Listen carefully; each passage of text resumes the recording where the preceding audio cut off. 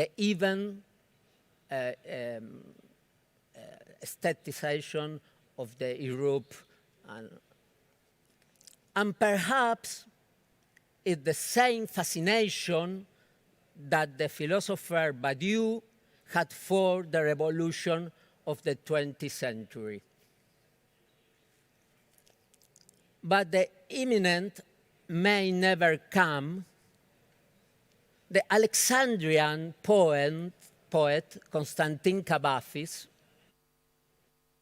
expressed in his poem when waiting for the barbarians the anguish of the leaders of the Roman Empire already decomposing, waiting for the barbarians who never arrive. The same occurs in the novel by the Italian writer Dino Buzzati, Desert of the Tartars, in which a young military man, Lieutenant Giovanni Drogo, spent his life in the fortress waiting for an enemy, the Tartars, who will never arrive. As we can see, the anguish over and arrive that does not arrive is complementary the aestheticization of the event as crucial moment. However, the most representative figure of the unpredictable event in philosophy has been the figure of death, which Hegel called the absolute law. To his unpredictability, the uncertain hour when he would arrive at his character as inevitable. The fact of death seems to make our relationship with the event intractable. However, it is here that Foucault returns to the path of preparation to show that there is a way to deal with what seems imminent. In this lesson, the teachings of Seneca and the Roman Stoics on preparing for death, the so-called premeditatio malorum, can be as a personal, a philosophical distancing for the entire aestheticization for the event. In the meditation of Marcus Aurelius, Epictetus, and Seneca, there is a work of predictability of death that takes away its abysmal. In one of her footnotes to her 1952 text, The Human Condition, Hannah Arendt compared the tragic way of dying Greek heroes who were violently surprised by death coming as an enemy will from an unknown point, with the death of the Hebrew patriarchs who died in bed, long-lived, and surrounded by their loved ones, just as Rembrandt portrayed them. Isaac de Blin. In this comparative perspective, in which there is surely a reading of Erich Auerbach's works on matter, the same idea can be thought of disinvesting of the event of death of its surprising and tragic aesthetic, the shunt. The way of anticipation in the face of the imminence of the threat has functioned as the fundamental interpreted case of the reality is a whole line of reflection that, despite its nuances and difference, is known as philosophical anthropology. It is precisely by no chance that such a perspective was forged in the climate of foreboding of future danger that reigned in the Weimar Republic.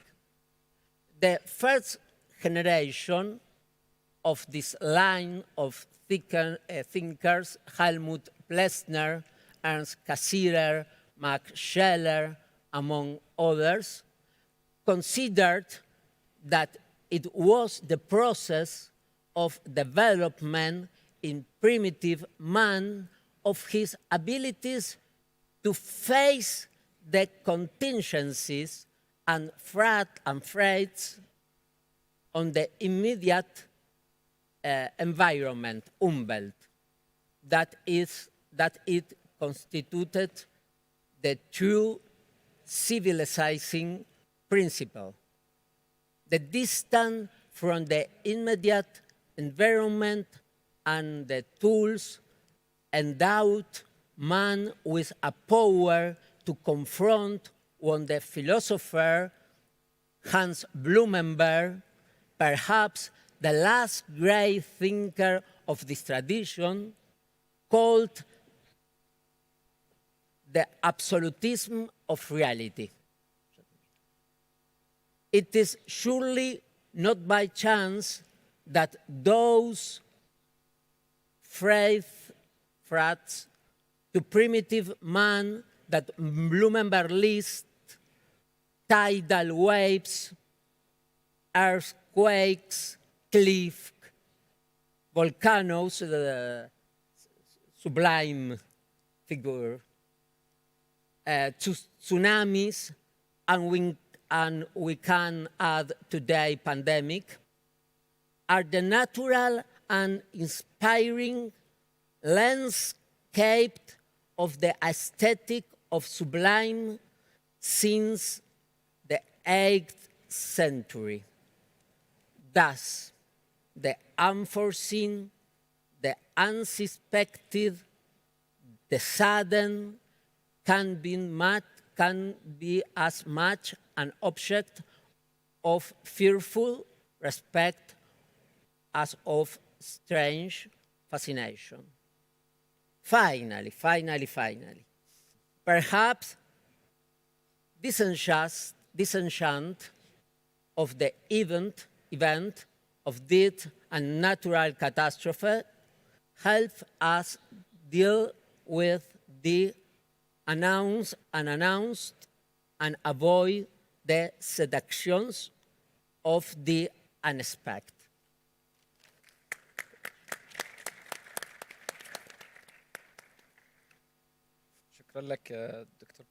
Thank you ever so much, Dr. Pablo.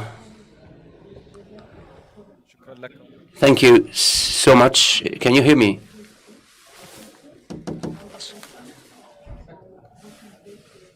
Can you hear me, please?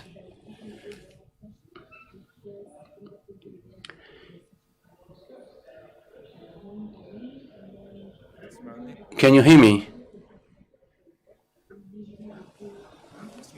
Can you hear me? Okay.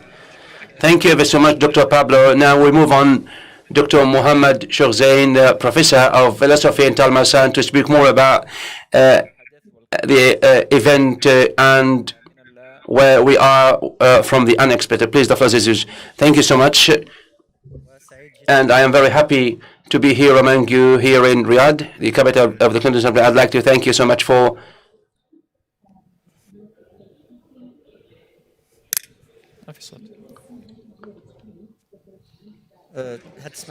Can you hear me?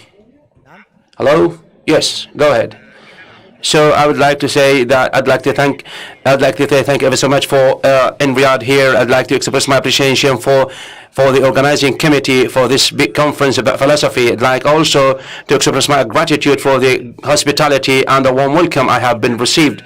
So this presentation or contribution is part and parcel of the theme about the relationship between the event and the cars. And also I'd like to further explain all these terminologies that we always use and that are connected with each other. And also the theme is where we are from the unexpected. So the question is, or what we call the event, or what is it that happens without any kind of previous warning and something that we cannot expect? Simply because we can expect something that is event, it might be happen, which is like ignorance of when it might happen because out of sudden. And we call chaos is a kind of moment pattern that curves into the moment and also takes a wave to avoid being drowned. Rather, it also goes into a desired horizon. The question is where we are from the unpredictable.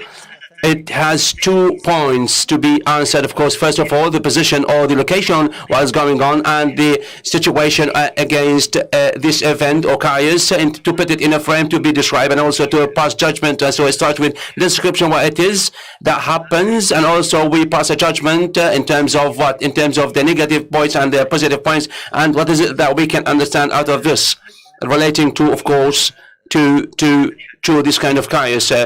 Also, this question, where we are from the unpredictable, is a kind of translation or interpretation for this kind of situation in terms of a question. What is it that is chaos? And also, what is the relationship where we are from the chaos?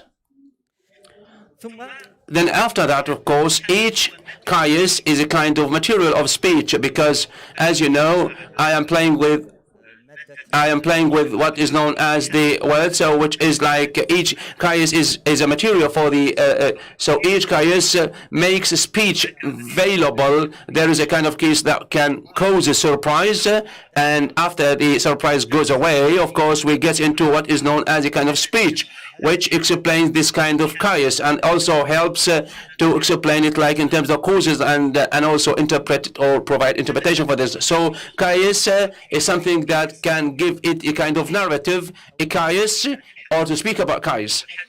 And also to speak about chaos is something that gives it like an interpretation, indication for the recipient to take it like into conscious what is now can be understood and also can be hunted in terms of speech, or to put it in a kind of special understanding. And after that, to understand or to reason, chaos doesn't mean there is a difference between to understand the chaos and also to reason it. To reason it means to realize that something has happened, and we try to realize this kind of moment when it takes, and while reasoning it means later, of course, it comes after, because reasoning comes after, because then when we say reasoning, it means that we will put this kind of chaos in terms of the speeches of the mind, what is can be accepted, what is be taken, what is it that can be avoided in terms of the negative points, and also it can be taken as a positive points. So this kind of reasoning per se is a kind of project where, of course, takes different tools in terms of reading, interpretation, but at the same time, mostly this kind of reasoning goes beyond our own ability to reason it. For instance, like dropping of the shares in the stock exchange, or also terrorism as a phenomena, different surprising and unexpected events. Of course, we always try to reason such kind of events or crises, but also we always fail to reason such kind of events or crises. So we also find something that has been said by Hegel: the role of philosophy is not limited to the conception of what is there, because what is there is only mind itself. What is there is something that we reason because it has a kind of relationship between what exists and reasoning. Because our own existence is reasonable, of course, to the limit of our own mind that exists, of course. So, Caius, what is there? What is self-evident? What is surprising? Which requires, after that, of course, a kind of what is the speech of everyone, and also it goes into the philosophy being the speech of what is it, or the nature of things, and also to speak about existence, to understand reality, to make it like what is it that can be phenomena or can be existence, because phenomena it what appears to the mind or the conscience, and also goes that is so surprising. So the understanding or the meaning of phenomena is a kind of such as light, or because we discover things when we shed the fresh light on. So we discover things when we light these kind of. This is what is known as the phenomenon. Because phenomena is something that we understand through conscience, and also, as I said, this kind of reasoning comes after. And of course, as you know, the other statement by Hegel, the boomer, the owl does not start flying until, of course, the night falls, while philosophy comes late because it compares with event or Caius. But philosophy itself comes late in comparison with the Caius, both phenologically or in time. But at the same time, philosophy comes before the event in terms of the realization, because philosophy, in this kind of ability to understand the different phenomena and different cases, always has the ability to what? To look into what can be there or what can be said. In other words, it can produce things in possibility, because if we, for example, give pandemics what is being understood or interpreted or read in terms of course, the pandemics or plague previous time, it is also to understand what's going on, to understand what can happen today in terms of the COVID-19 pandemic. In other words, so this kind of recurrence or recurrence in terms of the time, a kind of renewal of time, which makes pandemics and epidemics, of course, come and go. There are things that are fixed, even though, like the nature of pandemics change, at the same time that are always stable, that we can interpret and explain what is there, what has been previously interpreted in the past. That is why, so the delay of philosophy is in time rather than conceptualization or realization, and also we would like to introduce this or emphasize this, because this is based on what is going on in terms of the Kai's event. So event or Kais, if we take it, the German philosophy, it belongs to what? The vision. Kais is what we see.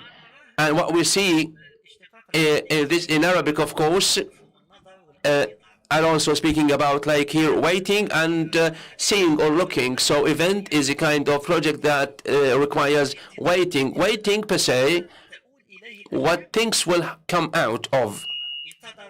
Waited means he was not like in proactive or interactive or reactive. No, wait means he just saw what's going on. So here kind of interpretation is to search for what's going on to be for the events. So it kind of procedure to see what's going on to be for the future for things or Kais.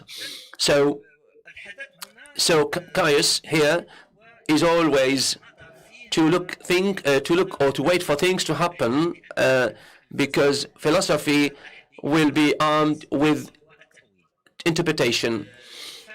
And the difference is that we interpret and explain mostly based on a cause or causal interpretation between the cause and result relationship, and also we interpret what we see, and also we try to link in a kind of circle what was in the past and what will be in the present or the future. In other words, we can try to link between what happened in the past and what happened in the future. So we remain in the derivation, what is interpretation, because Caius, at the end of the day, requires what? Requires interpretation of things. So Caius is the one that carries different surprises and makes us like a little worried and afraid, and also objectivation, making it like a kind of researchable point. And Caius is, because it happens unexpectedly or suddenly, and after that, of course, we start to trace it or reason it. This makes it available in this time, of course, something that is special. We call it what? Kaios. Kaios is a special time, because if we take the division of time by the Greeks, of course, they divided time into three: Ion, Konos, Kaios. Ion, it means the long-term time, which is metaphysical time, which takes, of course, the spirit of time, or spirit of the age, and also it takes the big ages or big times, the big events. This doesn't mean in this event, but also there are two factors of time or age, the Kronos and Kaios. Kronos, which we divide, which can be dividable or divisible, which is something known as, we divide into hours, days, and minutes, and so on. Kronos is the short time. Kaios is the short time or age, because Kaios is the appropriate time of what's going on to be like exploited by us when there are, of course, symptoms of what's going on. So we take this based on the events, and also to avoid the other negative points of this kind of chaos, and also to take the positive things, or also to exploit the occurrence of this kind of chaos that is passing, because the age of chaos is passing, or the ephemeral time. But again, this chaos, as much as it is passing or ephemeral or fast growing, either it is based on what? A mistake, either either win or lose. So what my friend talked about, like using some by philosophers, some kind of figures or metaphors. Johnson, for example, uses like the clicking or the minute minute, and also Nassim Taleb uses what? The black swan.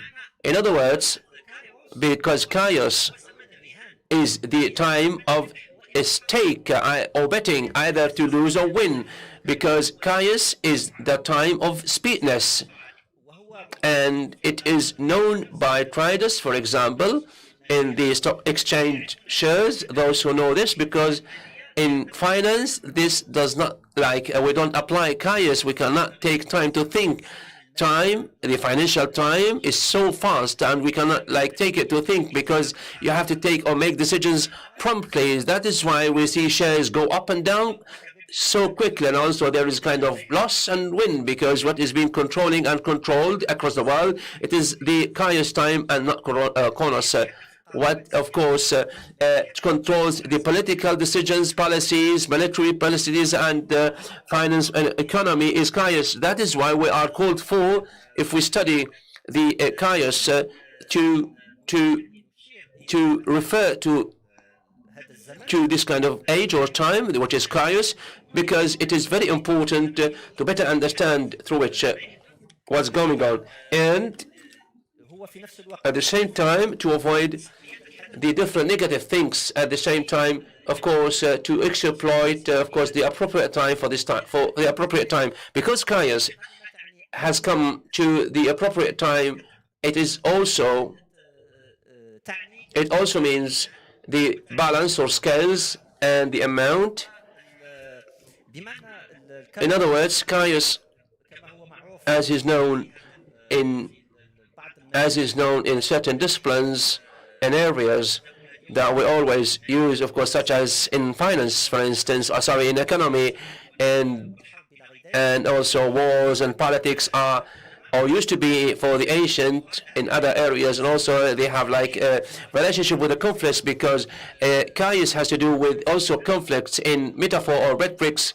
In rhetoric, for example, we use it also chaos, which means to use the most used, the appropriate word, the exact word in time, place, and the context. Because once you increase it, once you decrease it, it means like either silent or speech. So once we use rhetoric, it is very important to use the word as is, or the exact word, or the choice. So that is why it is called chaos. So this can be this can apply, of course, different areas, different disciplines, as is the case in rhetoric and also in speeches or public speeches, because chaos, because it has its own speciality or peculiarities, and like takes or exploits the moment. Once the moment goes or passes, it will not come again. And if the moment passes or goes, so it will not come again. So, so it is very important to wait for others, other moments or other opportunities to benefit from. And this makes us, of course, to better understand events and how these kind of events are. So it is always like to understand whether it is possible or not possible, whether predictable or non-predictable, expectable and unexpectable. So that is why, because the contemporary thinkers have always used kind of metaphors, rhetoric, such as the swan, the black swan, and other metaphors to make luck of two sides, or to make the luck for our sides, because when they research studies by these thinkers, we find that in Amir book, Machiavelli focuses on two things or key issues, which are to prepare or preparedness and luck. Preparedness and luck. Preparation meaning to prepare for a certain thing, and this is something known as strategy, because in all our decisions, daily life decisions in military, finance, economy, engineering, in manufacture are all based on what? All based on to be prepared, to be ready for events. So they are based on preparedness or readiness, preparation, which is a strategy, and the strategy is always for planning. We always plan for the long term, but it is also within our own possibility and potentiality as the case occurs. So we may change, like we may change from preparedness and readiness into luck, and from strategy into tactic or tactics. So what is it? It means it is very much close to strategy, but when the strategy is over or is not there, so it means that we need to do tactics. Because we will be in the unexpected or unpredictable, though there we have a plan everything and everything goes well, but again, when we get into a project, but out of a sudden, for example, as Nassim, like a black swan. So once we have a black swan, and of course destroyed everything for us. So this time called chaos, which teaches us how to be prepared, how to be, of course, depend on the strategy. But once we get involved, once we are in the middle of the things, it is very important to overstep, to overcome, to challenge these kind of difficulties, of course, to make our decisions well informed based on the given facts, and also the tactics should be also used because we may not have them previously. This, of course, these philosophers call us, of course, to think more into this kind of relationship between what is self-preparation or readiness, and also luck as a tactic, and also strategy. And also Johnson also calls these kind of requirements what is known as a bleak moment and purpose debts, and also and the complex forces, because what is there in society or the society goes because all things are planned, as if in chaos we announce the end of Descartes. What means? It means simply that things are not clear-cut as we claim. It may be, for example, we try to explain things. We may say like things are good or self-explain, but when we have a lot of overlapping things and Edgar Gora also agrees agrees to the point of complexity, which shows us that things are not clear. We always need to be prepared and be ready for crisis, and also provide the, of course, appropriate answers on time and in time, and also for anything that we see unexpectedly in our daily life or daily practices, which are, of course, are always based on our own different wills and powers. It comes to sales, buying, like conflict and different things. These are all issues that we have to take care of because we always face the unpredictable.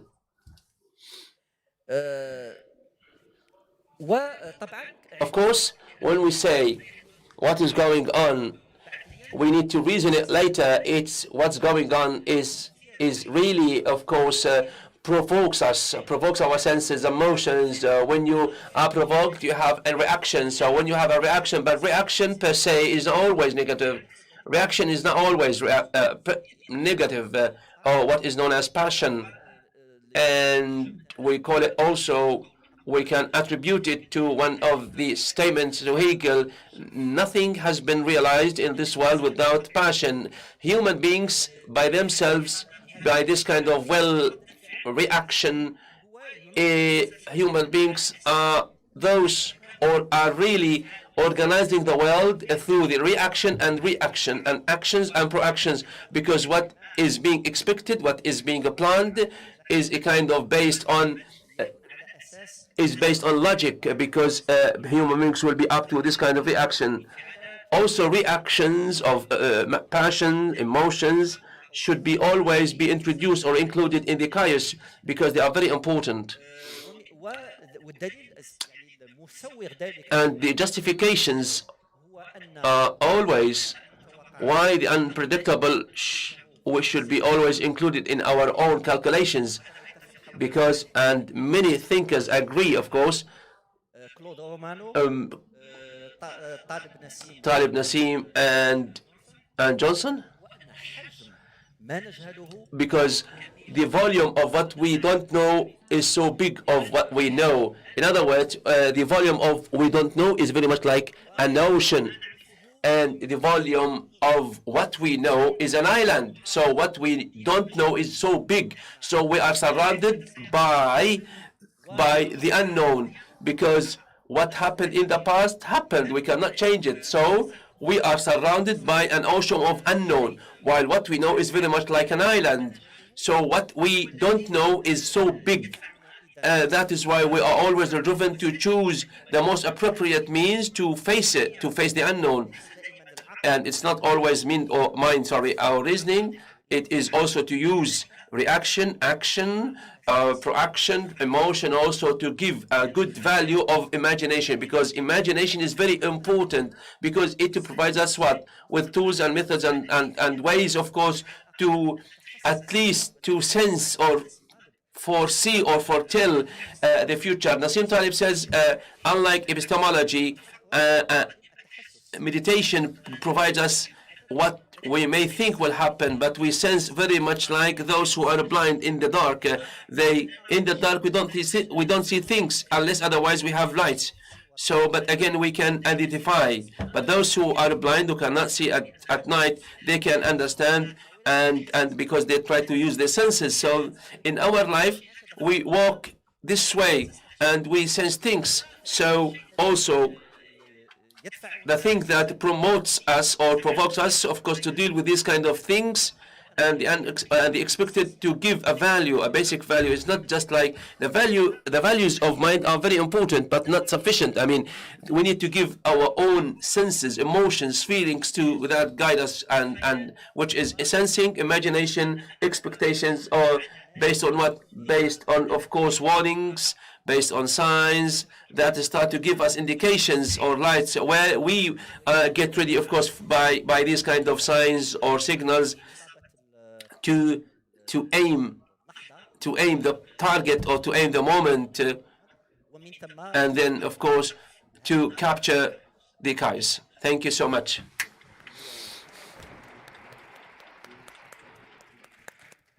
شكرا لك دكتور محمد شوقي زين على هذه الورقة القيمة. الآن بعد إذنكم ننتقل للدكتور إبراهيم خان، أستاذ ومدير قسم الدراسات العليا في كلية اللاهوت في جامعة تورنتو. تفضل دكتور. I go now.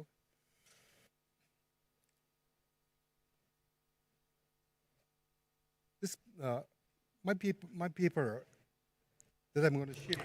ورقتي التي سأشارككم فيها بعض الأفكار التي وضعتها لكي أشاركها مع جمهور مختلف أو متنوع، وجمهور في شمال أمريكا وفي تورونتو، وهم زملائي وبعض طلابي. هذه الورقة عنونتها باللامتوقع والعلاج بالإشارة إلى محمد إقبال. وهنا أطرح بعض الأفكار مع أخصائي العلاج النفسي. هذه الورقة مؤلفة من قسمين. القسم الأول بسبب الوقت كان قصيرا، وهناك مقطع صغير للمناقشة ومقطع آخر كخاتمة. هذا لكي تتمكنوا من قراءة هذه الورقة. أبدأ هنا المقدمة. كيف نعرف أنفسنا في العالم؟ فإن هذه الحياة هو يحكمه جزء من اللامعقول، وهو كمجموعة من المخلوقات التي تعيش في عالم من المتوقع. اللامتوقع يعني أو يشتمل على مفاهيم كالعبثية أو عدم الاتساق، عدم التوافق. هذا وصف لبعض التوقعات التي أو النتائج والسلوكيات، وهي التي تحكم سلوك البشر. وبالتالي هذه المفاهيم تفترض الوعي الإنساني. نحن كبشر ككائنات معقدة ونعيش في عالم مترابط، ولا يمكننا في بعض الظروف أن نتنبأ بدقة. من وجهة نظر أفلاطونية فإن النفس البشرية كجزء مكون يتألف من روح ونفس، ليس لها نظام واحد يجمعها، وبما يعبر عن السلوك البشري. إن الجزء العقلاني من البشر فإن الروحانيات يمكن أن تكون إبيسودية، وما يفترض ليس فقط اللامتوقع وإنما عدم الاتساق النفسي والعقلي. هذا يعني أن هناك جزء من التميز وفقا لأفلاطون. ما ينبغي أن نقوله حول هذه الأجزاء الثلاثة والعلاقة ما بين بعضها البعض يمكن أن يساء فهمه بما يتعلق بالنفس الفرويدية، الأنا العليا، وأيضا المستوى الوعي أو اللاوعي أيضا، والوعي الأعلى. بالنسبة لأفلاطون فإنها تعبر عن الرغبات للسعادة الروحاني، وهو الطاقة في داخلنا والتي يمكن دفعها. أما العقلاني فهو الإدراك الواعي أو الذي يقوم بحساب الأشياء، وهي الجزء من العقل البشري الخالد والذي يرتبط بالعقل الذات الإلهية، الجزء الدنيوي والذي لا ينظر إليه بشكل أو يلغى من حساباتنا، بالرغم من أن التوجهات في العقود الأخيرة كانت تشير إلى أن الصحة العقلية ومشاكلها ربما تكون هي مشكلة فيما يتعلق بمشاكل النفس البشرية. الصحة أو المرض في هذا الجانب ترتبط ببعض المركبات الثقافية ولكي نقدم هذا أكثر قمت أولا بوصف بشكل مختصر كيف يمكن لهذه التوجهات العلاجية تعتمد على النظرية الوجودية أو بالفلسفات الأوروبية، ويكون لها بالتالي تطبيق محدود في بعض من الأمور التي تتعلق بالجوانب الدينية. ثانيا، هذا النموذج الوجودي للنفس الذي أشار إليه محمد إقبال هو جزء مهم جدا في للتوجهات العلاجية في الصحة العقلية. The thesis advanced here is that helping a client to rehabilitate the self may require awareness of the client's spiritual values, spatio-cultural location, and relatedness to others in society. So here's my first part, and I'll try and compress as I go along. The idea of and so this is where existentialism and psychotherapy meets. The idea of a self becoming a healthy individual is a cornerstone in psychological and psychiatric themes. From a theoretical and practical level, psychological and counseling approaches that are cultural and value sensitive are largely those according recognition to religion or spirituality as a presupposition of a life view. They differ from approaches that are scientific-based explanatory models of the self, or even pragmatic and humanistic models. The latter approaches cannot be discounted, for they are effective in relieving symptoms and or supporting the client to live in the best way he or she can in society. Still, they may leave clients feeling that a meaningful aspect of their lives is being overlooked in addressing the psychic dis-ease, whether it be grief, resentment, spiritual disquiet, inward shut-upness, or a loss of sense of purpose. The missing aspect of the life meaning is tied to a model of the self that recognizes the rational part as having also a transcendent dimension.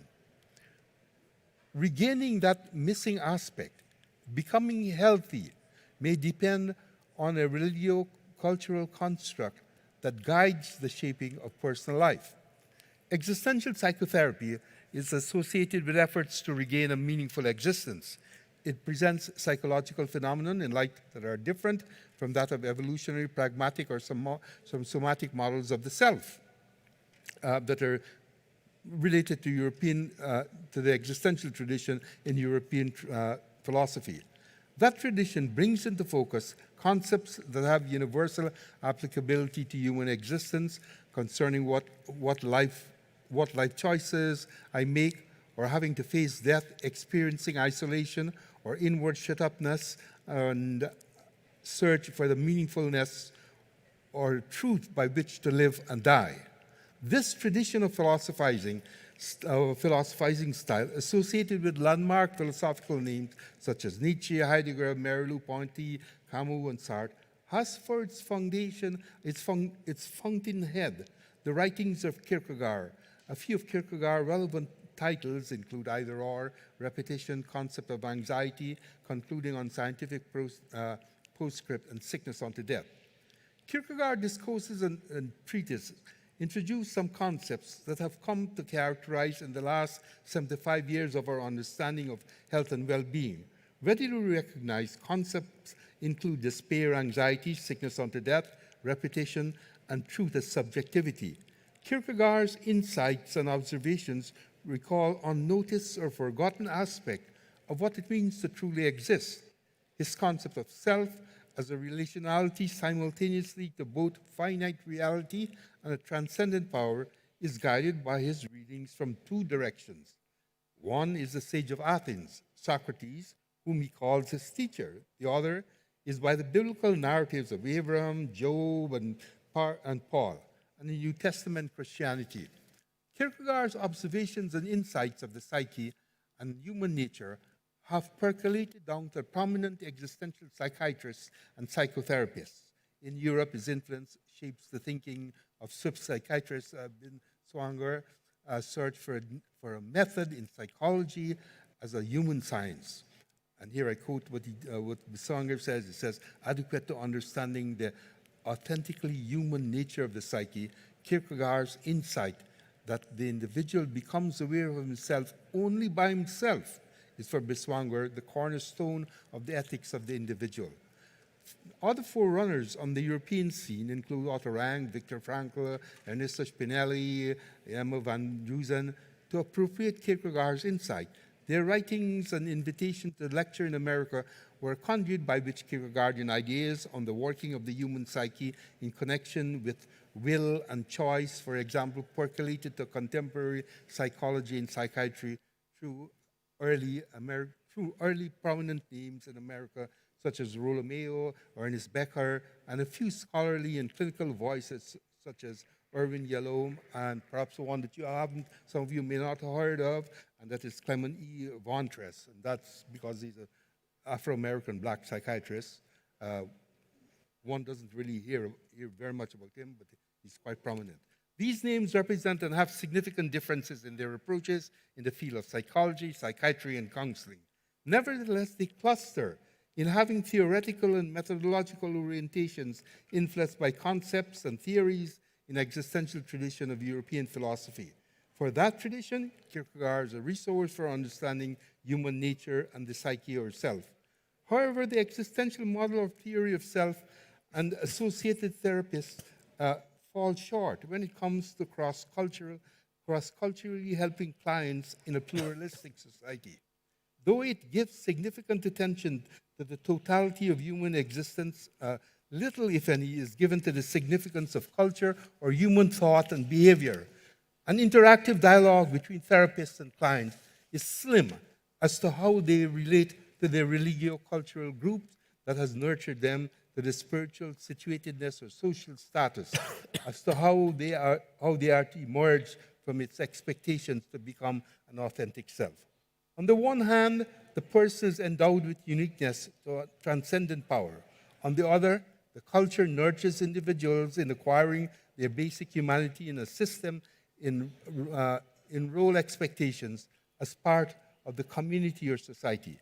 The existential self in the European philosophical tradition generally is less connected with religio-cultural particulars in its development of the self. It minimizes how the self of the client wanting help finds him or herself culturally and environmentally located in a pluralistic socio-economic space. Here, now I move to the second part, the model of the self that I want to propose.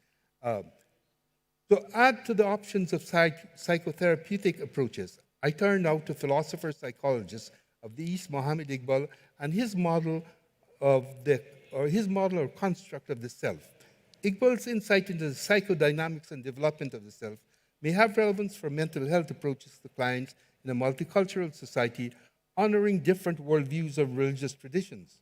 Philosophical influences on him are from two directions. As a result of studying philosophy also in Britain and Germany, his writings show varying impacts made by Western thinkers such as Bradley, William James, Whitehead, Bergson, Nietzsche, and Heine. So the writings are also reflect from the Muslim world the influences of names such as Al-Hallaj, Ibn al-Arabi, Al-Jali, and Urdu poets such as Mir Ghalib. Unmistakably, his intellectual guidance, however, came from the poetry and philosophy of the Persian thinker Rumi and the Quran. He took expressing his thoughts in both prose and poetry. Insights from each mutually and reciprocally illuminate in a way that unifies the writings. He would produce two epic poems, Secrets of the Self and the Mysteries of the Self, and Mysteries of Selflessness. One was produced in 1915, 3 years later, the other 1918. And so these two poems gave some invited university lectures and that was published under Reconstruction of Religious Thought in Islam in the 1930s. They launched him in the world stage as a literary figure, poet of the East. In a short poem, he has this to say to the psychologist: go beyond the world of thought. If you dare, there are still unexplored islands in the ocean of the self. The silent sea will keep all its mysteries hidden from you until you strike to part its waters with the staff of Moses. Close quote. The unexpected islands are regions of the self that modern psychology, a la Freud, has yet to plumb to get beneath the surface. His poem, Secrets of the Self, goes beyond the surface layers in proposing an existential model of the self that has two sides, an inward and an outward. Accordingly, the self goes through three developmental stages, though through each stage runs desire, understood as a driving force that unites the multiplicity of experiences of the self that has the experiences that the self has by mutually interacting with its environment. In its mutual interaction through its activity of perceiving, judging, and willing, and thereby is standing in a directive relation with its environment. In that interaction, the self is present as a directive energy and is formed and disciplined by its own experience. Briefly put, the self, by its very nature, is freely manifesting itself in an environment conditioned by the law of causation. Iqbal's proposal opens up the possibility to understand self or personhood as having the potential to develop or improve by a process of differentiation and assimilation. What then does he mean by differentiation and assimilation? Iqbal uses the Persian term ishq to reference a drive or desire. Rendering ishq as love in English, he demarcates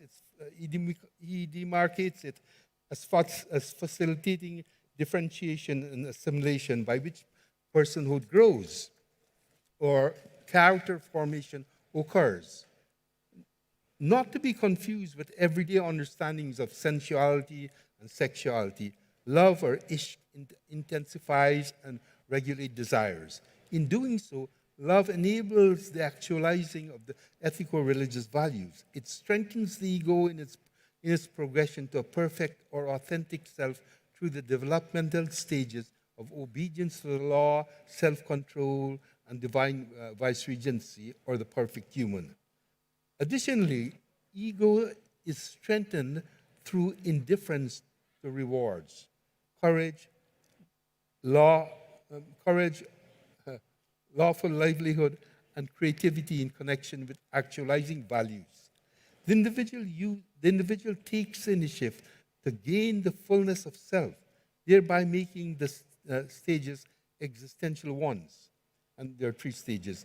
Ego development through the three stages can become weakened or arrested, thereby occasioning mental disorders or illness. For example, fear, begging, slavery, the pride of ancestry, boasting, multitude of vices may lead to the self in need of rehabilitation or recovery. Health as a special kind of virtue includes reordering a weakened self to actualize virtues that are Quranic. At the first development stage, the self is formed in the crucible of ethical norms offered by the Quran. It is becoming linked relationally to a creator understood as being most gracious, compassionate, eternal, and is recognizing that the link existed when the individual was created. Obedience to the law, understood in a general sense, is referring to the limitations and necessity imposed on a thing by its very nature, marking the first stage. Though Iqbal has much in common with existential thinkers about the nature of selfhood, the first stage anticipates Maslow's motivational theory that the lower or basic, which has to do with the lower or basic needs level. The self has two sides, the efficient and the appreciative. The efficient side has affinity with the first stage in its pursuit of existential realities or needs, which is the outward self or everyday consciousness correlating with serial time and experience. The appreciative or inward side is constantly in progress, is non-serial in experience, or a now and a corrective to the outward. In Iqbal's view, the appreciative self has an affinity to what the Russian writer Opensky conceptualizes as a fourth dimension, that fourth spatial dimension in time experienced as a movement of a three-dimensional figure in a direction not contained in itself. That is, the appreciative self is moving towards the limits of its finitude. The second developmental stage is a deepening of self-consciousness. This occurs through the ego willingly taming its desires and passions. The ego develops and maintains its tensions only in association with other egos in the social framework in which it lives. The 5 pillars of Islam are strategy aiding that development. The stage may correlate with Maslow's second level, and that is associated with a sense of belongingness in society, intimacy, esteem, respect for others, and sharing. The third stage is the self becoming a viceregent on earth for the divine. That is, the ego is becoming more deeply related to its creator, seeking to realize or perfect itself by manifesting divine attributes. By seeking itself in relation to the ultimate ego or God, the human ego becomes a representative of God on earth, verging on self-transcendence or touching the limits of its finitude. And at its deepest level of development and relationality, the ego or self is becoming an end rather than a means. And in this sense, the third existential sphere is the analog in Maslow's motivational theory of the highest level of needs, namely self-actualization and transcendence. But it goes farther than Maslow, acknowledging an ontological dependency for health and well-being. Altogether in Iqbal, each of the three developmental stages has its own directive plane by which the self progresses. The first stage or plane is personal freedom and immortality. The second is the setting and realizing of values and ideals, and thereby developing a heightened awareness of self-consciousness. And the third is the ideal human or life to which all humanity aspires. And in this view, the individual is the maker of its own destiny, takes the initiative towards a progressive change, or reach its finite limit or richness of the inner self. This view of life incorporates the Quranic view, Surah 13:12, reminding that God will not change the human condition unless the individual first changes what is within. So that's Iqbal's view, and I just moved to a very short discussion and conclusion. And the discussion is simply this. The directive planes and telos may seem as if the human ego is already determining in its emergency to become and stay related to the universal ego. But in reality, the self as a complex dynamical system of related parts seeking to unify itself is in the process of becoming. This opens up possibilities of unpredictability, of the process becoming arrested or going awry, occasioning mental conflicts and disabling symptoms. Becoming of the self has an inherent temporal unpredictability that may cause, on the one hand, existential anxieties, and the 5 pillars of Islam are strategy or values for coping with life's uncertainties, correcting and unifying the self towards fulfillment and having applicability regardless of space, time, location. The pillars comprising declaration of the faith, daily prayers, almsgiving, and pilgrimage to Mecca, obligatory in on every Muslim, are means for constructively engaging the world and others. Constitutive of doing rather than thinking the truth, the pillars are guidance to regaining health and wholeness without annulling temporal unpredictability. On the one hand, an existential psychotherapist may offer insights to see the uncertainty as leading to some measure of mystery that is nudging us towards a posture of receptivity that we may very well resist. That receptivity and option to resist are psychotherapeutically relevant for a meaning life. In short, uncertainty as a conceptual species of unpredictability in connection with well-being may well be considered a pharmacon metaphor in a Derridian sense for both psychotherapists and clients. To conclude, rehabilitating itself may require actualizing values, orienting one to transcendence through the 3 directive planes, according to Iqbal's model of the self. The orientation accommodates unpredictability, uncertainty, and ambiguity as occasions by which we exercise our capabilities and capacities to open ourselves to transcendence and flourishing. This is truth as doing, rather than talking and thinking about it. Against the Cartesian quest for certainty, unpredictability opens possibility for crucial creative engagements, including letting go or opening up ourselves. For when we are not in control, possibilities may emerge that that are quite satisfying, if not crucial, to how we engage the world. Scientific explanatory models of the self and postmodernity orientations of what will count for knowledge are beneficial, but have epistemological limitations. They leave out understanding that for some people, life is both a gift and a task, a differentiation assimilative movement towards transcending the finite in becoming fully a person. Iqbal offers a non-European existential perspective in understanding human nature and psyche. His theory of self can open up the possibility by widening the choices of existential therapeutic approaches in aiding clients of a non-Eurocentric religio-cultural background to self-rehabilitation. Thank you.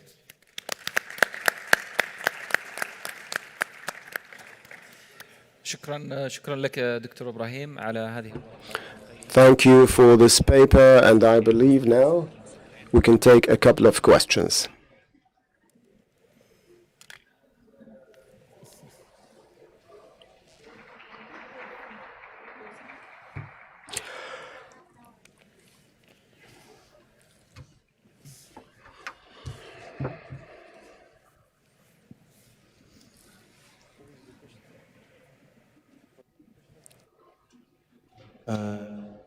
راح اتكلم ان شاء الله باللغه العربيه. I'm going to speak in Arabic.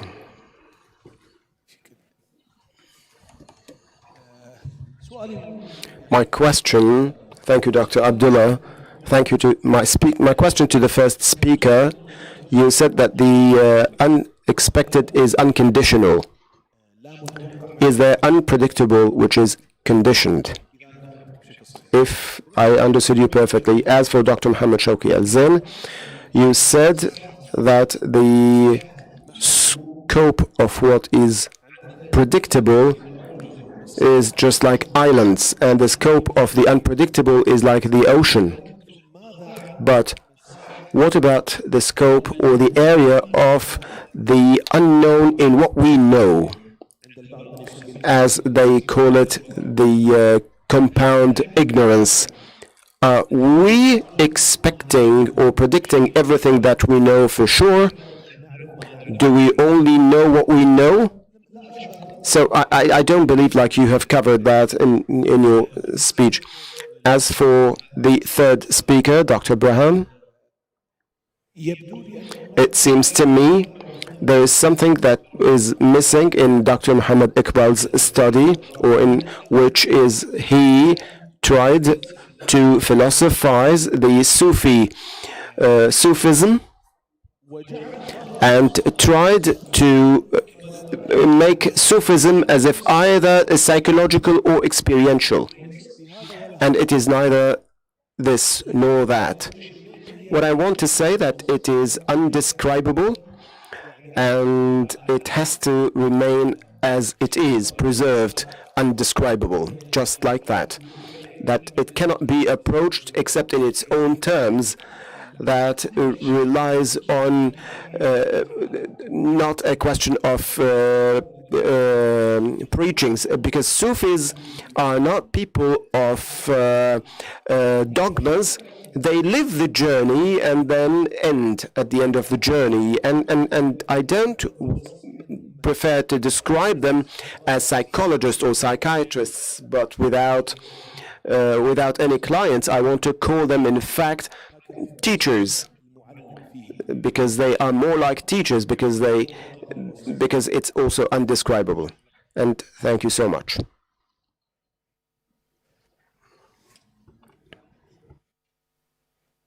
I think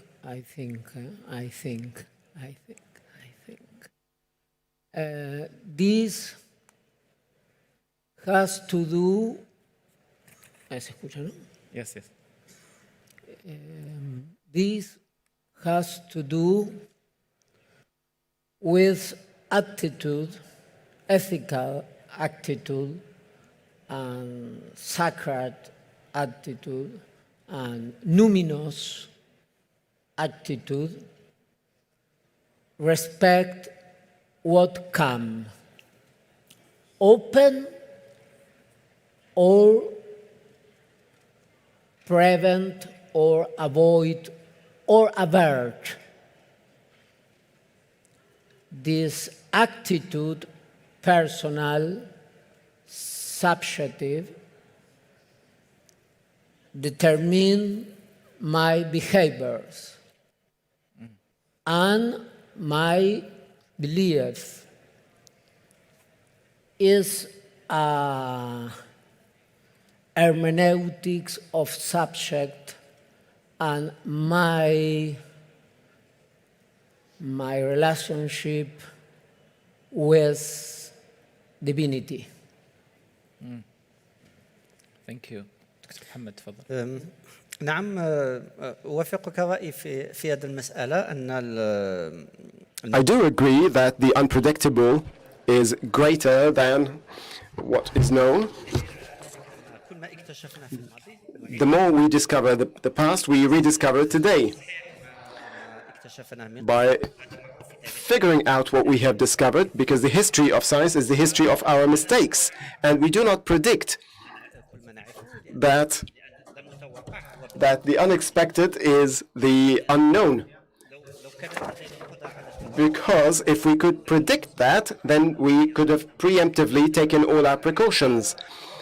Even the prediction of the future is always part of,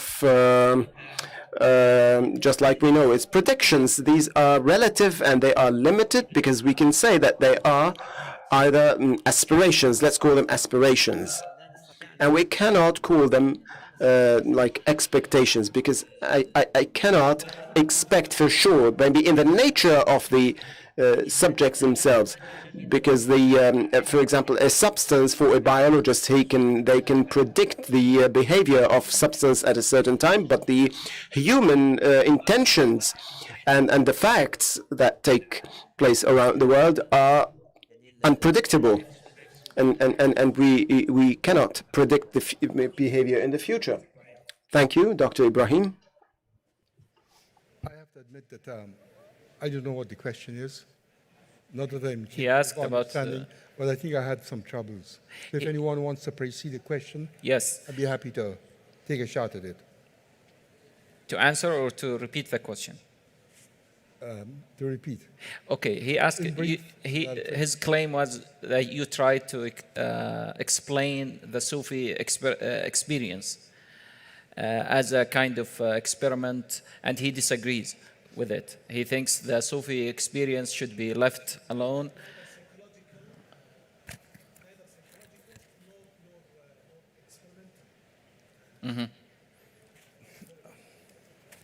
Well, he's free to disagree, but I was not presenting a Sufi explanation at all.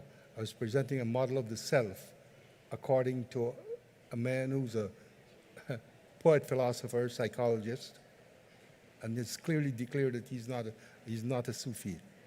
He's called himself Alam. Alam, it means a learned one. So I don't say anything Sufi about that.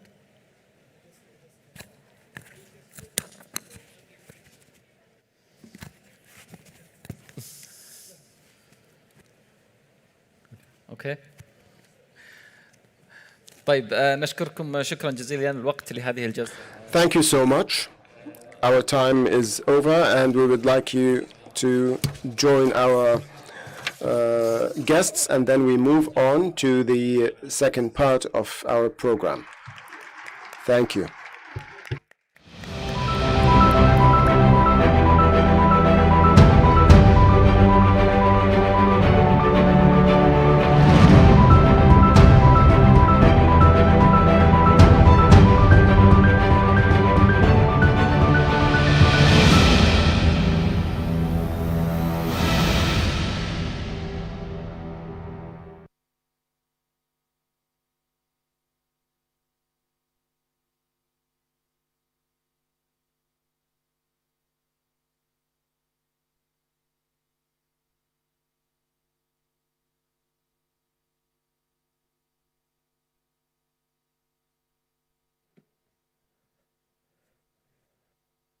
Ladies and gentlemen, thank you very much for being here today. We're running a little bit late, but we have a very exciting rest of the program for you. Right now, we're going to welcome to the Riyadh Philosophy Conference. I was just saying we're going to welcome to the Riyadh Philosophy Conference two internationally renowned philosophers of science, two philosophers who have really and truly made important breakthroughs in the philosophy of science. It's my very great pleasure to welcome from New York and San Diego. They're joining us on Zoom or on Teams or internet-wise. Ned Block. Ned Block is professor of philosophy at the New York University, and from the University of California, San Diego, and the Salk Institute, Patricia Churchland. Ned Block, which you see right here on the first left, and Patricia Churchland on the far left. Ned Block will be speaking under the title, Why Seeing Does Not Involve Concepts or Understanding. And Patricia Churchland, right after Ned Block's talk, will be speaking under the title, How Surprise Can Inspire Progress, Illustrations from Neuroscience. I really want you to welcome them. They're truly phenomenal philosophers. They'll have a PowerPoint presentation, so slides will be rolling through on the screen. So enjoy this very important moment in the Riyadh Philosophy Conference. Ned Block, Patricia Churchland. Thank you. Can you hear me? I can. But can they? I don't know. Can somebody let me know whether I'm being heard? Uh-oh. We can hear you. Away. We can hear you, Ned. We can hear you. Oh, good. And you can see my slide. We can see your slides. Okay, excellent. So let me say two things. One, I'm happy to have questions at any time. You don't have to wait till the end. If the question seems to need a long answer, I'll delay it to the end, but short answer questions would be fine. Second, I just want to say how happy I am to be in the same symposium with Professor Churchland. We both are in a growing movement in the United States and Britain especially, but also France and Germany, a movement of philosophers who try to apply the sciences of the mind to traditional issues in philosophy of mind, and also towards coming up with new philosophical issues that people had not really understood before, or maybe they had a glimmer of it. So this is a huge growth area, and Professor Churchland was one of the first, maybe the first to see the relevance of neuroscience to philosophy. So I'm really glad to be on the same program with her. Okay, so what I'm going to talk about is I'm going to give you an argument that based on data, actual data, that the perception of color, and I may get some time to say how this would be generalizable to other perceptions, but I'm just going to talk about color. Perception of color does not involve concepts or the understanding. So let me just begin by asking the question, why is that important? So one, it's important to the architecture of the mind. So there has been a huge debate over a long period about whether perception and cognition, thinking and problem solving and deciding, are really just different faculties. So if perception is conceptual, just like cognition is conceptual, then there may not be such an important difference. A second point that is more relevant to traditional philosophical purposes is with regard to epistemology. If perception is conceptual, then the epistemology of perceptual belief is just a matter of believing what we see. Or maybe in another way of thinking about it, that if we have a perception that has the content, something red is in front of me, then we can just use that as a premise in reasoning to a belief that something red is in front of me. But if that's not the case, as I think that it's not the case, then we need another model of the justification of perceptual belief. And finally, a little more controversially, I think it's relevant to issues that we will soon be facing about robot vision. If we make a robot with a camera that feeds directly into cognition, I would argue that that robot is not actually seeing. It's something different from seeing. And I think these issues are important to how we should be thinking about robot minds. All right, so let me just start by saying something about what I mean by the word concept.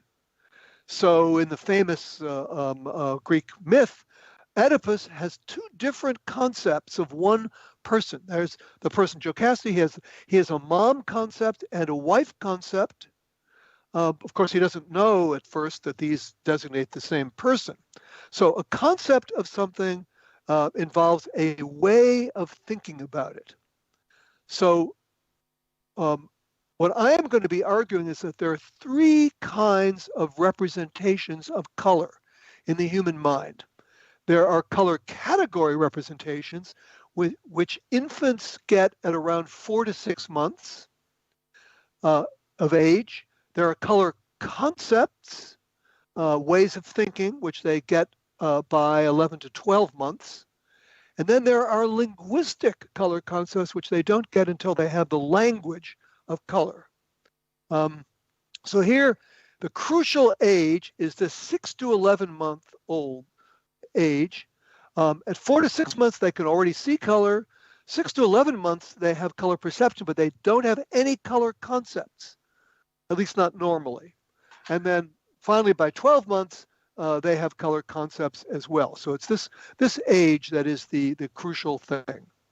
So here's a plan of my talk. I'm going to talk about categorical perception, then color cognition, then language, and then I'll make these distinctions. Okay, categorical perception. As many of you know, in a rainbow, we have a continuous band of wavelengths, but we see these as like stripes. That's categorical perception. Now, categorical perception, in addition to having this phenomenological aspect, there are faster and more accurate discrimination between categories than within categories. So 2 shades of yellow that are equally distant from a yellow to red, it'll be much easier to see the yellow to red difference. So how do we know what babies' color categories are? So I'll just mention 2 of the many methods by which we know. These are nonverbal methods. And this work is done by Anna Franklin, a psychologist at the University of Sussex. So one of the techniques she used is this one. You have a screen of one color and a disc of another color. And what happens when you show that to a human, an adult or a baby, is they just move their eyes to the disc if they see it as a different color. And so you can tell what their color discrimination is, but also you can tell what their color categories are because they move their eyes quicker if the background and the disc are in different color categories. A second method is the method of what's called habituation. If you show a baby on the left and the right these 2 colors in the same color, you show the same thing again and again and again, the baby loses interest. The baby starts looking at its feet or something around the room. And then if you have a different color, what the baby sees is a different color, the baby's interest will be rekindled and the baby will look at the screen on the left. And similarly, if you do it again, or on the right, if you do it on the right. And you can use this to gauge the infant's color categories. So here is a data slide. This is from a paper by Anna Franklin.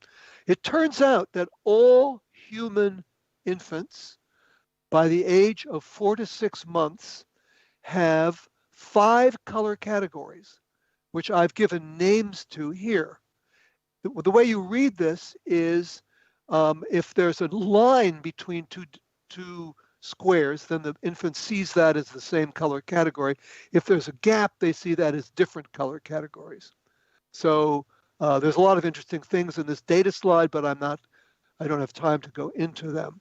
So those are the color categories of infancy. So here's a summary. 6 to 11-month-olds have nearly adult level color discrimination. They move their eyes to what they see as a different color. They're bored by the same color. They look to the side with a new color. And there's another one, a neuroscience one called the oddball effect. If you put a EEG hat on the baby, you can see the signs of the baby seeing something as a different color. Okay, now to the second stage, that infants do not normally notice colors and they don't have color cognition. So again, it's this one that I'm talking about. Pardon me. So here is one experiment. If you have a barrier and a green ball rolling behind the barrier and a red ball coming out the other side, what an adult sees is an absolutely compelling impression of continuous and uniform movement. But the interesting thing is that the baby does not look longer. This is a paper by Wilcox. A 4.5-month-old shows increased looking time if a red ball, if a ball turns into a box, but not if a red ball turns into a green ball. At 7.5 months, they'll use shape and kind information, but still not color. It isn't until 11.5 months that they use color and that they're surprised by a green ball turning into a red ball. So this is an indication, one of many indications, that babies do not notice color. So they don't normally notice color. And if anybody's interested in the question period, perhaps I can say why I'm talking about normally. So normally they see colors, but they don't notice them. Now, here is an objection. So the kind of philosophy that Professor Churchland and I do, we're all about objections. We want to hear the objections. We want to find if we have an argument against the objections. But here's an objection that would come to mind. Maybe they have a concept of color, but a concept of color as a temporary property of things, not as a permanent property of things. So here is an experiment. Oops. Oh, no. Oh, there it is. Okay.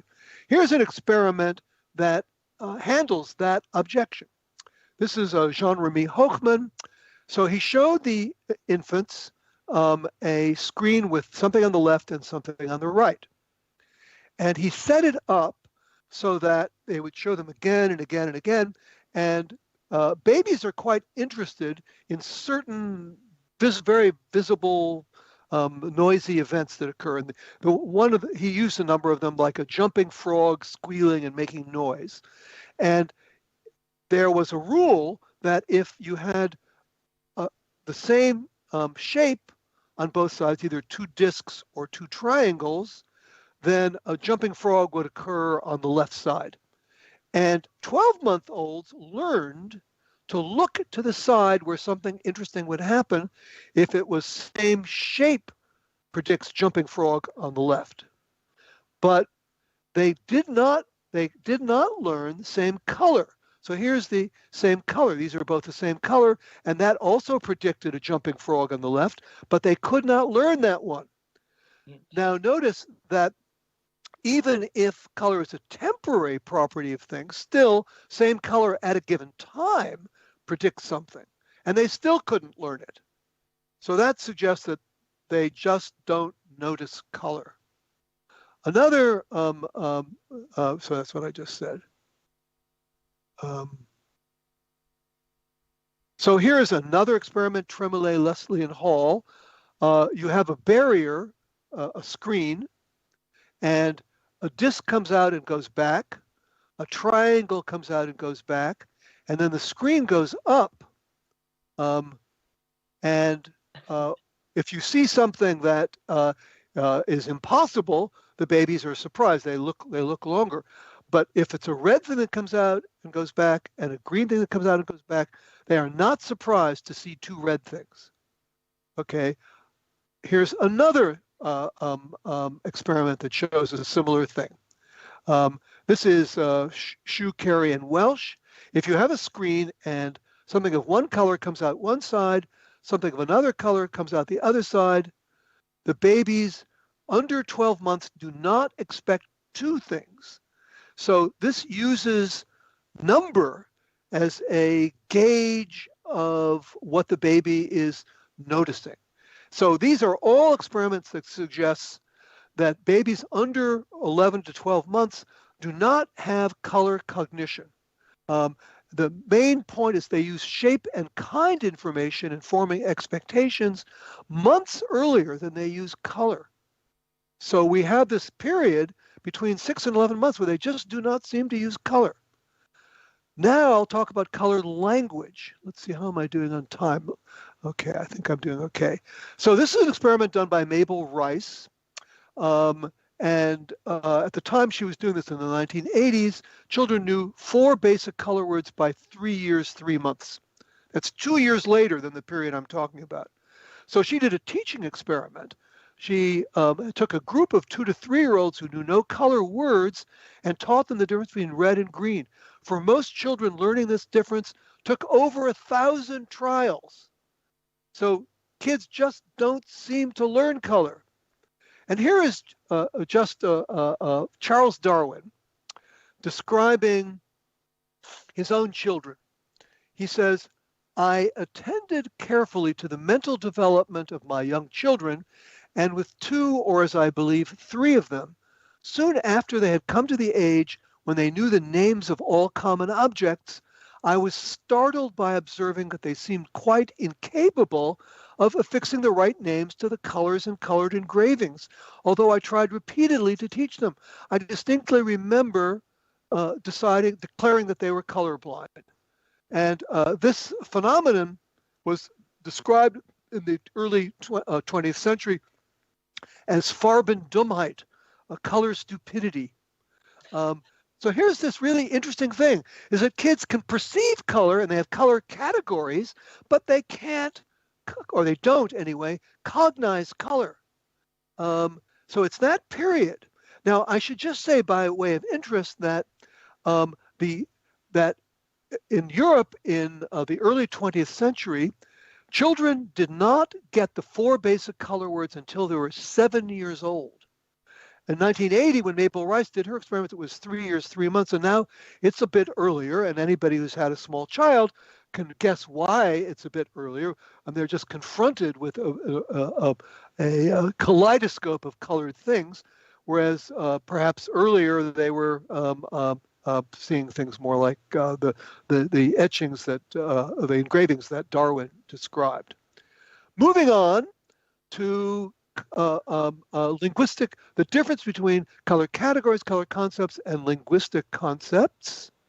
Sorry, I guess, just see what happened there. I guess I'm skipping ahead to adult color perception. All right, so this is the only neuroscience slide or experiment that I'm going to show, but I need to explain something to you. So, as you know, you see color because there are color receptors in the retina. And then the wires to the brain go through this way station in the middle of the head to the back of the head. The first color area, cortical area for color, for analyzing color, is in the back of the head.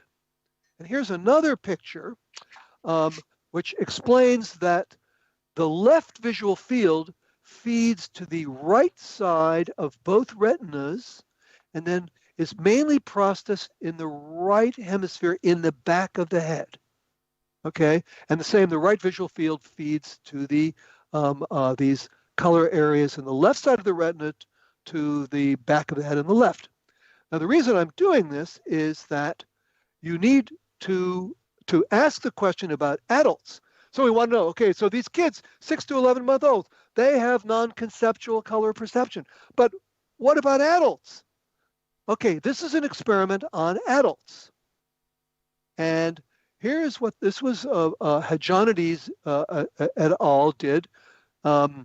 They showed subjects stimuli that could be any colors in this color wheel. And the stimuli were these. There was a grid, an oriented grid that had one color on the left and another oriented grid that had another color on the right. So the experiment just involved, and they had people in a scanner. This is one of these hat things that fits over your head. And what happens later is not important, but I'll tell you what happens later because they had to go through a lot of stuff to make sure that the people were paying attention to the color on both sides. So the thing they did to make sure that happens is they could, after a delay, they could have a color wheel on the left or a color wheel on the right. If the color wheel was on the left, they had to move the cursor to this color. If the color wheel was on the right, they had to move the cursor to this color, and they had a similar display for orientation. Okay, so the idea was to get people to pay attention to the color and the orientation. And what they looked at was their ability to decode the color that the people were seeing. And what they found was, so this is a diagram. This is the nose. These are both ears. So this is the top of the head. And what you're seeing is if the stimulus was on the left, what was lighting up was the back of the head on the right for color and orientation, and similarly for the other way around. Back of the head and contralateral, we call that contralateral. If the stimulus is on the left, then it excites the early vision in the back of the head. And the point here is, if the color perception in adults was linguistic or conceptual, you would expect to see decoding from the left side, roughly around here or in here, where the concepts are mainly in the prefrontal cortex, language areas are in the prefrontal cortex, and over on this side of the brain, you would expect to see some advantage for those. But you're not seeing that. The decoding of what these adult subjects are seeing is all about the back of the head and visual areas. And what they conclude is activity in posterior, that's the back of the head, electrodes contralateral, that's on the opposite side, to the decoded stimulus were the primary contributors to the decoding of both features, suggesting that visual sensory processing was the main source of decodable signals, ruling out alternative explanations of color decoding such as verbal labeling. So that's why I'm showing this, because it suggests that even in adult color perception, verbal labeling and conceptualization is not playing a big role. And I think this is a good example about how you can use neuroscience and psychology to point in the same direction, because there are also psychology experiments that suggest that. Another point, which I'm running out of time, I guess I've run out of time, is that this happens very quickly. The best decoding comes from the period between 150 milliseconds and 350 milliseconds after the stimulus. And we know independently that conceptual areas are in the front of the head are hardly energized by then. So it's mainly a back of the head phenomenon. Color perception is mainly a back of the head phenomenon. So let's see, I guess I'm going to have to skip. So I'll skip ahead. So we can distinguish between, when we think about adults, we can distinguish between replacement of non-conceptual categories with concepts, preservation of non-conceptual categories but modified by top-down influence, and what you might call dualism, the view that adults have both non-conceptual and conceptual color perception. And the evidence that I showed you and some other evidence that I haven't showed you suggests that we have is the middle one, preservation of non-conceptual categories, but modified by top-down influence. And let me just conclude the summary. Infants can see colors at nearly adult levels at 4 to 6 months, and they categorize them. Infants can use shape, size, and kind information in forming expectation and as inputs to rules at least 6 months earlier than they can use color information. 2 years later, most children do not know the basic color words, and many children don't seem to know what color talk is about. And substantial reasoning with color seems to happen at this, I didn't show that information, happen at the same time as learning the color words. So that suggests that 6 to 11-month-olds have color perception without color concepts. And as we saw, we have reason to think that that's also true of adults. And I just want to remind you why this is all important. I won't go through these because I did it already and we're out of time. And that's the end. And thank you.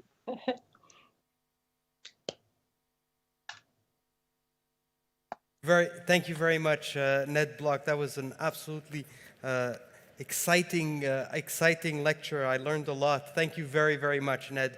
We'll reserve questions, I think, for the end, but it's my great pleasure now to give the floor over to Patricia Churchland, who's Professor of Philosophy at University of California, San Diego, and the Salk Institute. Patricia, you'll be speaking under the title, How Surprise Can Inspire Progress, Illustrations from Neuroscience. Welcome, Patricia Churchland. Thanks so much. I think what I have to do now is go to the full screen and then open my slides. So I'm going to try that, and you can coach me if I make a mistake. Okay, we're seeing your screen. Now we see the slides. Excellent, and we'll start. Now we see your first slide. Okay. Well, let me begin by saying how pleased I am to be here and how disappointed I am that I can't be with you in person. But life is what it is, and sometimes it gets complicated. And as we know, COVID has changed a lot of things. And I'm also very, very pleased to be in the same session with my colleague, Ned Block, who just gave us a wonderful précis of his work on perception and the differences between perception and cognition, which I think are really important and very surprising, actually, in lots of ways.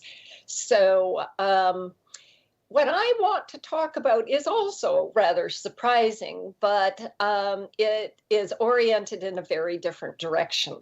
And it has to do with the nature of social interactions, or more generally, morality. Now, this was surprising to me that we would know, even in my lifetime, anything about the neurobiological contributions or shaping of social interactions and morality. And I'll say a little bit about why that is. Now, in 1975, the great evolutionary biologist, Ed Wilson, made this observation, which I think was correct at the time, that the evolution of human sociality is the fundamental conundrum of biology. Now, why did he say that, actually? And the answer goes roughly like this, that at the very deepest level of value are the motivational and emotional systems that rig all biological creatures to take care of themselves, to take care of their own survival and their own well-being. And this suggests then that it may be very difficult to wire up biological systems so that they care about others. And indeed, in his famous book, The Selfish Gene, Richard Dawkins made that point. The idea, he said, is that if there is a mutation such that a biological creature cares about others, is willing, shall we say, to incur a cost to himself in order to help another, if there is such a mutation for that behavior, then very quickly all the selfish organisms will take advantage of the altruist and the mutation will be wiped out. And so he said it has to be the case that we teach cooperation and altruism to children. We have to kind of beat it into them because it doesn't come naturally. Now, it's very interesting to me that Darwin himself, in 1871, his book, The Descent of Man, had a very different way of thinking about it.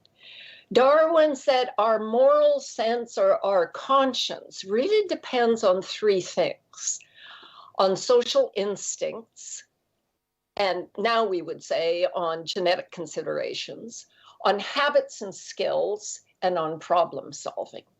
And I think it's also useful in a philosophical context to realize that very similar views you find in Aristotle, in Confucius, and in the two Scotsmen, David Hume and Adam Smith.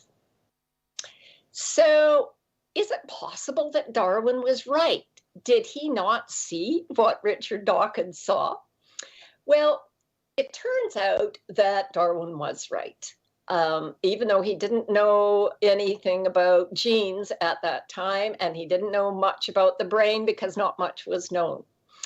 So one day, about 5 years ago, or 7 years ago, I went to a talk at the Salk by Larry Young. And it had a title about neuropharmacology and whatnot. And I thought, well, this is kind of interesting, I suppose, but it looks kind of boring. And I sort of sat there, and all of a sudden, he began to tell a story that completely changed how I thought about the nature of social attachment and about morality more generally, completely out of the blue. And this is a story I want to tell you. So here is a picture of a vole. There are many species of vole, and this is a montane vole. And montane voles are pretty much what we typically think about little mammals, and that is that the male and the female meet, they mate, and then they go their separate ways. And he's going to look for more action, and she's going to have more babies. Now, what Larry Young discovered is that there are other species of voles that behave very differently. And these are the prairie voles who live in sort of large communities of animals in the open prairie, in open fields. And what you see here is a male and a female and their babies. And the male helps take care of the babies. He guards the nest when she's out foraging. But even more surprisingly, they bond for life. Now, they may each have a bit more action on the side, but they are attached to each other for the duration of their lives. Now, this is remarkable behavior. And so a number of people, including Larry Young and also Sue Carter, decided to try to find out what's the difference in the brain between prairie voles who mate for life and montane voles who are loners. And the basic answer has to do with a very simple and actually rather ancient peptide that's put to new use in mammals, and that's oxytocin. It also has a, as we call it, a sibling peptide, vasopressin, and I'll say a little bit about that too. And what they found was that there is a high density of receptors in the brain of the prairie voles for oxytocin in very specific places. So I'm going to show you the original slide from Larry Young's lab, and it's going to show you using a stain, slices of, I think I can use my cursor here, slices of brain from the montane vole and from the prairie vole. And first of all, we're going to look for receptors for oxytocin. Now, let me just back up to say that you can have a neurochemical like oxytocin in the brain, and it won't do anything unless it has a receptor to which it adheres and changes the responsivity of the neuron. So it requires both oxytocin and highly specialized receptors. Well, here you can see a big difference in an area called the nucleus accumbens of the voles. And the nucleus accumbens is extremely important for reward. When good things happen, the nucleus accumbens is highly active. And you can see a very strong representation of receptors for oxytocin in the nucleus accumbens of the prairie vole, and not much at all in the montane vole. And for vasopressin, there's also a difference. We see in the prairie vole, there's a high density in a very specific place, the ventral pallidum. And in the montane vole, interestingly, same neurochemical, vasopressin, in the lateral septum. And there it sort of promotes singularity, whereas oxytocin or vasopressin receptors here promotes attachment. So how does this actually work?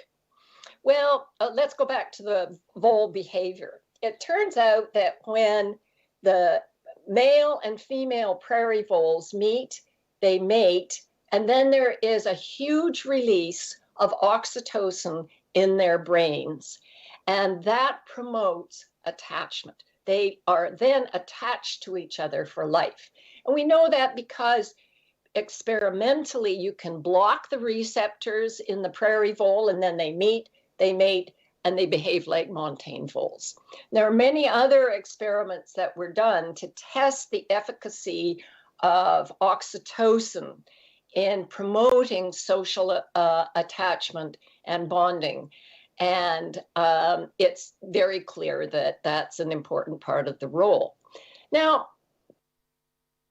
there's two things to ask. And one is, well, why is this there at all? Why does oxytocin play this role? And does it do anything else? Now, oxytocin had been known for quite a long time, actually, to have a significant role in other parts of the body, in the ovaries, in the testes, in the gut, and so forth. And in particular, it had been known to cause uterine contractions at the time of birth in order to escort the baby down the birth canal. But it turns out that oxytocin in mother and baby are also released in huge amounts. As the mother cuddles the baby, she gets a flood of oxytocin into the nucleus accumbens, that special reward part of the brain, and it makes her feel good. She becomes very attached, very bonded to the baby. She will do all kinds of things, whether she's a wolf or a vole or whatever. She will do all kinds of things that imperil her, but in order to protect the baby. So it may be, and this is what we now think, is that the primary role of oxytocin had to do with bonding in mammalian mothers and babies, and also in birds, mothers and babies. But we don't see that kind of role for oxytocin in snakes or turtles, where the baby hatches, comes out, and is pretty much prepared for taking care of itself. So oxytocin then was really studied to try to understand its role in the brain and how precisely it mediates such things as bonding. We know that it does do a lot of things in the brain. For example, autonomic arousal, stress hormones are decreased when there is oxytocin. It's as though cortisol and oxytocin, roughly speaking, are in apposition. And so it is a buffer against stress, and it kind of is therefore when the animal is less stressed, then they are able to relax and be calm around others, trust can build up, and so forth. Let me just say a little bit about where oxytocin is in the brain. So here is a sketch of a whole brain, and you can see this little green area here. And that is the hypothalamus, and oxytocin is released from the hypothalamus to many other areas. Now, oxytocin is, this is a blow up now on the right-hand side of the hypothalamus. And there are two regions in the hypothalamus that release oxytocin. And it's kind of cool, actually, because in both cases, what we see is oxytocin is released and goes up into the brain. It's also released into the pituitary gland and goes into the body. So what we see in mammals and birds is this expansion of the domain where the brain manages well-being. So if we think about, let's say, the snake, it cares only really about itself. But we see in mammals and birds that we care about ourselves, but we also care about others. And the others that we care about, whether, for example, in the case of prairie voles, the male and the female care about each other. But in some species, it's not the reproductive pair that are tightly bonded, but it might be so the mom and her daughters and her daughters and her daughters, as it is, for example, in baboons. And just to illustrate, I want to remind you, of course, about wolves, who are intensely social. And in this slide, what we see is, I should also say that wolves bond for life. There is one mating pair, and everybody helps take care of the pups. They are also amazingly clever in how they cooperate. And in this instance, you can see the wolves are scattered very strategically around the moose and her calf, and they will bring her down. Not an easy thing, but they will. And that, of course, illustrates something important about social life, and that is the possibility of cooperation. So in highly social mammals, we see that there can be connections between oneself and kin, and kith, the old Scottish word for friends. And sometimes those relationships are really deep and profound, sometimes less so. When we think that there is individual variability, of course, in the strength of attachments that people make. Now, the other surprising thing that happened about the same time was the realization, based on amazing field and captivity data of primates and as well as others, that we see social behavior of a very sophisticated, complicated kind. And this was important, I think, because a lot of people thought, well, you know, only humans are really moral. But as Frans de Waal has pointed out, we see cooperation, pro-sociality, we see adoption of infants, for example, in baboons, in chimpanzees, and others. Infants who are abandoned because their mother was killed or died by fathers to whom they are unrelated. So this kind of opened up the idea that maybe we should look more broadly into the nature of oxytocin. So let me say now just a little bit more about the link to morality. Now, remember, we saw that Darwin had three components to his story about the emergence of morality and conscience. One was genetic. The other had to do with habits and skills and problem solving. And the habits and skills part of the story is extremely important. And children, and I'm sure Ned Block could probably say a lot more about this than I, but children are highly imitative. You don't have to beat a lot of things into them about how to get on and how to work together and how to cooperate. They pick it up from their peers, they pick it up from their siblings, their parents, and so forth. And so we get this broader concept of morality by realizing that the reward system, learning, imitating, can build on this basic platform that involves oxytocin. So experience shapes sociality using the reward system.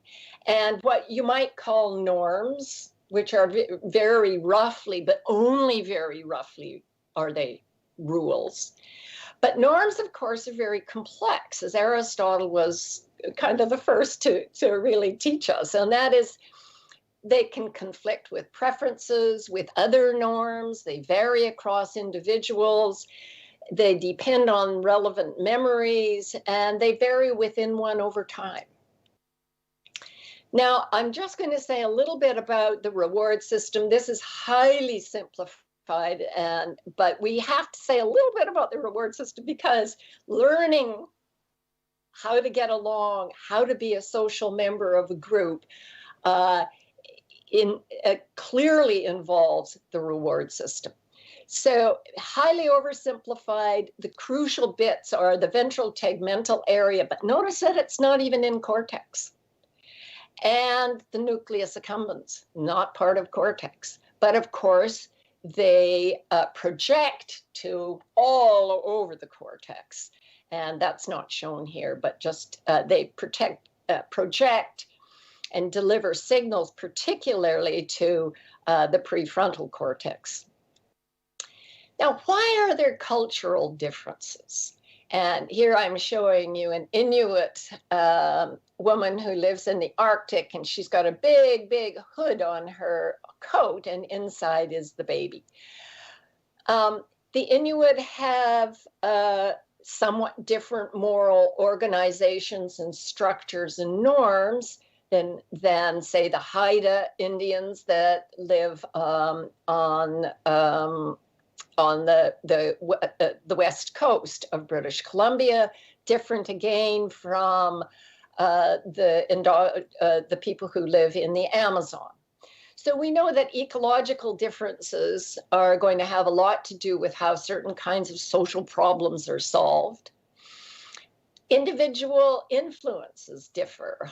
There may be particularly charismatic people who have particular ideas about how things can be done, and that will make a difference.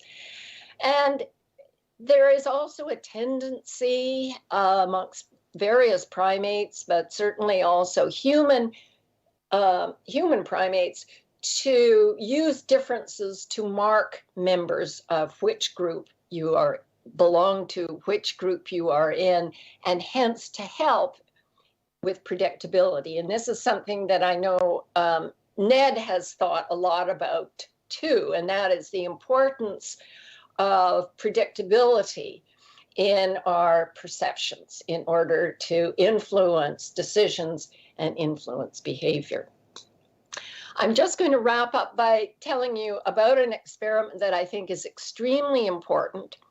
And this is done by Alison Perkybile. And the experiment involves, we'll start up here with early experiences.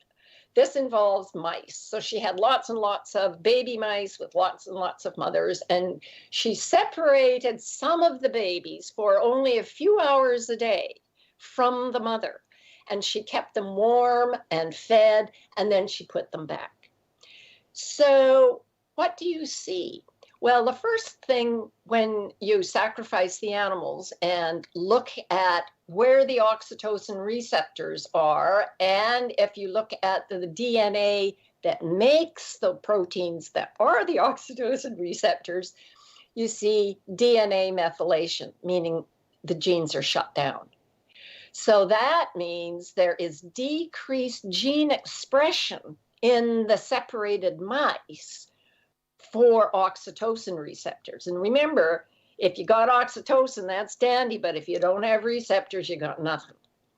And hence there is decreased oxytocin binding. And so your question now is going to be, so what's the behavioral effect? And the answer is, when those mice who were separated as infants grow up and have their own babies, they do show atypical social behavior. In other words, they're not very good moms. They don't really take care of their babies. They don't cuddle them. They don't nurse them in the normal fashion.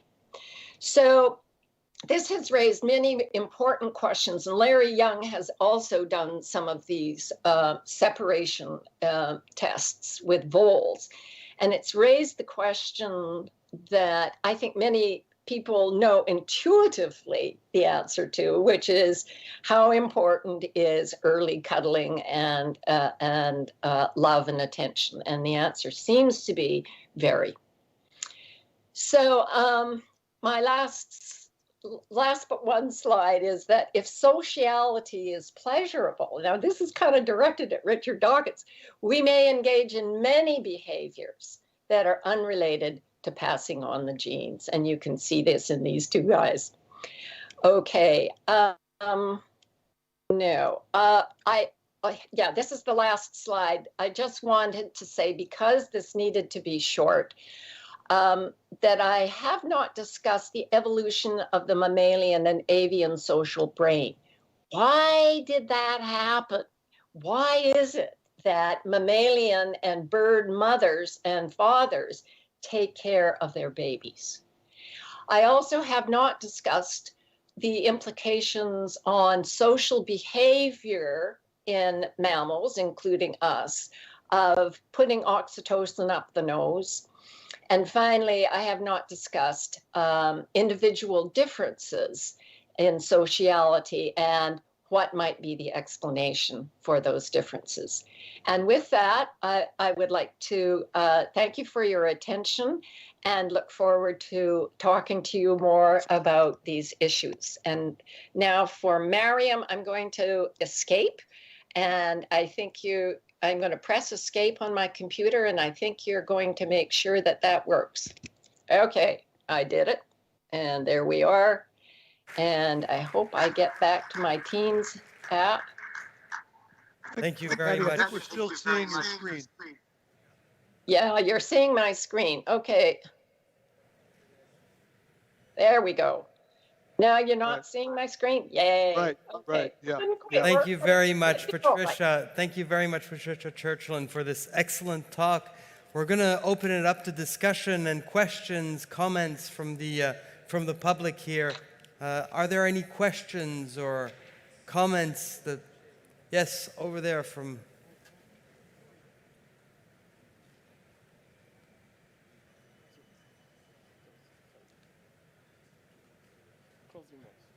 Can I just ask you to stand? Oh, yeah, sure. Thanks.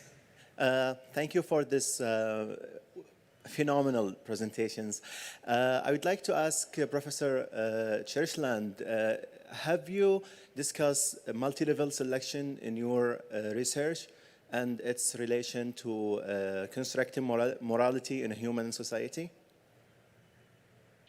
Have I discussed multi-level selection, group selection? Oh, group selection. I think not really at this point. You know, it's a tough subject because there may be instances of it, but I think that the absolutely critical thing for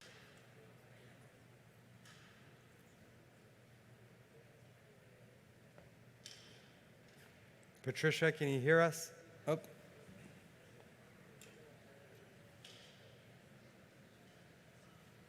Well, there seems to be something has broken down, I guess. The blooded creatures who could forage at night, but and the basic way of dealing with that was the development of cortex. But the point about developing cortex is you want to have it so that the animal can learn a huge amount after it's born. So it better be very immature. when it's born. And so that's the basic story. And I can elaborate on that, but I don't want to go on too long. Any other questions, comments from the public? Yes, back there.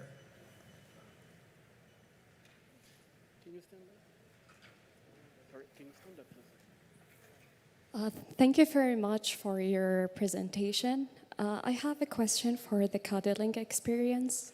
It's really interesting if we are looked for it from the human, as a humans.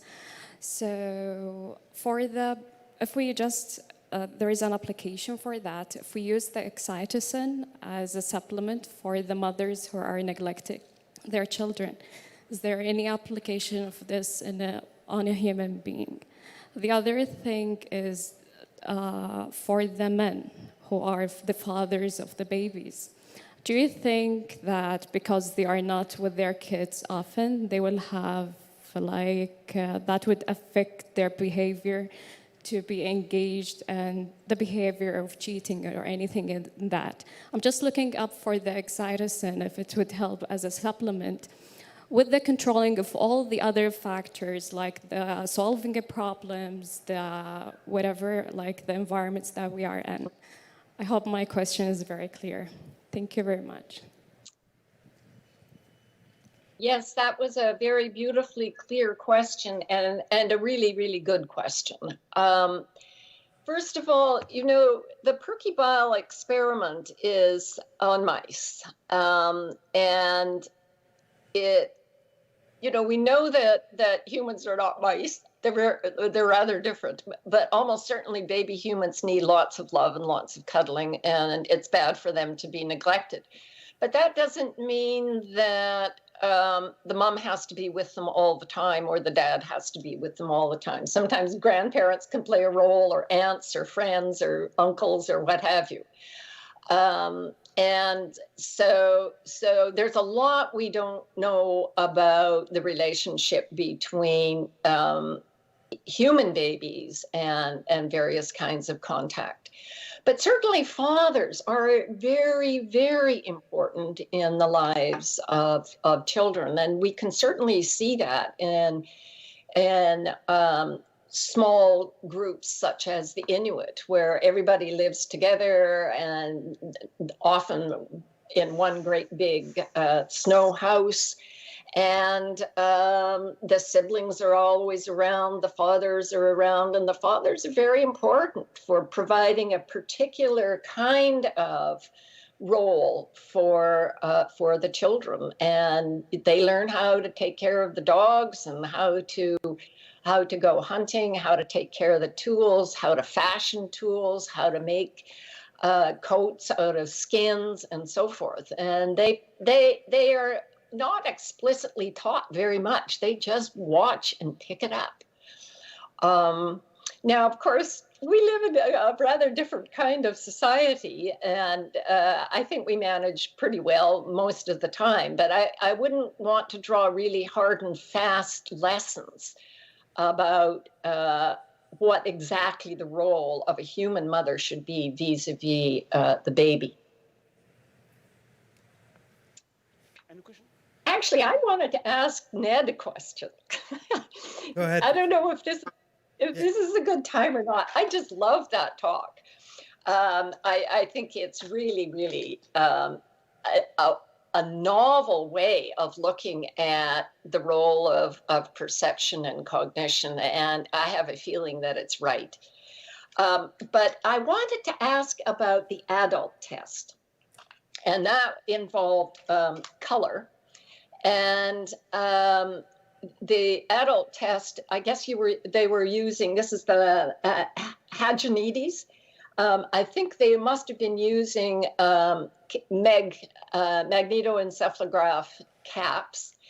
But, I wasn't convinced just by the color data. I thought, I'd like to see what the effect is when the adults are shown a truck or when they're shown a television.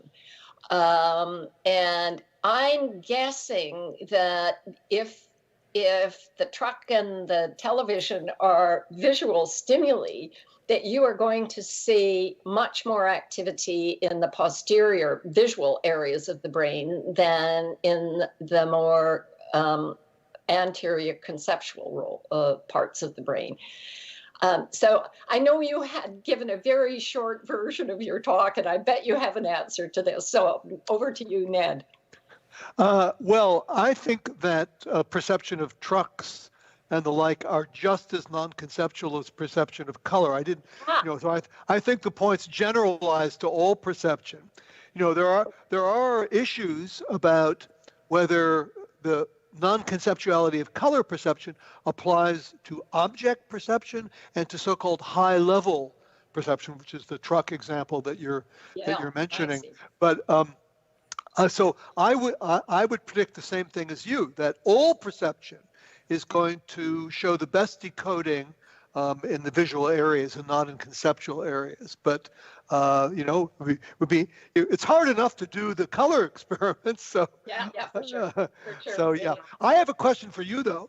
Oh, okay. Which is, I was really surprised at the quotation from Dawkins. I mean, I read that book when it. I think that I haven't talked to him recently about that issue.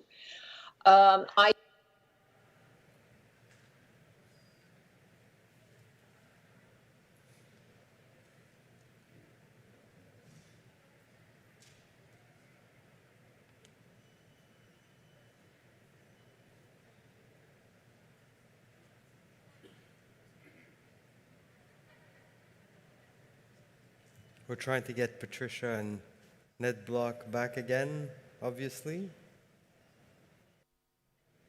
But that might not be enough to have it actually spread through the population. So I don't know. I don't think he had a very high view of Trevor's, as I remember from the book. But yeah. Okay. Any other question? Yes, the gentleman here. Hold on. مرحبا. صح ان موضوع الهرمونات والاستروجين وتاثيره في العلاقات وفي العاطفه بين I'm sorry, I can't hear. D'accord. Okay. موضوع الهرمونات موضوع شيق. The hormones is very interesting. It's very interesting aspects, and it's the relation of. But we have some phenomena, and I think that I expect that makes it more complicated. What I mean that a personal experience for me, when my child wakes up, I feel a pain in my leg in the same moment he wakes up. So, and another child can fall, and I feel the same pain.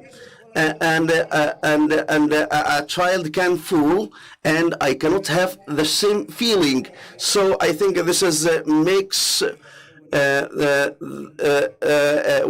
Even if with the advanced science, and I think it's more complicated than we expect.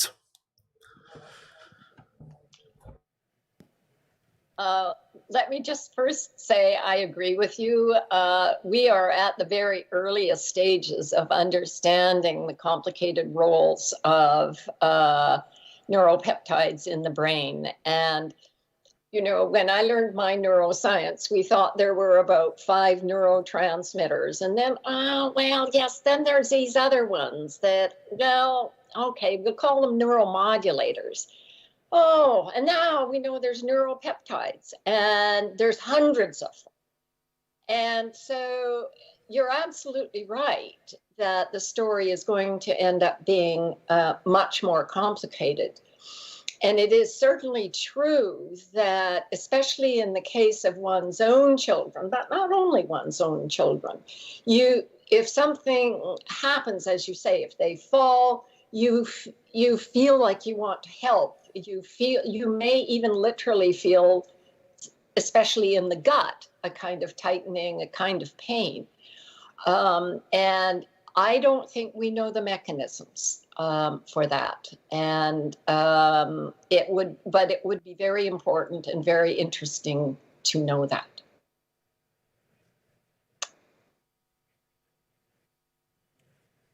Any other questions, comments from the public right here?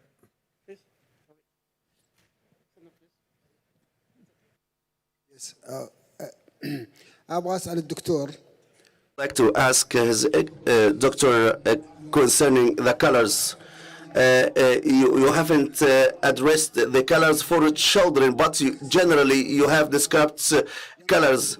Do the animals perceive the colors at the same level? But we have some sort of discrepancy of perceiving colors. I see blue. You can see and perceive the blue color as I can see, and animals can do the same, or some sort of discrepancy in the perception of colors between different animals, between animals and humans. Yes, there are big differences. So dogs, for example, have extremely poor color perception. Primates are very specialized for color perception, and also birds. I was just mentioning to Professor Churchland that there's an interestingly different color perception in a certain kind of shrimp called the mantis shrimp, where they have, instead of 3 kinds of color receptors, they have 21 different color receptors that don't talk to each other. They're just independent. So we have what's called an opponent process color system, where red and green are in some sense opposites, and blue and yellow as well. The shrimps don't have that, so their color perception is much less sophisticated than ours, even though they have many different, more color receptors. Yeah.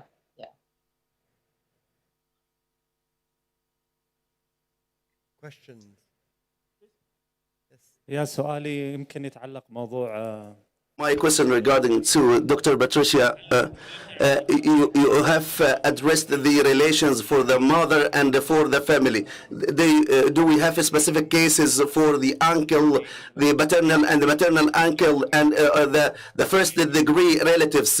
Just this, do you have some similar cases in animals? Well, there are quite a few animals, mammals, that live in large groups where there are strong relationships between the individuals. And marmoset monkeys are a good case in point, where they're quite small monkeys. They live in South American jungles, and they live high up in the trees. And they do live in these extended family groupings, and they do help each other take care of things. But, there's a huge diversity amongst all mammals with regard to the exact nature of their social behavior. And so I think herding animals like buffalo and caribou, for example, they live in very large groups. There is a lot of interrelationships there, but that I don't think we know very much about exactly how they interact with one another and help one another and cooperate and so forth. But these are all really wonderful questions, because it's nice to see when there is a kind of similarity between us and others, but it's also very revealing when we find that there is a difference. And for example, in chimpanzees, the young females, when they get of age, reproductive age, they leave the troop to go and find another troop to belong to. Whereas in the case of baboons, it's the males, when they come to a certain age, they leave the troop and go on. And we don't really know the mechanisms for what determines that. And we're learning more and more about these things as time goes on. But these are wonderful questions. Thank you for asking. Any other questions from the public? Yes. Well, my question is to Professor Patricia, if you didn't mind. تحدثتي يا دكتورة عن You have talked about the impact on the social relationship, and I prefer that we have an answer about the social impact, the implicit social factor and impact, and how can we and its impact on the social interaction.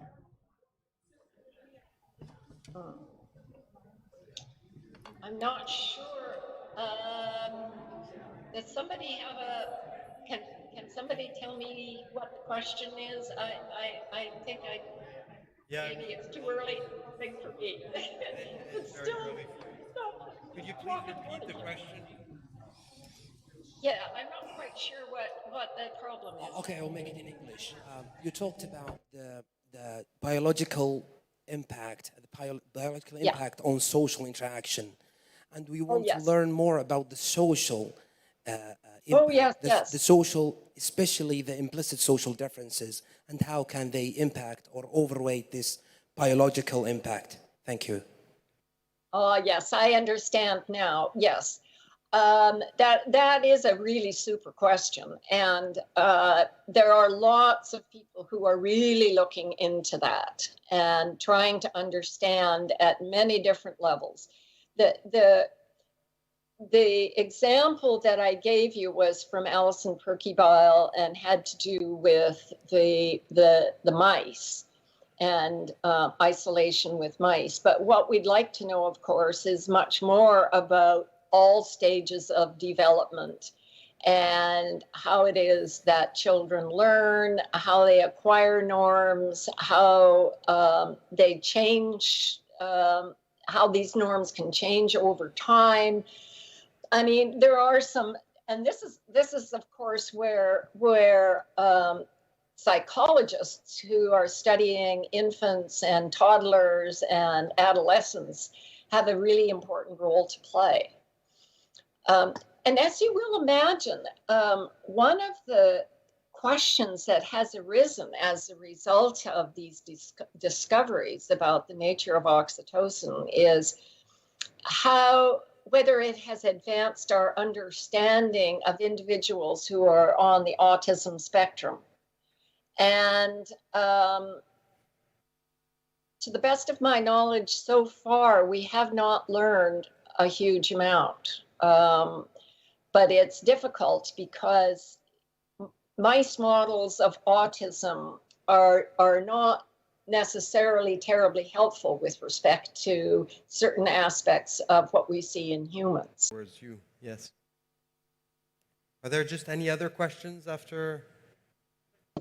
Strategy in the case of humans. But these are areas that are being. Can I just ask you, Patricia, to rephrase the last part because you were a little bit cut? Can you rephrase the last part of your answer because we were cut? Oh, sure. I see. Yeah, it could be my internet that's cutting out. Yeah, it's that studying behavior in mice models can be really, really helpful.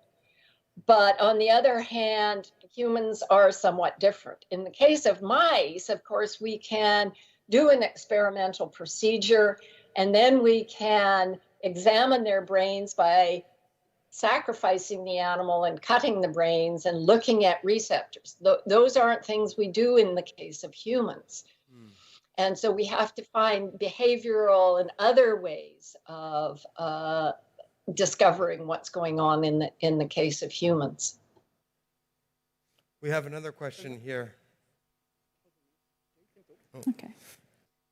Thank you. أنا كنت عايزة أسأل سؤال. To ask that it's related to the previous question regarding the social impact and the relation, the motherhood is based on the biological impact and the social impact. So I would like to ask you, for the digital society that we have right now, the perception of motherhood has been changed based on the images that we see on the Snapchat and other social platform. Now the conventional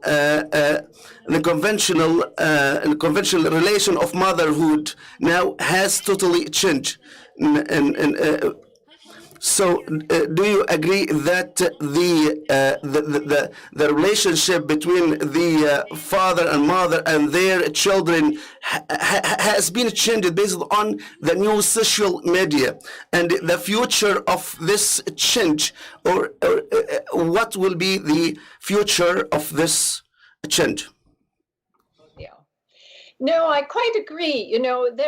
But it's worth bearing in mind that for humans, there are many different cultures with very different kinds of ecologies, very different kinds of social organizations.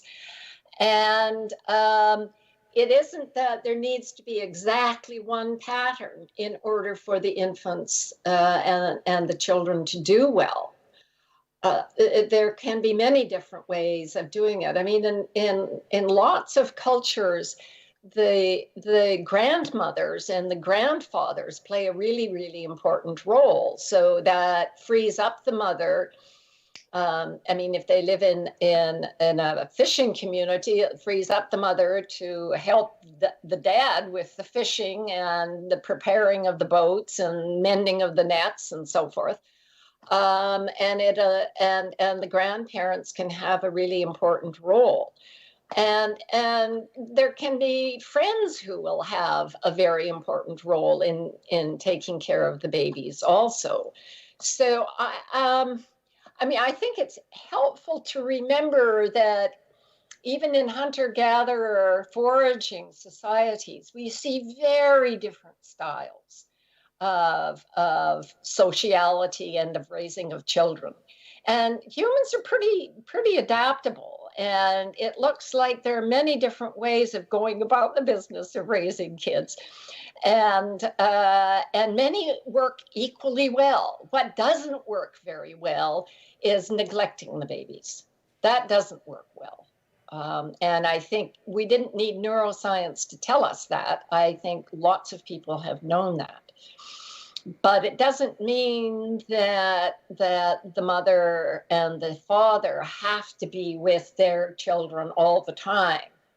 There are many, many styles of social organization which work equally well, even though they're quite different one from another. I hope that addresses your question. I'm not quite sure. Now, we have one question right here.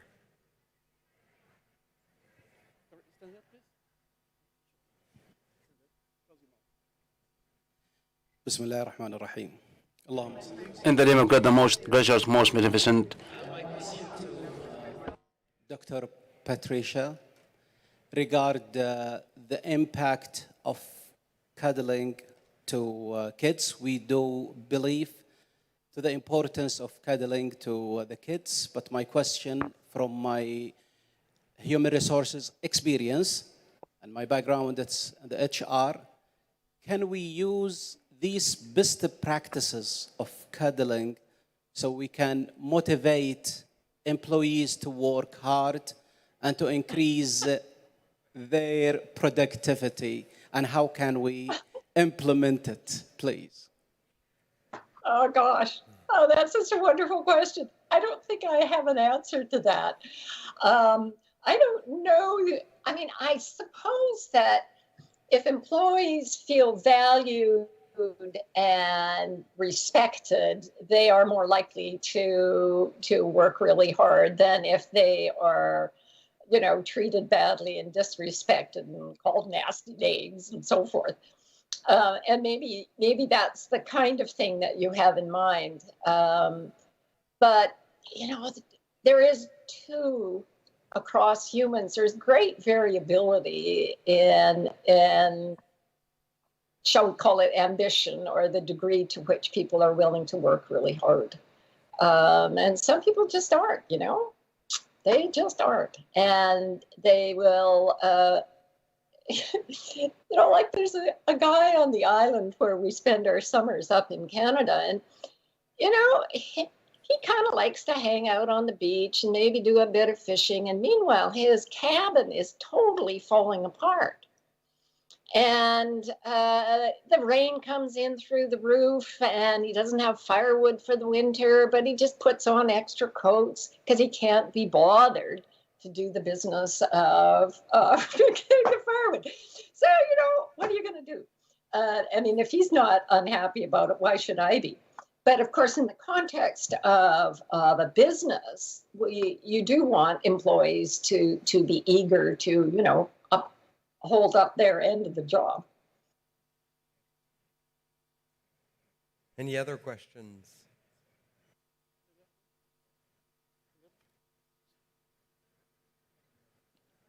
Well, Patricia, Churchland, Ned Block, thank you very much. It was extremely interesting, and we hope to see you here next year in person. And thank you very, very much for your participation in the Riyadh Philosophy Conference. I'll let the crowd here say their appreciation. Thank you very much.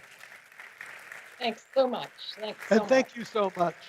Yeah, we both hope to be there next year in person. Absolutely. Yeah. And thank you so much for inviting us and for taking such good care of everything, all the details, even all my travel details, even though I couldn't actually travel. You're very welcome. You're very welcome. Thank you again. Thanks. See you soon. Bye-bye. Bye.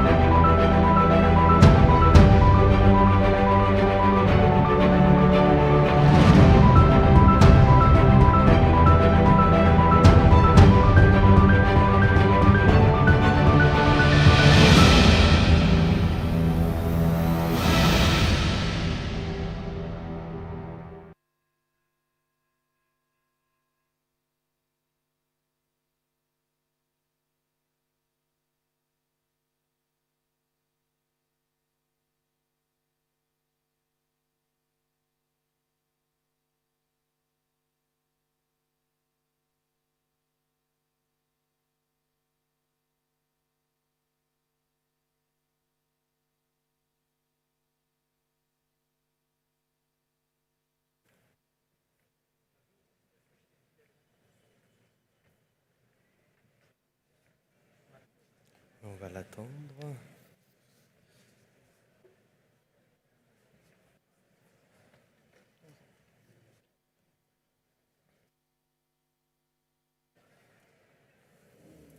Non.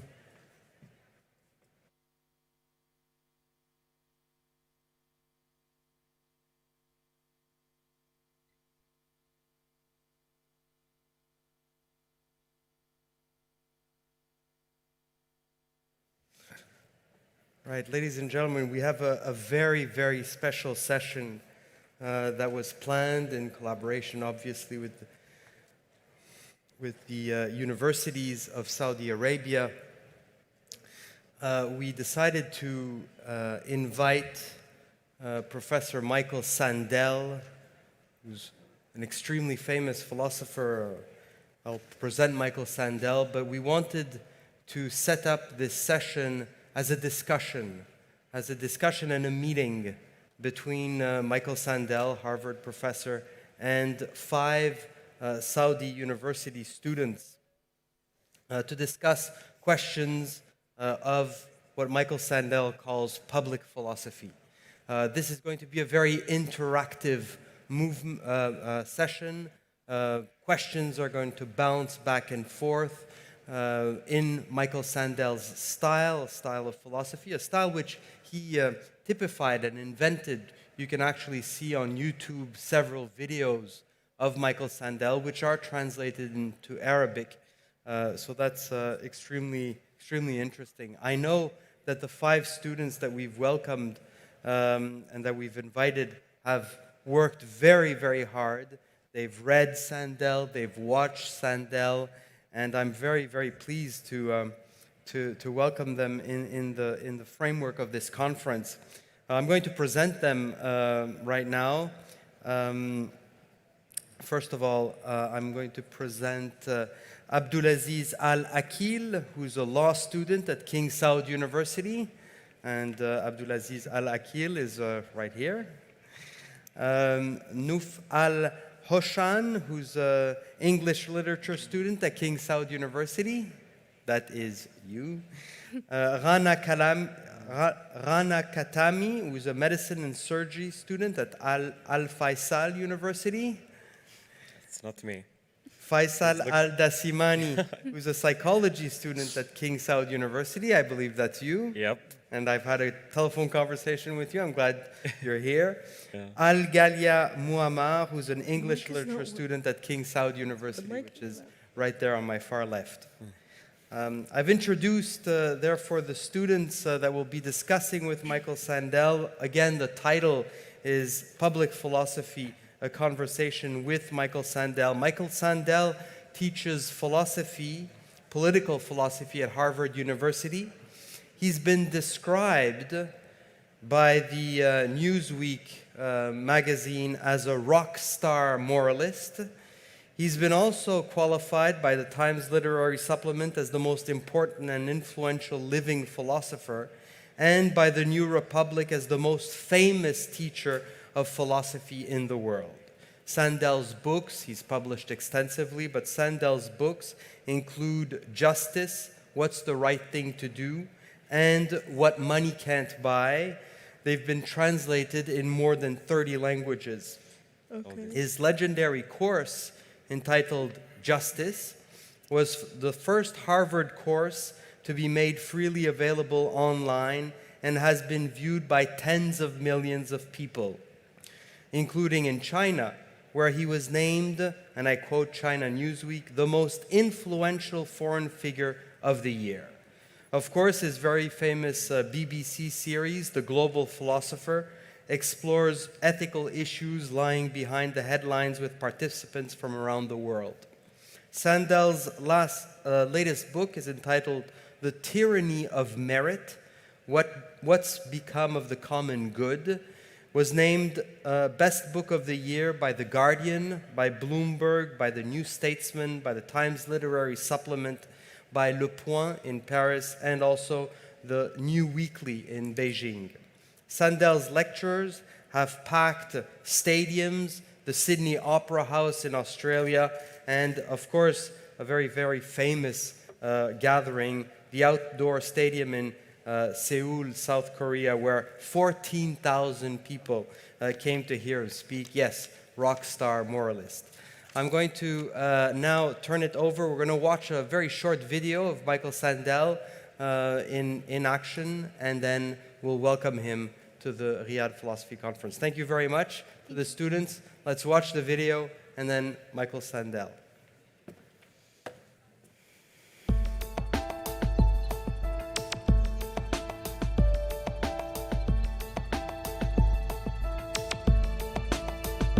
What's the right thing to do?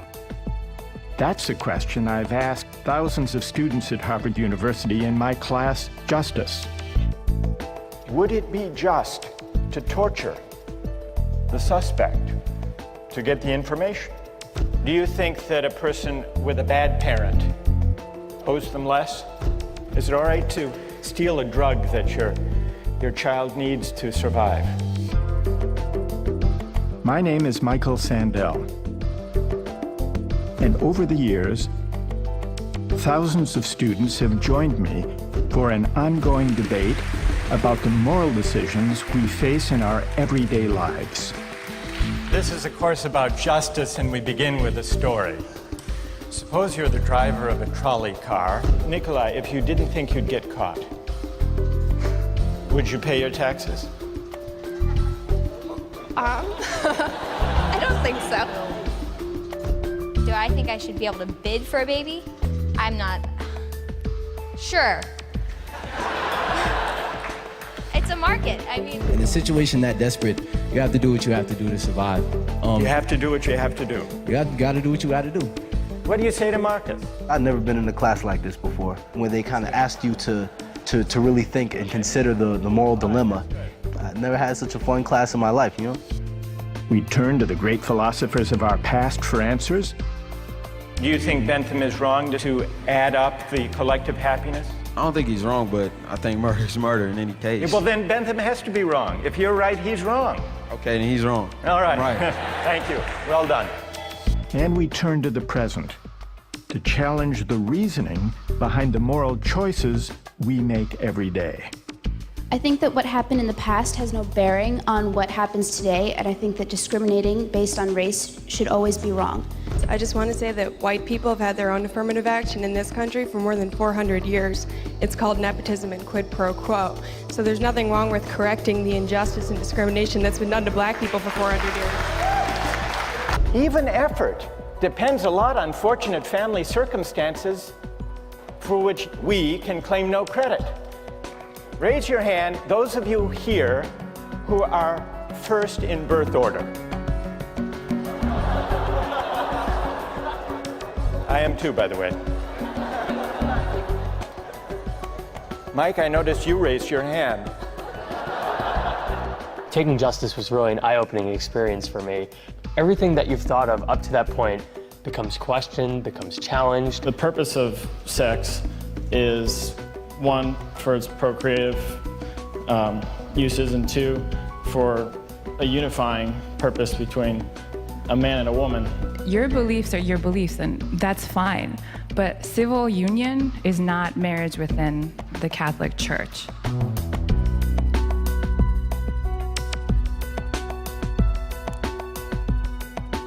What is the right thing to do?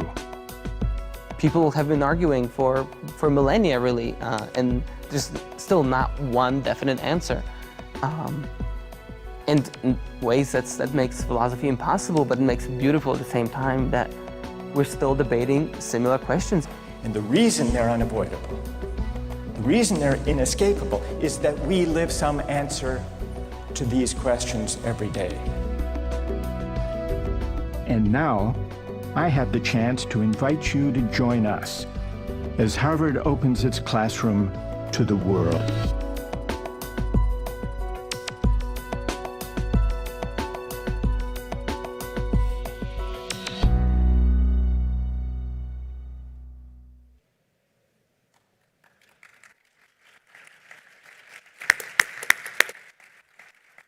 Hello. Hello, everyone. Hi. It's an honor to be with you, and a special honor to be with this panel of students. We're going to have a discussion. So I want to begin by greeting you, Abdulaziz, Noof, Rana, Faisal, Al-Galia. Thank you so much for joining me in this dialogue. Now, I know you've come prepared with some questions for me. But before I take those questions, I would like to put one or two questions to you to begin a discussion. Are you ready for that?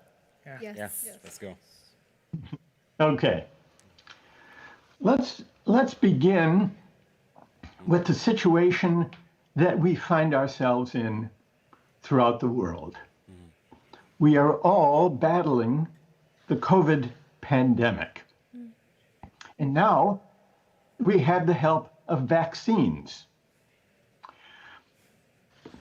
Now, the vaccines are not distributed equally around the world. The wealthy countries have most of them. In fact, in the wealthy countries, 64% of the population in wealthy countries have received at least one dose of a COVID vaccine.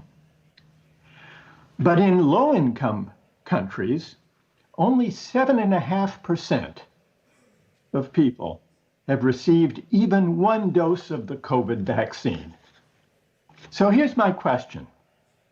I'd like to know what you think, first by a show of hands, then we'll have a discussion. do you think, ethically, that it is wrong for rich countries to provide booster shots of the COVID vaccine to their citizens rather than donate extra doses to poor countries so that they at least can vaccinate their citizens with 1 or 2 doses? So here's the question. Ethically, is it wrong for those of us in rich countries to have booster shots before those in low-income countries even get 1 or 2 shots? How many say it is wrong? Raise your hand. For us to have boosters before the others have even 1 or 2 shots. Raise your hand, and if the camera could let me see the stage, then I'll be able to see how people are voting.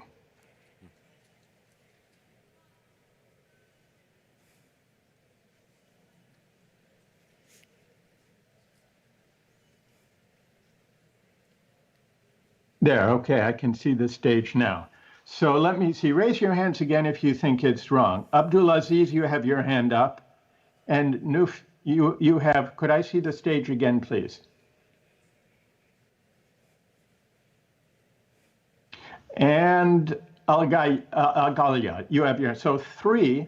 And then raise your hands, and I'm guessing it's Rana and Faisal, who don't think it's wrong for rich countries to give boosters before everybody else has 1 or 2. Raise your hand if you think that. Rana, Faisal? Yeah. And if I could see the stage, please.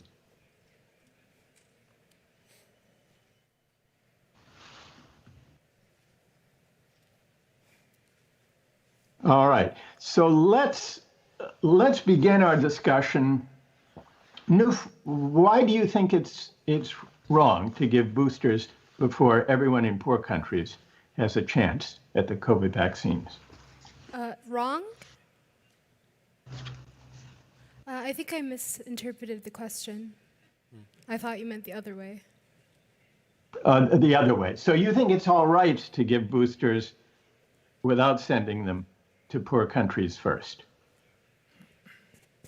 I guess. All right, tell us I'm not why. understanding the question. I'm sorry. Okay, well, let's see if there is someone, another member of the panel who would like to begin the discussion, and then we'll come back to you, Noof. Abdulaziz, what do you think? Okay, so what makes us give the assumption that our lives are more valuable than others? We're all human beings. The other thing is we're talking about a potential danger that we don't know if it's going to happen or not, so we don't know the consequences. So that's why I think that it's wrong to give booster shots for the citizens before the other countries, poor countries. And so do you really think, Abdulaziz, that countries should, rich countries should send those extra doses, the ones that would be used for booster shots, to low-income countries first? Not necessarily, but use that money to help those countries in a way or another. So the act is not just send those doses, but there should be another act that helps those countries instead of just giving them to the citizens. Why not send the doses? There might be another way that costs less and can help those countries. So not necessarily that we should those particular doses. Thank you for that. You're welcome. Al-Ghalia, what do you think? Well, to put it simply, when we talk about a virus that affects the world, we talk about providing those with the necessary security to fight it. But when you have extra doses, which is something to ensure extra help to fight that vaccine, I think it would be helpful, more helpful to the whole entire world to send it to those low-income countries or those who don't have access to it. So you can secure a basis of to fight the vaccine, because, like I said, it is a global vaccine, and globally everyone should have access to that protection. And Right. because we're referring to a booster shot, it's not necessary. Okay, all right, thank you for that.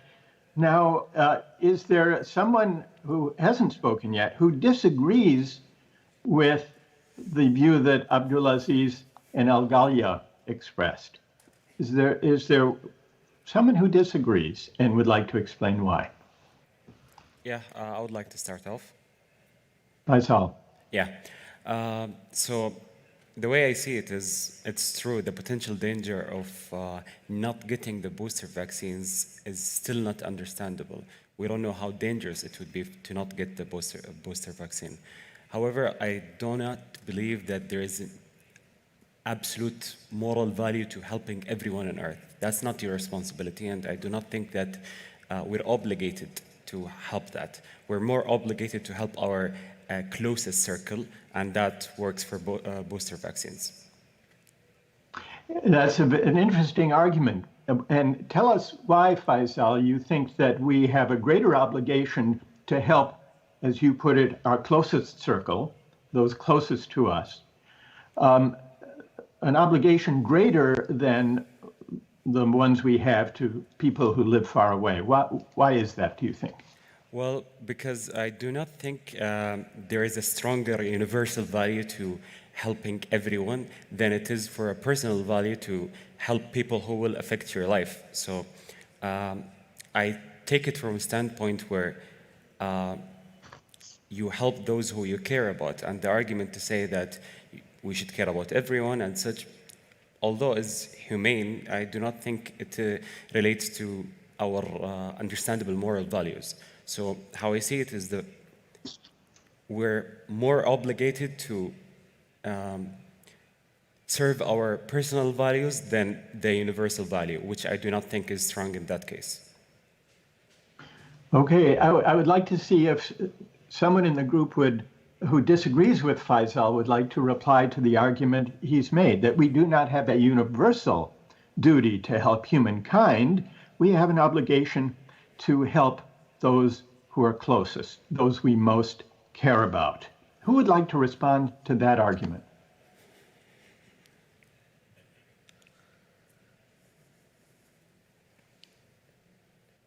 Noof, what do you think? First of all, I do agree with both of the arguments, like with and against. I agree that we should kind of strive to help other poor countries and lesser fortunate or less fortunate countries. But at the same time, we can't really do that without making sure or securing, I guess, our health first. So we have to be as healthy as possible so we can help other people, if that makes any sense. Thank you for that. And Rana, what do you think? I think any developed country is developed by two things. It's the healthcare and education. So I believe that if the country is rich, that means they can seek medication. So the country should be safe and like all the citizens should be vaccinated in order to help other countries. So since this rich country can provide this to all the citizens, inshallah, it's going to provide other countries. But we should start with the country itself first, because we can't, COVID doesn't know who's poor and who's rich. It's a virus that comes to any human being. So if we're going to start helping poor people to get cured from it, we should be cured from it first, or being safe, at least. Yeah. So I agree Yes, go ahead, doctor. Sorry, yes. Go ahead, finish your thought. Finish your thought, go ahead. Okay, so I agree with Faisal and I agree with Abdulaziz, right? Yeah, sorry. I agree with Abdulaziz that we should help other countries, but at the same time, I agree with Faisal that we should help ourselves first. So yeah, I agree with everyone. Well, but you agree with both sides of the argument, so I want to come back to Abdulaziz. Now, what do you say to Faisal's argument that we do not have a universal duty to help everyone in the world? we should help those closest to home. Do you agree with that principle? Well, actually, Abdulaziz? there's a contradiction in this principle due to the fact that by helping ourselves, we're helping the world. And it's the exact same thing when we're talking about the opposite. So when we help 10 poor people, on the other hand, we help one person, we're preventing the virus from moving from one country to another, because whether we like it or not, it's contagious, and it's highly contagious. So I believe that this moral obligation actually leads us to helping the world first, for the world to help us avoid this virus. For our own sake. Yeah. For our own well-being. Exactly. Now, suppose the virus were not so contagious, but suppose it were, suppose it didn't travel across national borders. Then, do you think we would have an obligation, Abdulaziz, to help people in low-income countries before giving boosters to our own? Yeah, for one reason, the fact that we've already helped ourselves. We helped ourselves with the 2 doses, and this is a booster dose. So we have already helped ourselves. We have to give the initial aid to those countries and those poor people. Faisal, what do you say to Abdulaziz? Well, he made a good point. However, it's not a contradiction. It's just that my argument doesn't exactly go against his. It's more about the fact that the priorities of the values. And he's right. Our ultimate goal is to secure the vaccine for everyone. But when we're talking from a medical ethical point of view, we want to put a priority. And my argument was that the priority should be ours. And I guess the conversation is more switching into how important to the well-being of the public to take the booster vaccine. And the chances are that it's extremely important. And this is the safer bet to do. However, it does not contradict, because I agree, helping the whole world works with us. And as appealing as it sounds, we still need to set priorities. And my priorities that I believe in depend on the personal value that I stated. So I don't think there is much contradiction. And let's take another example beyond the COVID shots, Faisal. To build out your point, suppose we're talking about a limited supply of food. And suppose you have a limited supply of food, you could feed your family, and you could feed them well. Or you could just give your family members enough food to survive and help other families who lived far away from you. What would be the right thing to do in that case? Well, I guess it's a bit of a tricky question, because it would depend on the need of that other family. So if I'm in a situation where I have to make a decisive action, whether to make my family eat well and this family, let's say, die or suffer, then morally I think I'm obligated to help both families to survive and in the future events to improve their well-being. But if we're talking about a situation where I'm just concerned about my family and I could help other families that I don't know much about, that are not in my circle, as you said, in another country or something, then I think my main obligation is to provide for my circle, for my tribe, and that serves better to my personal values. Galia, do you agree? I do agree. I think we hold responsibility for those who are dearest to us and who are closest to us, and ensuring their well-being over the well-being of people who I might not know much of doesn't lessen their importance, but it further raises the importance of those closest to me.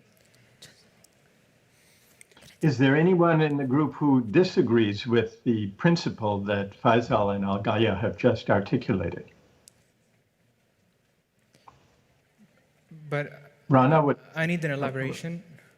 Go ahead. Okay, so there's just a limited supply, isn't there? So my family can actually live. Yes. Okay. So what do you think? No, I don't have an argument at the moment, but I will. Let's hope not. Okay. I want to shift quickly to another ethical dilemma that arises with regard to the COVID shots. We've been talking here about how to deal with access to the COVID vaccine. But another dilemma that countries around the world are struggling with is where there are enough vaccines, how to persuade people who don't want to be vaccinated to be vaccinated against COVID to prevent the spread throughout the society. Now, different countries have taken different policies to try to persuade people to take the vaccine. But suppose persuasion fails and not enough people in a country have been vaccinated to prevent the spread. What is the right thing to do? Would you favor governments requiring, as a matter of law, that all citizens be vaccinated so as to protect the community as a whole? Let's see what people think about this. How many would be in favor of a government mandate that everyone be vaccinated, and how many would be opposed? First, raise your hand, and if I could see the stage, those who would be in favor of a government requirement that everyone be vaccinated in order to protect the community as a whole. If I could see the stage, please.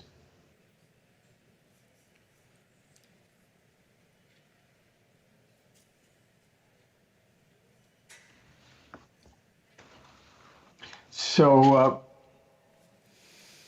all four of you would be in favor of the government requiring. Rana, tell us why you'd be in favor.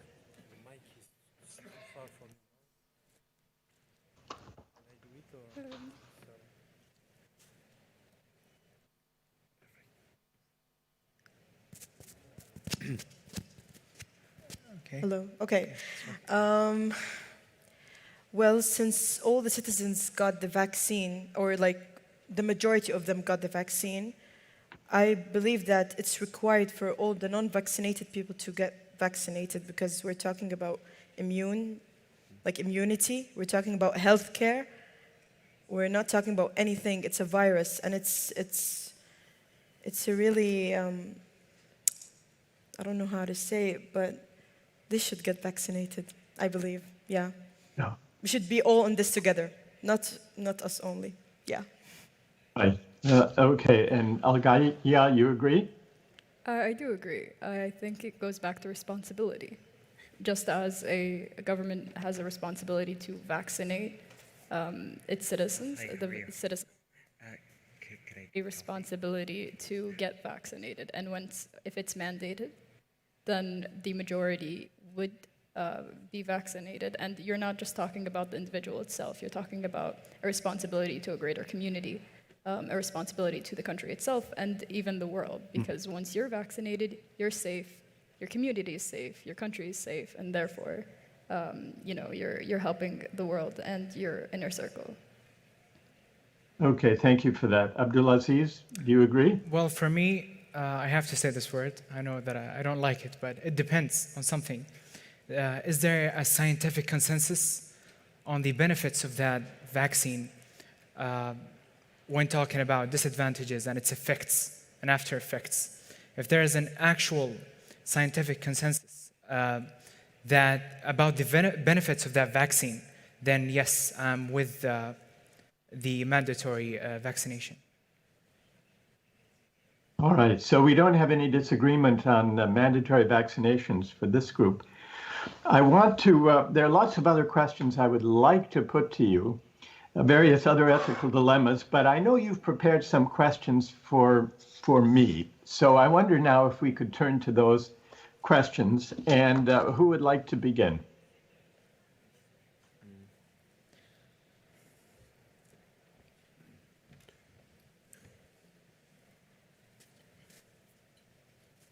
If I could see the stage, please.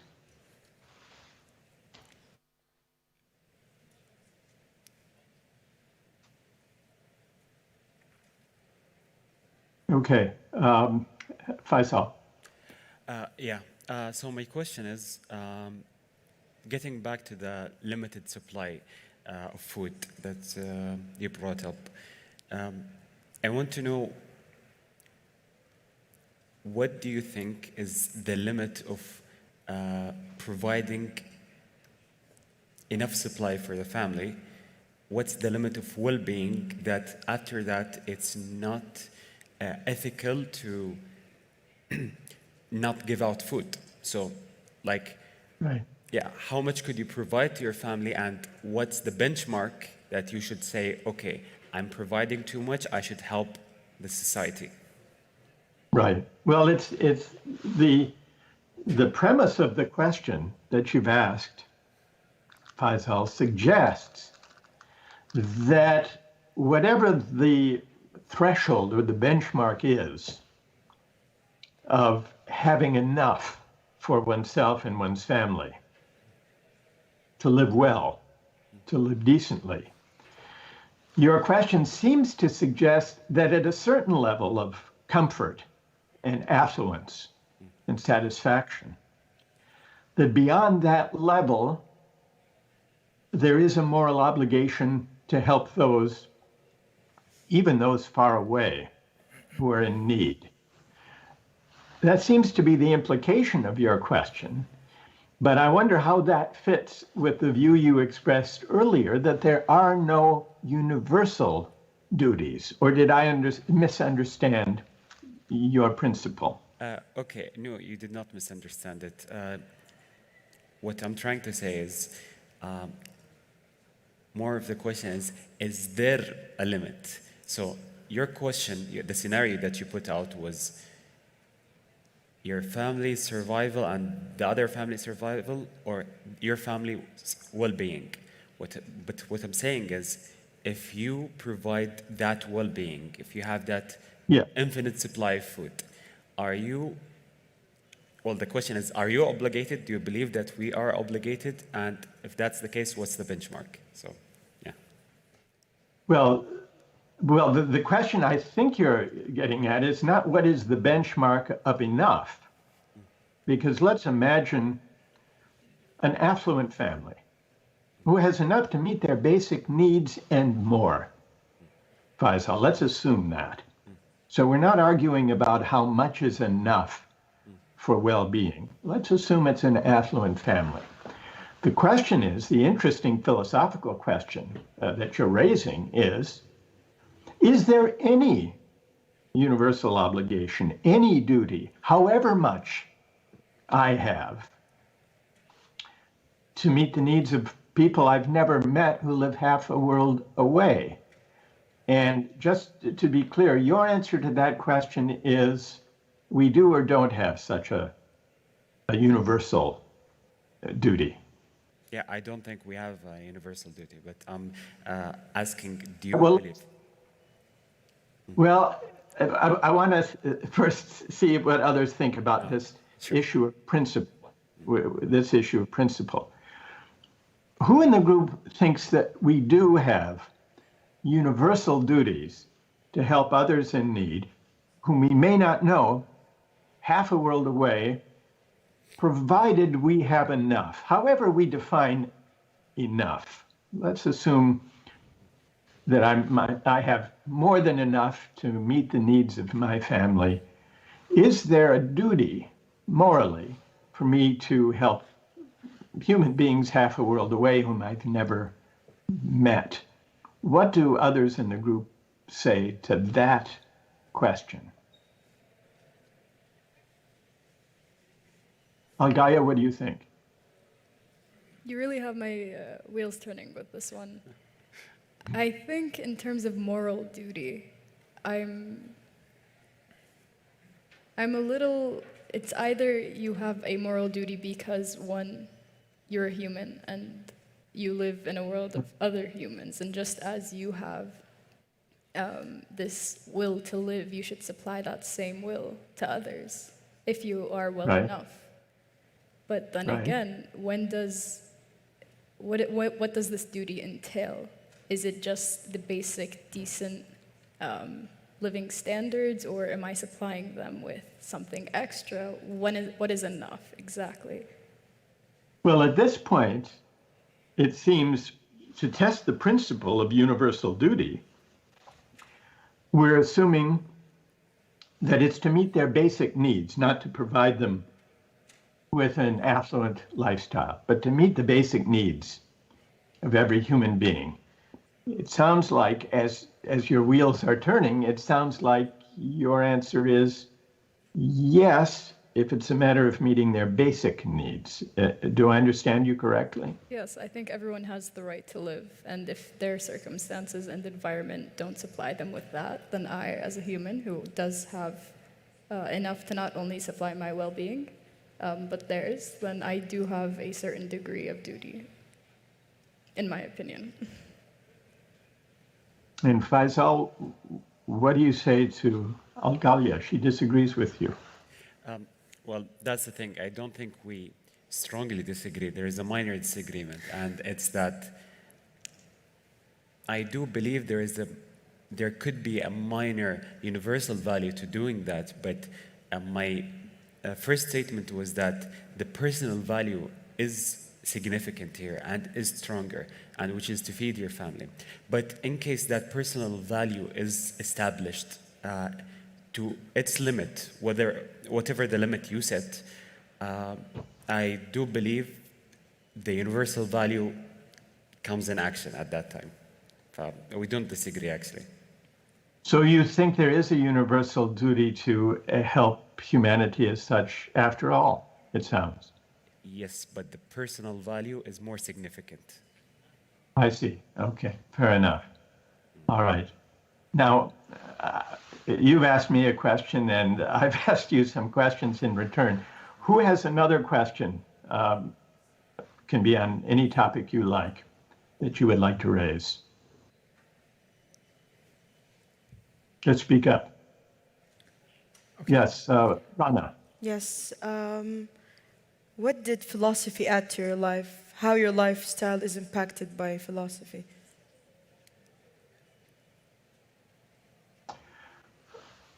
Well, philosophy, we sometimes think of philosophy as what we get from books, reading famous philosophers of the past. But philosophy, as I came to understand it as a student, is a way of thinking through how we live, the right way to live, what counts as a good life, what we owe one another, which is a subject we've just now been debating. And when I was a student in university, I was mainly interested in more concrete subjects like history and economics and politics, political science. And I wasn't initially drawn to philosophy. But then in graduate school, as I tried to study more deeply about politics and economics, I became exposed to philosophy. And I had some teachers who persuaded me that the big questions we need to think through in understanding the common life we share, those big questions require philosophical thinking. Requires that we think about the meaning of justice, of freedom, of the common good, of what we owe one another as fellow citizens and as fellow human beings.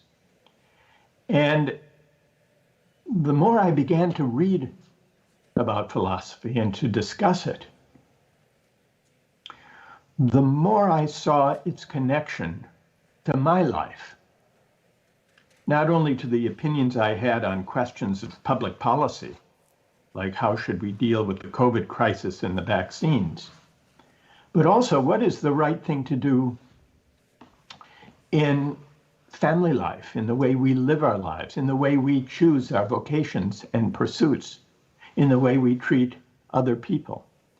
So this, for me, was a view of philosophy and its connection to the world and to oneself that I only really came to when I was a graduate student. And but this is how philosophy informs my life. Philosophy addresses the assumptions about how we should live, how we should treat one another, what it means to seek a good life. So that, Rana, is how I came to an interest in philosophy and how I came to see its connection to the world and to the lives we live every day. Who else has something? So I was reading your book, Justice, What's the Right Thing to Do, and I saw all of these dilemmas that you were talking about and discussing with the students. What I saw is that you were deriving principles from those dilemmas. And that was interesting to me due to the fact that I have a legal background and how to study a case and how to see it morally. So my question is, how can we actually derive such principles and build our arguments on, or build our opinion on? The second thing is, how can we actually use these principles to make decisions due to the fact that we make decisions all the time? And yeah, that's my questions. That's my question. Well, thank you for the question, Abdulaziz. You are right that in my book, Justice, I try to show how philosophical reasoning, philosophical thinking emerges naturally when we find ourselves trying to figure out what's the right thing to do, whether in our own personal lives or when thinking about society as a whole. And often the way we go about philosophical thinking is to begin with a concrete ethical dilemma, just as you say, to figure out what we think about that dilemma, what we think the right thing to do is, and then to ask ourselves why. What is the reason? What is the principle that leads us to this conclusion? And then, having identified the principle, when we come to another dilemma, in another aspect of our lives, or in thinking about society, we test that principle. We test that principle and see if it seems to inform our judgments about the new case. We did this a little bit. Now you ask, well, how can this way of reasoning proceed? One name for this way of reasoning, from cases to principles, and then back again to other cases, is dialectical reasoning, moving back and forth between concrete cases and the judgments we form and the principles that we articulate and affirm on reflection. And then back again. And sometimes we find ourselves revising the principles in the light of the new case. So for example, you ask, how does this work? How can we extract principles? Consider even the very brief discussion we've just had, where we were discussing access to the COVID vaccines. And some said we should share with others, other countries, before giving our own people boosters. And others said we should care for our own first. That was the case. And when we pressed a little further, we identified the competing principles. What were they? One principle said, we have certain universal duties to humanity as a whole. And the competing principle said, well, even if we do have some universal duties to strangers, we have stronger moral obligations to those with whom we share a common life, to those who are closer to home. So we had two rival principles that arose from our discussion of the COVID vaccine.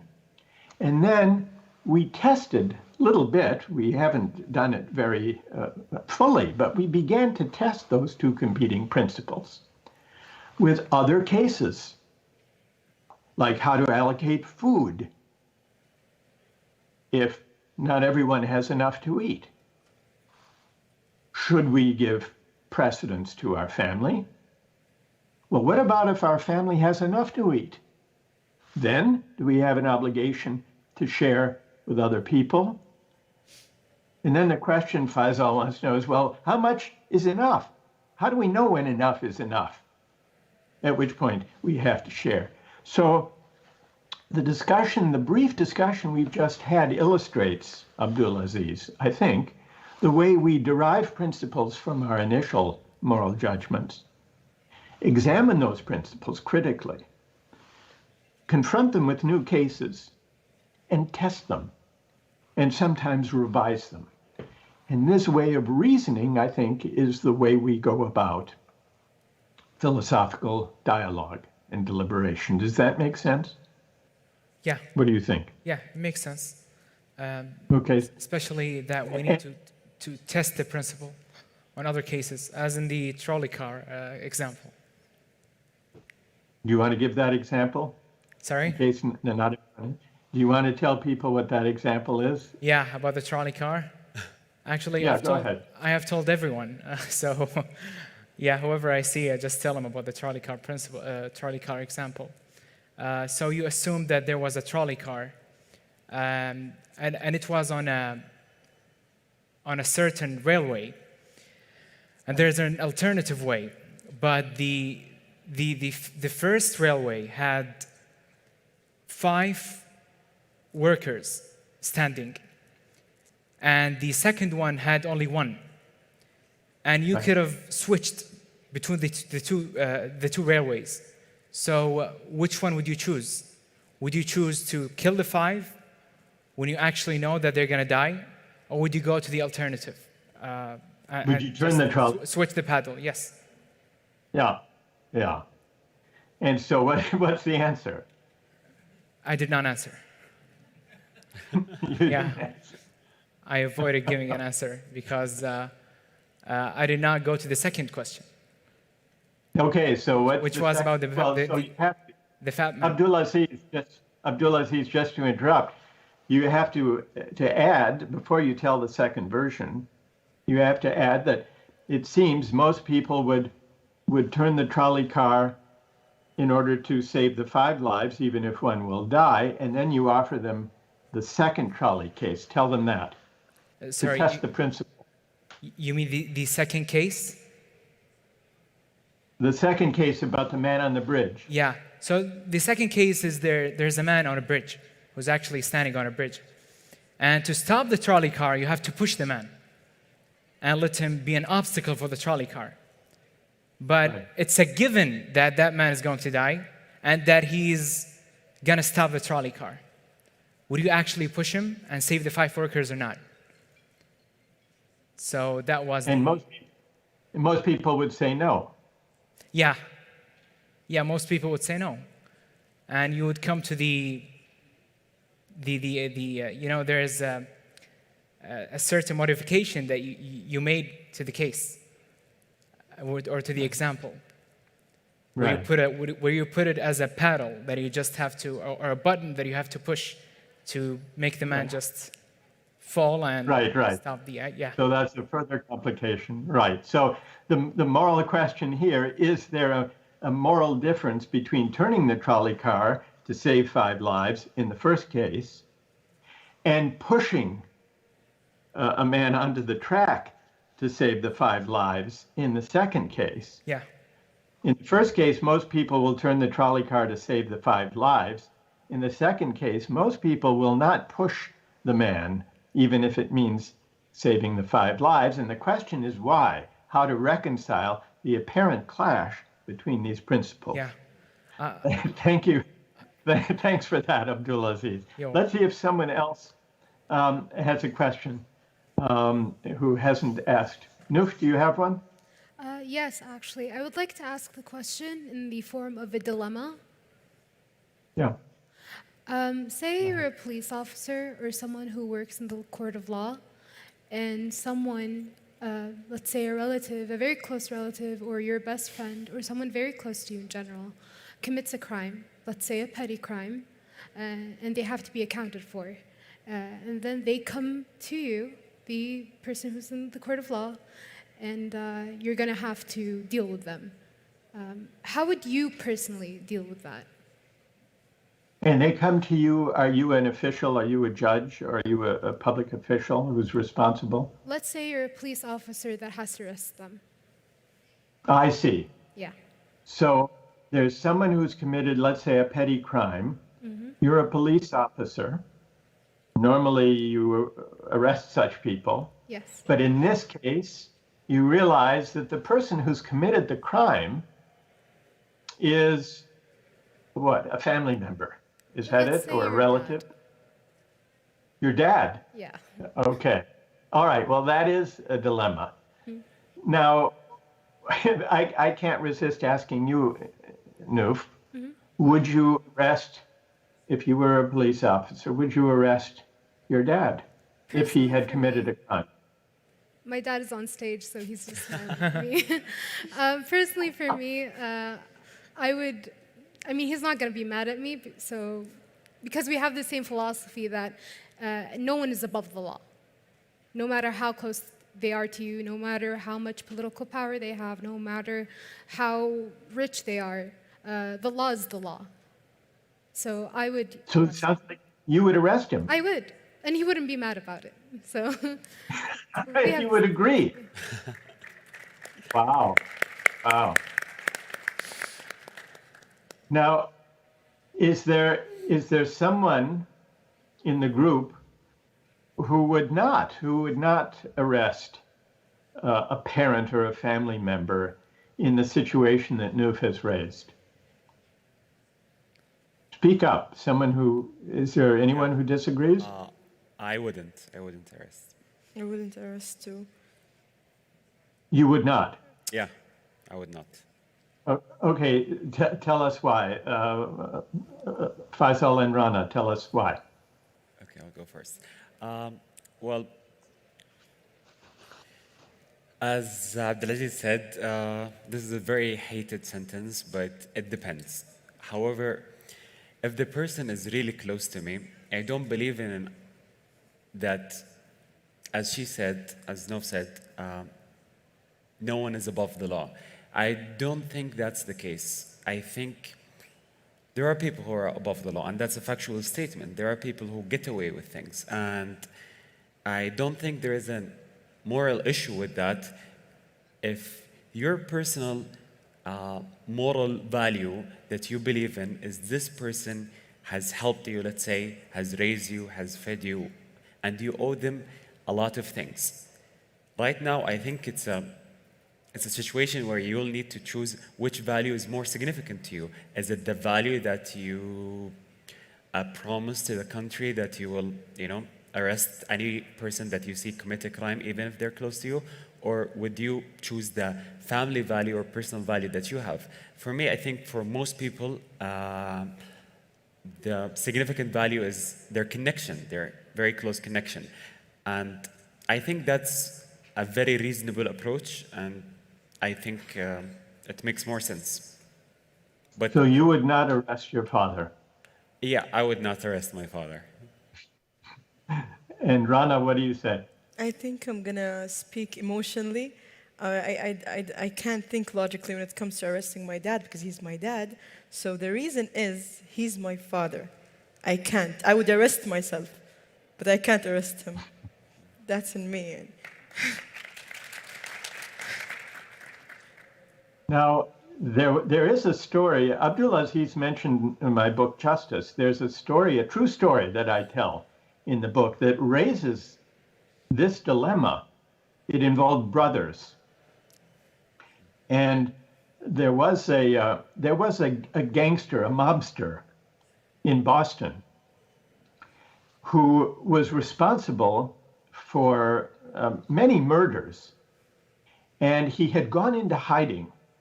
He was on the FBI's most wanted list. The legal authorities, the police were looking for him for months and months, and he was in hiding. He had a brother who was a public official, actually. He was president of the state Senate. And the FBI went to his brother and said, "Can you help us find where your brother is hiding? We want to arrest him." And this public official refused. He said, "I will not help you find my brother." Now, this is a case, Anouf raised the case of a petty crime. And even in that case, she said she would arrest her father because she believes in the rule of law. Faisal and Rana would not. But what do you think of the brother? Here's not a petty crime. Someone who's committed multiple murders and has fled. Do you think his brother did the right thing or the wrong thing by refusing to help the police? What do you think? Now, let me ask you, Rana, because you said you answered emotionally, not logically. You couldn't possibly arrest your father. Do you admire the man who wouldn't help the police find his brother who had committed murders? Can you repeat the question again, please? Yes. There are two brothers. Okay. One of them is a criminal. He had committed murders, and he has escaped. He's in hiding. The police go to his brother and ask, "Can you help us find him?" They've spoken by phone. The brother refuses. He says, I can't help you. I won't help you find my brother to arrest him. He's my brother. That's true. He's right. But I'm not going to help my brother to escape. I'm not going to do anything. I'm not going to do anything. I'm just going to sit and wait. But I'm not going to help them arrest my brother. I'm not going to help my brother to escape. If my brother did something wrong. Your brother, Rana, suppose your brother has already escaped and you know where he is hiding. Do you tell the police? No. I can't. And why? Why not? Tell us why. He's my brother. It's a valid argument. What's that? I'm saying it's a valid argument. You agree? Well, it's situational. If well, I've given you the situation. I've given you the situation. So what's the right thing to do in this situation? No. What I'm saying is there are more layers to it. The scenario that you laid out and the scenario I think she's envisioning is different. The scenario that you laid out is an antisocial person who's disrupting the peace in society and affecting your environment negatively and affecting innocent people's life. When you put that in consideration, I think most people would agree that the right moral action to do is to help, because after all, your environment is more affected and your personal life is more affected. So that weighs in more. But if, let's say, they did minor crimes that are not considerably antisocial, they're not psychopathic or sociopathic, they're just... No, this is a murder. Let's assume it's a murder, Faisal. Serial killer? Would you help the... It's a murder. The guy's committed murders. One-time murder or multiple? No. I had to ask. If it's one time, it's all right. Once is all right. Well, it depends. It depends on the type of murder, on what led to it, whether it's going to be repeated. It depends. I'm getting judgy looks. Algalia, what do you think? What do you think, Algalia? To bring it back to Nof's situation, if it is a petty crime, then I personally would not arrest, only because we do not live in a perfect world where we live in a perfect judicial system. If we were, then then I agree with the fact that no one is above the law. However, in reality, many of the people who are around us are indeed above the law, and the closest example would be people with influence, such as rock stars or pop stars. You can see that the law is removed from them because of their influence. So personally, I would not arrest if it were a minor petty charge. However, when we talk about murder, we talk about something completely different. We talk about the well-being of others, and we talk about the responsibility that we have not only to our society but to other people.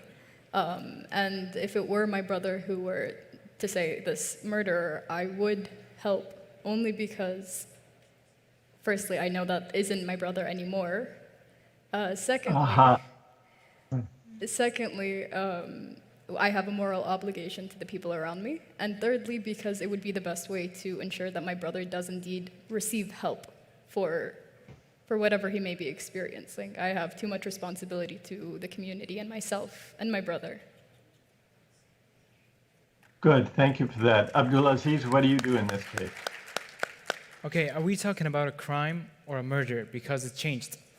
So there is an answer for each question. If we're talking, well, he murdered innocent people. Okay, yeah. So I think that I would tell the police for them to arrest my brother. Unfortunately, due to the fact that it's not going to affect the community, because my relationship with the community is not like my relationship with my brother. It's much closer. The relationship with my brother is much closer than it is with the community. But when we're talking about a crime, which is a murder, we're talking about a crime that's going to affect my family, which I have the same relationship with. So that's why I think that I'm going to tell the police about him. And all right, this is serial killers. Fear Faisal. Okay, this is a very hard. This is a hard dilemma. There is a Chinese philosopher discussed a similar case centuries ago involving. Noof asked about a police officer, but the Chinese philosopher imagined the emperor, the ruler, whose father committed a crime, and the police came and were going to arrest the father of the ruler. And so what did the ruler do? Well, in the Chinese story, the ruler said that he could not turn in his father, but neither could he fail to uphold the law, which was the principle that I think it was Noof raised. So what he did was he resigned as the ruler of the kingdom. He went with his father to a great distance away to the ocean, and lived the rest of his life trying to teach his father the right path. This was the story that a Chinese philosopher offered, dealing with a similar question to the one that we've been debating. Let's see if there's someone who has a question on a different topic that you've been wanting to ask. And then after that, we will turn to the audience to see if there are those in the audience who would like to ask a question. But first on the stage, is there a topic that one of you has a question about, someone who's not yet had a chance to ask a question? Al-Ghaliya, go ahead.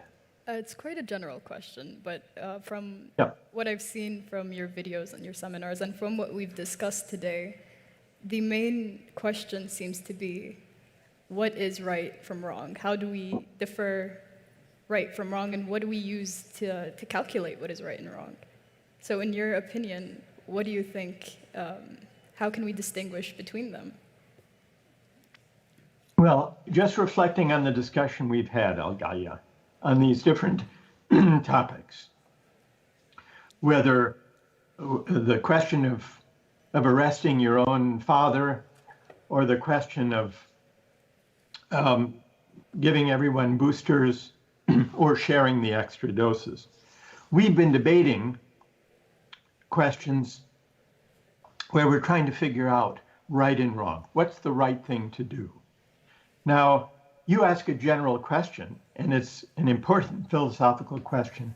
How can we resolve these controversies, these disagreements? What would you say, what would be your answer based on the discussion we've had here today? Do you think that we have shed light on principles of justice, principles of right?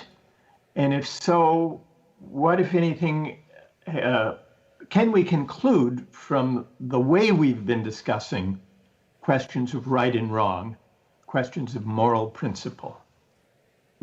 I would conclude just from what I've heard today that there is one sentence that we always come back to, and I hate to reiterate, but it depends.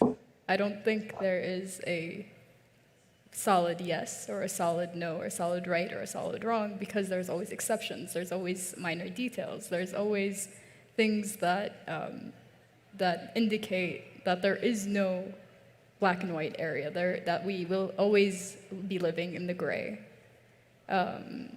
And that's what I believe. Even from what we've discussed today, it always returns to it depends. Well, living in the gray, that's an interesting way of putting it, that we are always living in the gray, that moral questions are often subject to competing interpretations and arguments and principles. Now, I don't think we would conclude from that all answers to moral dilemmas are equally good. That would be a relativistic moral philosophy. And some people, noticing the moral disagreements and the uncertainties that arise in debates like the ones we've been having, some people say what this proves is there is no such thing as the right thing to do. People have different opinions about ethical questions, and it's not possible to try to resolve or discuss those disagreements. I disagree with that way of thinking about ethical arguments, because if we reflect on the debates we've been having, although we have disagreed, and although new situations and new facts have led us to challenge the principles we thought applied, still, we feel a certain pull, a certain pressure to try to reconcile what seem to be competing principles. We seem to feel a kind of natural pull to find some reconciliation between the judgments we make about the right thing to do in this or that case and the principles we would affirm on reflection. So if it's all just a matter of personal opinion, then these arguments couldn't even begin. Because then it would be like saying, which is better, chocolate ice cream or vanilla ice cream? And the answer to that question is, well, some people prefer chocolate and some people prefer vanilla. And it's not possible even to begin to try to persuade someone vanilla is really better. No, chocolate tastes better. If moral principles were purely relative, they would be like the choice of chocolate versus vanilla ice cream. But the very fact that we can reason together and argue together and try to persuade one another when our moral principles seem to clash suggests that philosophy is possible, that it's not simply an assertion of tastes, like I like chocolate, you like vanilla. That, I think, is what these discussions reflect, which is why philosophy keeps on going even after centuries. Philosophers, thinkers have tried to articulate principles about right and wrong, about how to live, about how to organize our life together, about what justice means. It hasn't ended because there is an open-ended character to philosophy, but not so open-ended that it's simply registering personal tastes, like chocolate versus vanilla. Something bigger seems to be at stake. That's how I would interpret the Algalia, the discussions we've had. I would like, there may be people in the audience who would like to pose a question. And I understand there are people with microphones. So shall we take a question from the audience if someone is ready and we can get the microphone to you? Hello. Thank you very much, Professor Michael. It's really beautiful. It's an honor being here. The question I do have is more at the abstract level. How to choose your topic of philosophy and what are the qualities that's associated with a philosopher? Especially that I know that in philosophy it's very interwoven between the epistemology, the values and ethics, and the metaphysical. So how to go about that in your worldview? Thank you very much. Right. Tell us your name. This is Ahmed Agil. What is your name? Say it again. Ahmed Agil. Ahmed Agil. Thank you for that question. Thank you. You're right. We here have been in this session discussing the branch of philosophy that deals with ethics, with moral and political philosophy. And in other sessions of this conference, you've been hearing about epistemology and metaphysics and other branches of philosophy. There is, I think, ultimately a connection among these different branches of philosophy. Because if we really probe the questions we've been discussing about what is the right thing to do, what is the meaning of justice, what is a good life, these are questions about values, about ethics. And yet, to think them through, we find ourselves reflecting on what it means to be a person, what it means to be a human being, what it means to be a moral agent. And to answer that question requires taking up further questions, such as how do we fit as reasoning beings, as passionate beings, how do we fit in relation to the world? In relation to the social world, that we've been discussing, but also in relation to the natural world. And what kind of knowledge is the understanding we seek when we try to understand ourselves? And are there some understandings of ourselves that are true? And if so, we have to give an account of truth. So you rightly point us to the connections between reflecting on moral duties, the right way to live, what it means to seek the common good, what it means to be a free human agent, and questions of metaphysics and epistemology. And exploring those connections has occupied philosophers for a very long time. Thank you for that question. Let's see if someone else has a question. This is Mishal Qasim. I have an argument about a talk we had earlier today. What is morality? This is the first question I have. Sometimes people see and judge morality without analyzing a situation to its roots. So people live chaotic life if there are a lot of them in one place, in my opinion, until a system is developed and respected. If rich countries, for example, start distributing vaccines to poor countries and people in the rich countries get sick with a disease, that balance and trust of the government will be lost. And this may affect the system, and then the situation will turn into chaos. So perhaps this will lead into another poor country in this case. Because building and respecting a system is a long, complex process that is not easy. So maybe it is more moral not to donate until everything is fine in the country, and I don't know what is fine limit in this situation. Right. All right. Well, you speak about building a system, and this suggests acting in ways that promote social cohesion, I assume, and the rule of law, which is something we discussed briefly earlier on the panel.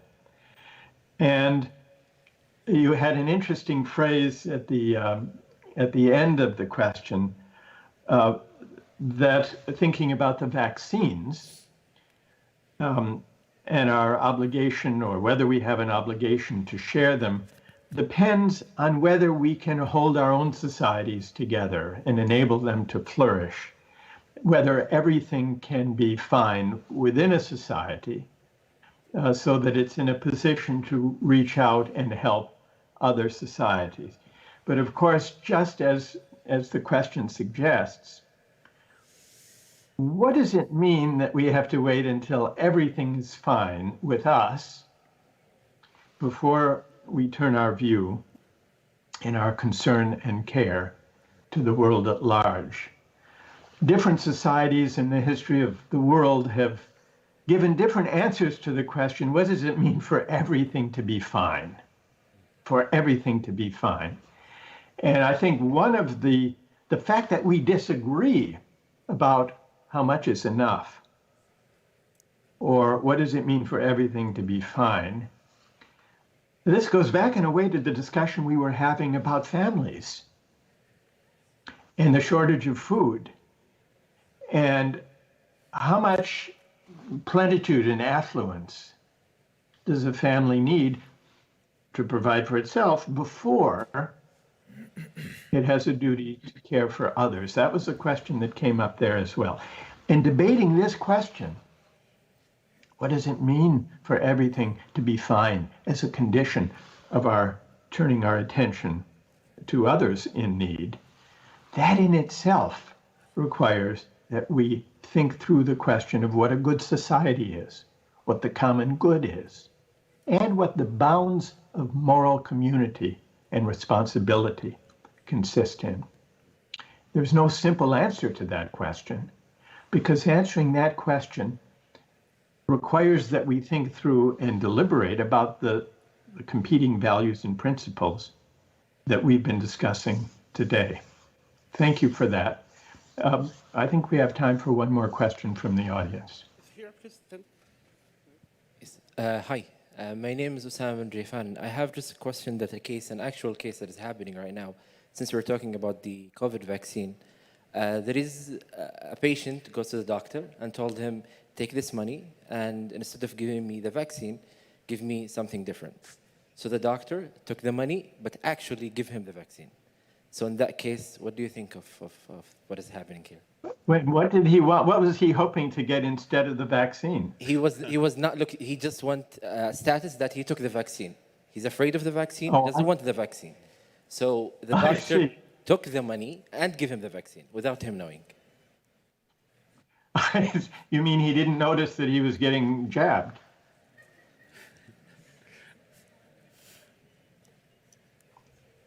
Well, it sounds, this is a puzzling case because it sounds as though the patient was trying to bribe the doctor not to give him a vaccination, but instead to give him a certificate or a vaccine passport so that he could go to public places and go to work and fly in an airplane, I suppose. So it seems that by offering the bribe, the patient who was trying to get a dishonest vaccine passport was certainly doing something wrong, because he was asking the doctor to certify that he had been vaccinated on false grounds, if I understand the case correctly, that he would then go into public places and into restaurants and and ride on buses, potentially exposing other people because he had a fake COVID passport.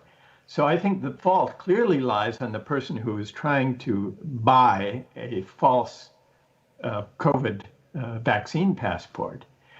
The interesting question is what the doctor did. The doctor apparently refused the bribe, but somehow gave him, maybe unbeknownst to the patient, the COVID vaccine. That's a morally more complicated question. Easier to judge the wrongness of the patient offering the bribe. Morally more complicated to evaluate the action of the doctor in this case. I'd need to hear more about it. Well, I know there are others who have questions in the audience, and I know even on the panel, there must be a great many questions. I've enjoyed this discussion a lot, and I have the sense, maybe you do too, that we've only just begun these discussions. There are more cases to examine. There are more principles to test. And what I like very much is when, I think it was Rana said in reply to one of the questions, or perhaps it was Algalia, the wheels in my head are spinning. Philosophy is like that. Reasoning together about ethical dilemmas is like that. And if we can find a way to reason together, even where we disagree,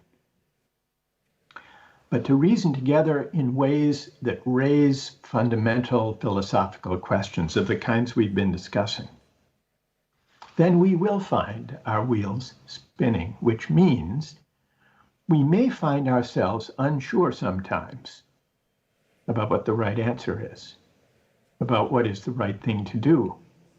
In fact, when we engage in philosophy, we sometimes encounter uncertainties that we didn't know we had before. Philosophy works by challenging our assumptions about how to live, about what is the right thing to do, about how we should organize our societies.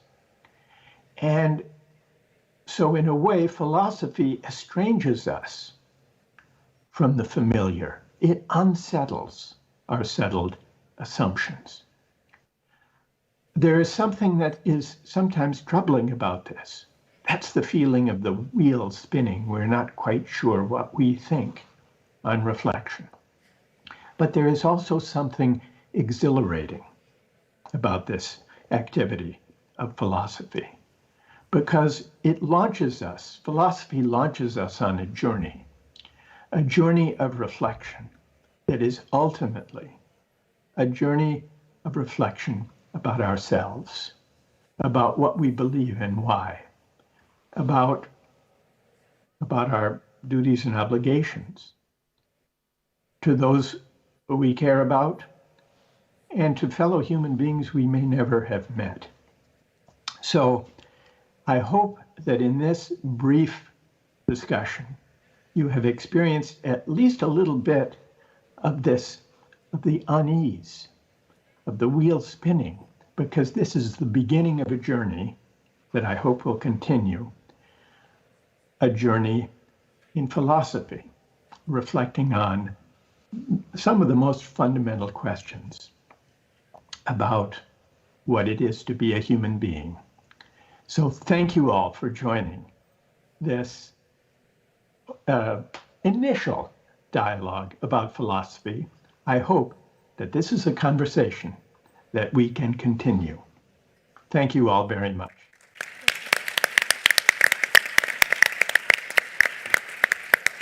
Thank you. Thank you very much, Michael Sandel, for this excellent and most beautiful talk. Thank you very much to the students. Please thank the students that were with us. We have two more very exciting sessions, and then afterwards we're going to see the best of the conference. So I invite you to please stay for what I think will be an extremely interesting follow-up on what we've just heard. I'm going to present to you one of Saudi Arabia's most solid and most interesting philosophers. I'm going to ask the students to please leave the stage. Thanking you again very, very much. I was saying that I'm going to bring onto the stage now we're going to clear out and a very good friend who's also, I believe, one of the strongest and most promising philosophers in Saudi Arabia. I had the chance to meet him in various preparatory meetings for this conference, and so his name is Hassan Al-Sharif. Hassan Al-Sharif, I'm sure some of you know him. Hassan Al-Sharif is professor at the Taipei University, and he's also a research fellow at the Kansas State University in the United States. He's promised me a very, very good lecture entitled On Moral Reasoning. I'm going to welcome him to the stage now. Hassan Al-Sharif, where are you? There you are. Please welcome Professor Hassan Al-Sharif.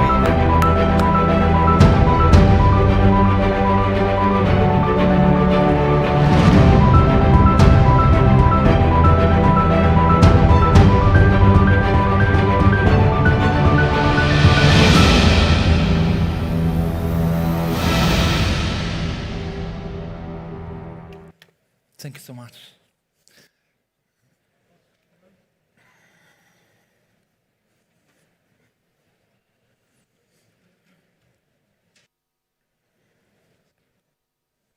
نبدأ؟ Should I start? مساء الخير. سعيد بتواجد. Good evening. I'm very happy to be here around you or with you. We have listened to the nice discussion with Dr. Michael about the moral reasoning or thinking. One of the good questions being asked is our ability to reason morally is the same kind of quality, the same kind of level, the same kind of features, characteristics when it is in the unpredictability, when it is in the uncertainty, or it is different, totally different, and if any, or if it's different, how different it is. This is one of the questions that are very important, that need to help us further more to to think reasonably, to think morally for the unpredictability. To argue about this, I'd like to develop an understanding or a concept where we'll use to argue that moral or ethical thinking in the unpredictability is something that is totally different in certainty, and this is something that I call like dinner or night blindness. Sorry, night blindness. Night blindness or ethical night blindness is our ability or inability to think morally, inability to think morally in certain situations. It is our own inability to think morally in a good manner in uncertainty. And I draw a simile, which is very much like night blindedness, which is our inability to see things clearly in when there is like dim light, or when the environment is so dark. The differences or the similarities. First, all of which cannot see things clearly. At the same time, the reason behind it is something that is external, that is related to the environment or the milieu, or which is of course also related to uncertainty, which is very much like night blindedness or dim lights, while which is something that is known as uncertainty. What are the features of night blindedness, and is it morally justifiable or non-justifiable morally? This is something that I'd like to speak more about in this session, but before we kick off, also it is very important to understand more and more about it.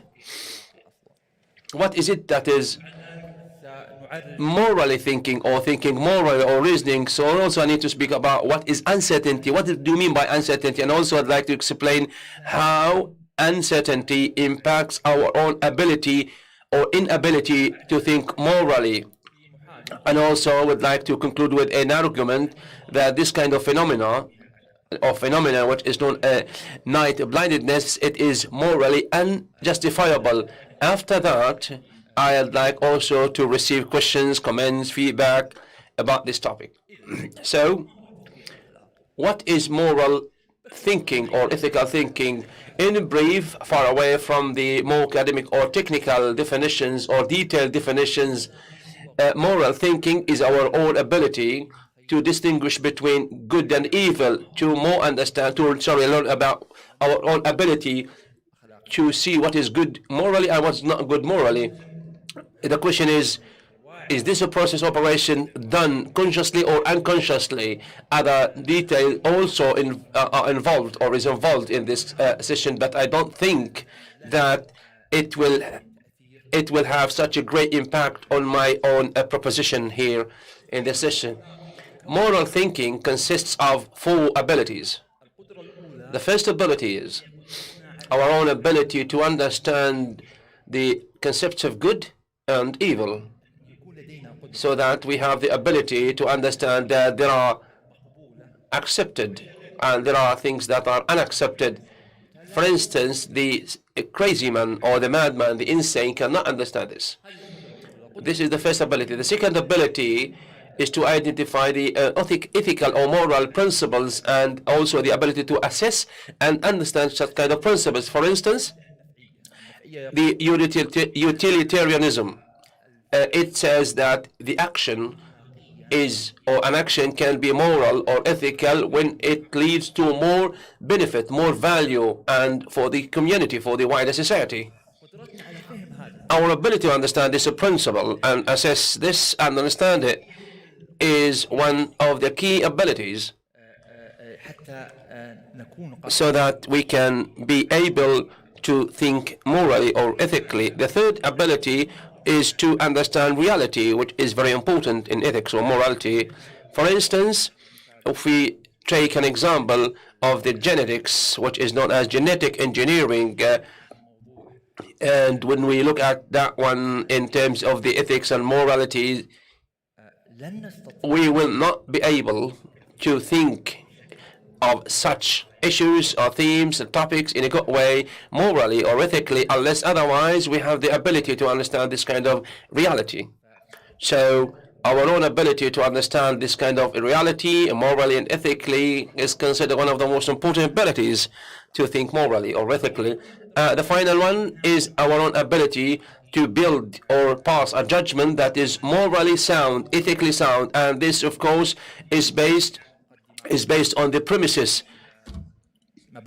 or whether like ethical principles or moral principles or other kind of facts of the reality that we are speaking about, and also moving in ahead logically to the conclusion. These are, of course, our own ability or thinking abilities that are for the higher the abilities are, the the the more able a person can be when it comes to thinking moral or ethically. Unfortunately, in uncertainty, all these abilities are riddled with or fraught with problems. And this is something I know, I call it or term it as night blindedness. Because of the time and the plenty of time, I'd like to cut it short to speak more about the manifestations of uncertainty based on two things, which is our ability to identify the principle that is the ethical and moral principles, which is our ability to understand reality relating to the ethical problems. So if we take an example, but before that, of course, it is very important to understand what is uncertainty. Because some argue that we are always live in an uncertainty. The issue of, say, like going to the place where we work. It is not, we don't have we don't have certainty that we can reach there. We are uncertain whether we will be there or not, safely or not. So much of our life, of course, has a lot of uncertainty. So consequently, the issue of thinking ethically or morally in uncertainty is totally different when it comes to certainty. This is an issue that is meaningless because most of our life is uncertainty. Because again, we can say what we mean by uncertainty is a kind of certainty which is unprecedented by similar events that have taken place previously. So we speak about, for example, about smells, epidemics or pandemics or wars and other types. So this kind of thing, which is uncertainty, is something that I mean, and also I argue that it impacts negatively on our own ability to think ethically or morally. One of the manifestations of the impact of our inability to think morally is that it impacts our ethical and moral principles. In one of the research studies, they found that the human beings in uncertainty tend to the what is known as the must morality school, and by accident, of course, before COVID-19 pandemic broke out across the world, in this research study, that there is a certain percentage of participants do believe in what is known as duty or must school, while others believe in what is known as the utilitarianism. The utilitarianism school, such as, for example, organ or body organ transplantation. If we have a person who is healthy, sound, and solid, and we have 5 people, like they have different problems or diseases, and they are threatened to die. The question is it ethically or morally accepted to kill this solid, healthy person to benefit from his or her own body organs to protect and save the 5 other people? Based on utilitarianism, it is valid. Why? Because it produces and leaves more benefit for the society and people. So in this case, of course, you will maintain the lives of 5 people. While the other school says the other around, argues the other around. The reason behind it is that because there is a kind of violation against the individual rights. In uncertainty, they found that human beings tend and has a preference, of course, towards what is known as the must or the duty school. If you believe in utilitarianism and you believe it strongly, it is supposed that the uncertainty that goes around you does not have to impact this kind of principle. So this is one of the manifestations of the impact of uncertainty in our own on our ability to think morally, making us like more biased or prejudiced to one school other than the other one without any kind of justifications. Of course, one of the justifications that have been discussed, of course, that human beings in certain certainty, in uncertainty, he or she becomes under high pressure and wants to get out of this kind of high pressure. So one of the mechanisms to be used, of course, by human beings, of course, to get out of this pressure is to, of course, also pass a kind of self-evident judgment. The problem is that self-evident judgments, most of which are connected directly to what is known as master school or duty school, because human beings do not have the ability to bear and endure the unknown or the mysterious. So consequently, the human beings depend very much on what is known as self-evident and direct judgment. So mostly human beings tend to this kind of schools. So this is one of the manifestations that impact, of course, on uncertainty, our own ability to think morally. The other manifestations that I'll speak more about is if there is a human being who doesn't believe in the absolute principles of ethics and morality, but he or she believes in a set of values that are cultural, where he or she has grown up.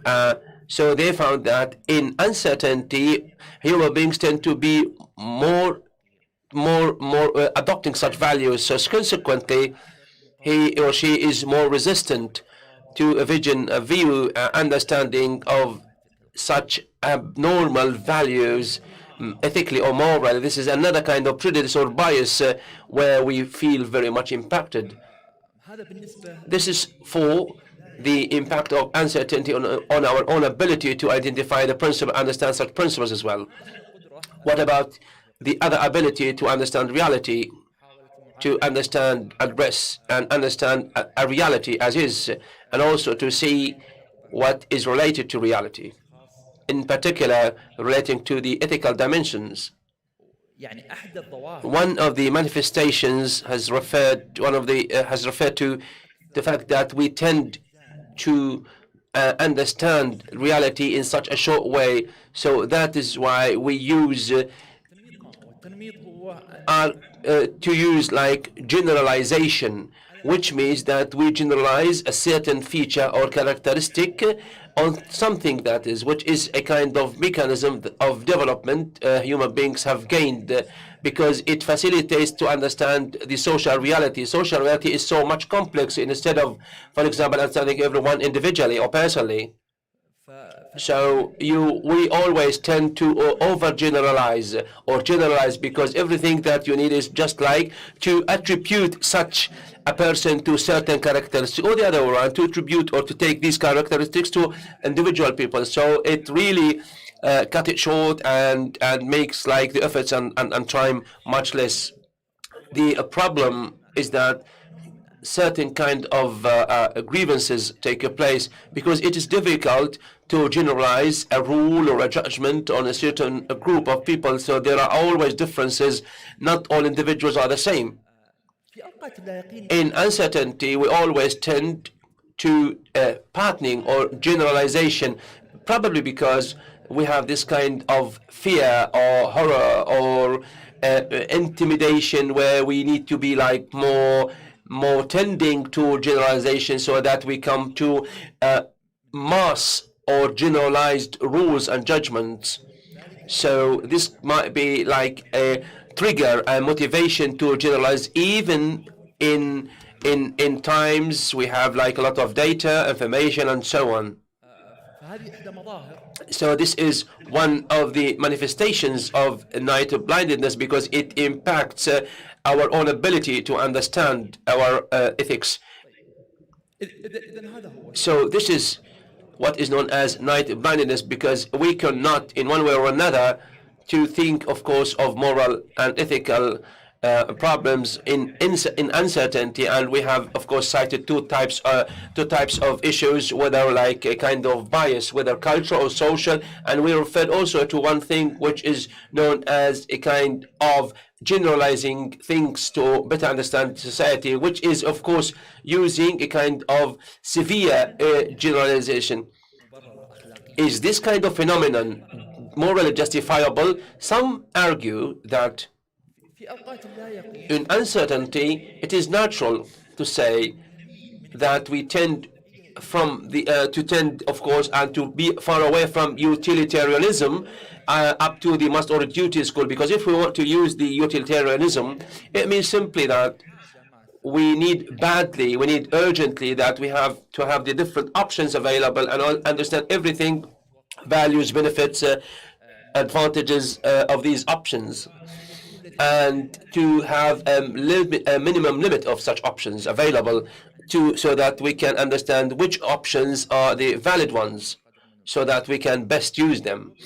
So consequently, this kind of option is the ethical one or the moral one. The problem is that in uncertainty, a lot of information or piece of information that we need to calculate such kind of operations or processes are unavailable. So consequently, it is natural that human beings depend very much on what is known on tuition or self-evidence, self-evident arguments. So how to counter-argue? We can counter-argue such kind of opinion through 2 points. The first one is our belief or refusal of the ethical principle should not be in one way or another because of our own ignorance of the other principles of the issues that we apply, of course, our own ethics. Why? Because we understand this previously, because we are ignorant of the minute detail of this, so it should not be a reason to favor or to prefer this kind of school or that school. This is one point. The other point, this does not help us to justify or to explain why we tend to be always be limited or close to the cultural values that we believe in. And the third point that spring to mind is, it is untrue that our own applications of the utilitarianism is not valid, in that utilitarianism cannot be applicable in uncertainty, because it is always we have different options, and also there is a minimum of understanding of the advantages and disadvantages of every option. So we do depend on the applications, on what is available and what is accessible, of course, in terms of information and data. And the worst scenarios is that of course, possibilities and probabilities might be equal even in this kind of condition. Utilitarianism, of course, can be equal. Why? Well, simply because all the options made available are equal. So consequently, are all are ethical or moral. So this is a kind of the 3 points that I would say to use, of course, to counter-argue this kind of premises. So consequently, in summary, the night of blindness, of course, the one that I always try to explain is our inability to think morally in uncertainty. True, there are, of course, some philosophers and thinkers and researchers seek to speak about some manifestations of the ethical thinking, but the problem is that there is no one standardized or unified concept of this kind of phenomena. So I believe it is very important to say a label kind of thing, because can help us further more in one way or another to understand, or to better understand the phenomena itself. It is equally important that you have to have a concept so that it can be further developed. It is equally important to understand that this kind of thing or this phenomenon is unjustifiable. This is very important. I am very happy to receive any kind of questions from your side.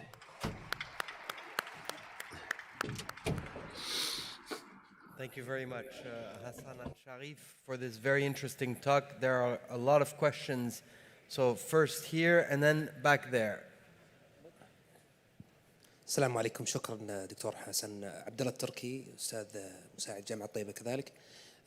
اشرت الله يحفظك في سؤالك او في اشارتك على قضيه in your reference how the human and for the unpredictable just he we have some cognitive vacuum and some social impact that force us to focus, and some schools such as the utilitarian school, how can you have expectation system in our society, and what is the cognitive system in times of uncertainty? Thank you, Doctor. I think that it's very important just to try to our response should be effectively ethical, and the first step is to understand and grasp how to think in times of uncertainty, and what are the psychological phenomena. Some of the prominent philosophers try to understand the ethical psychology. What are the psychological features which can cause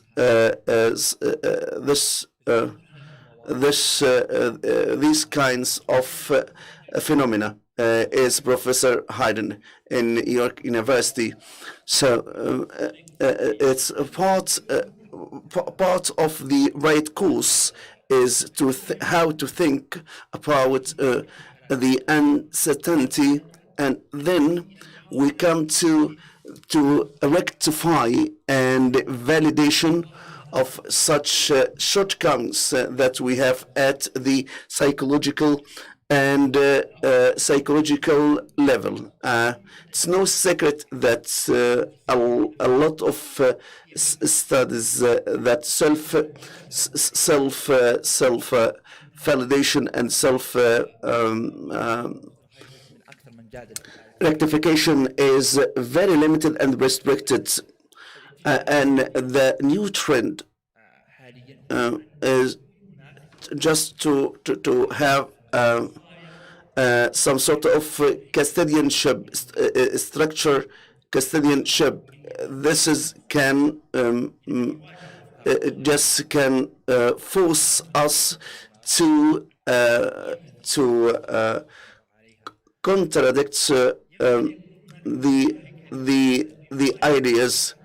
The contradictory ideas without any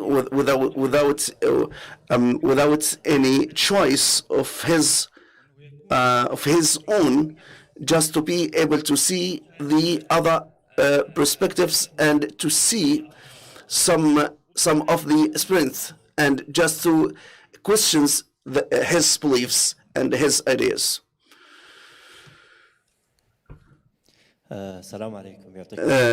Good evening. I would like to thank you, Dr. Hussam. Thank you. Ra'id Al-Eid, my comments, I will start with the end of your talk, just to conclude or just to have some counter arguments.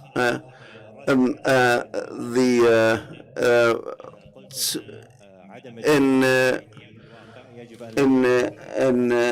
my argument against what you have said, that the impacts of uncertainty for our ethical decisions. It's because of the uncertainty. The second point, the studies that have proven that human tend to the ethical moral or ethical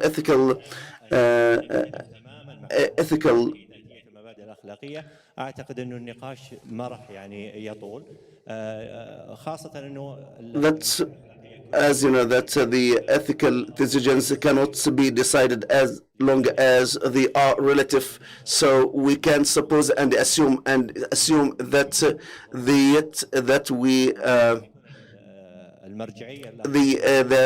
ethical reference should be above the ego. Finally, the quality of thinking, if we need to answer these questions, if we have taken the Islamic reference, we have an obligation that we are obliged to think with high quality in times of uncertainty, as you mentioned in your the description of the uncertainty during the wars. We have an imperative just to think rationally and ethically during the uncertainty. This is based on the Islamic rule and the Sharia rule that each person is only decreed to do as long as he can afford. I think I just for my arguments I cannot deny that the ethical reasoning in terms of certainty is required, but I'm talking about the average. I'm talking about the average of unable to ethically think in terms of uncertainty that people tend to fear when they approach a specific car. This is the average people. We have some people who are more courageous and brave in terms of this risk, but this is not the average. This is not but this is the exception to the rule. So I cannot deny that this is possible, and but I can say that trying to resist based on the self, it's possible, but it's very limited, and only few can do so. Coming to the external custodianship, or this is one of the effective remedies to enhance our ability to think ethically in these circumstances. Dr. Hassan Bousaid, I am so happy to comment, and my question is, it's some sort of challenge to the discussion about the arguments against that. Is it an ethical ethicality? I'm gonna say that the recognition of the limitedness of the ethical thinking in times of uncertainty. We can say that with some certainty and uncertainty for each of which has its independent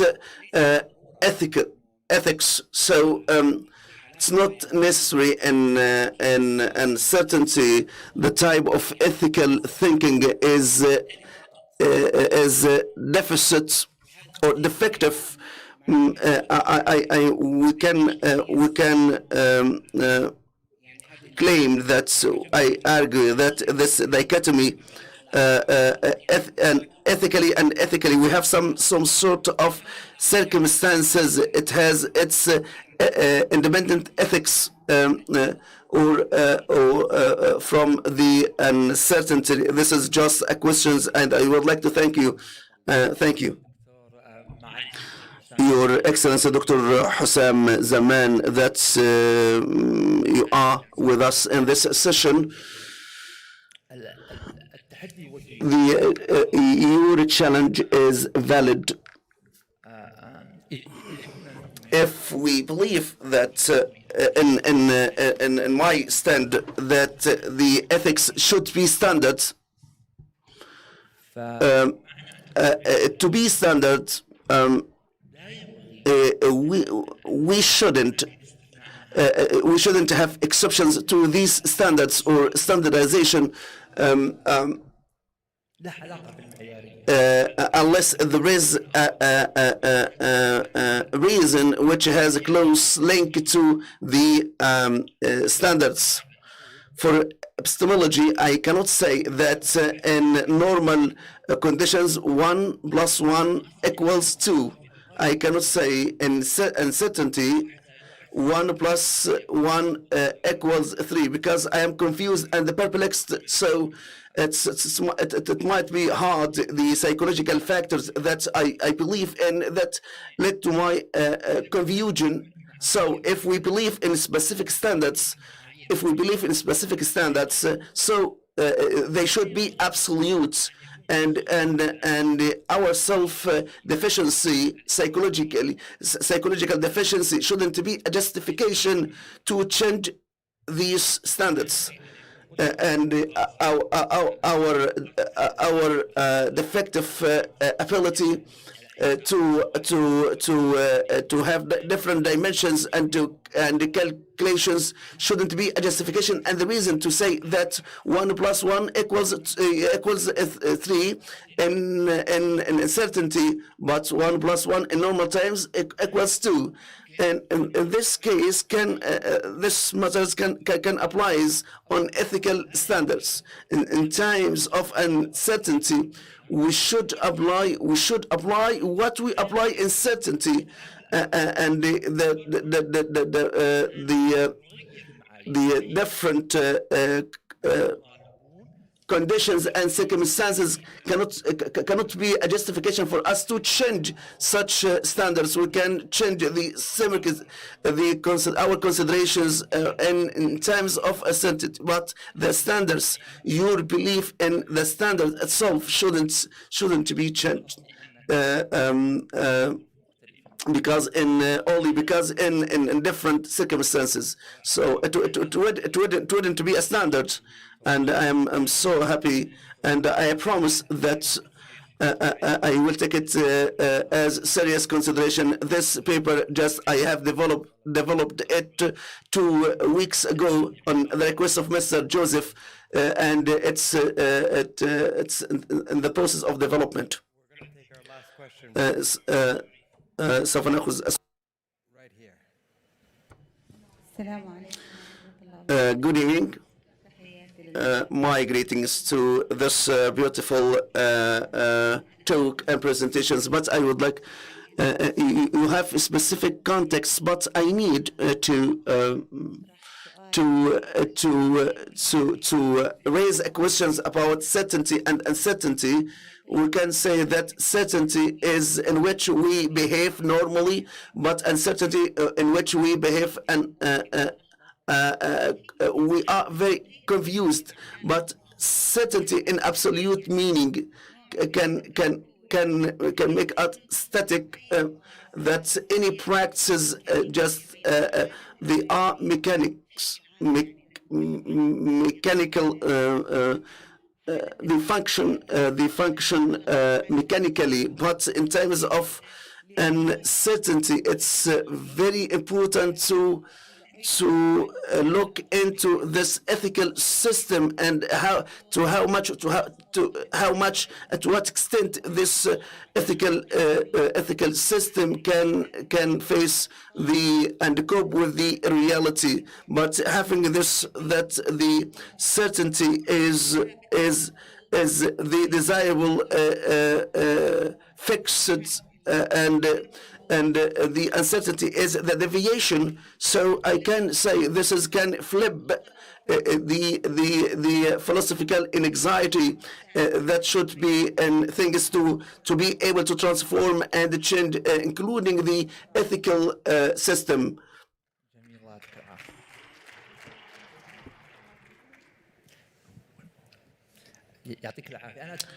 I totally agree with you. I totally agree with you on this point. Thank you very much, Professor Hassan Al-Sharif. Thank you very much for the very exciting talk. Thank you to the public for the questions.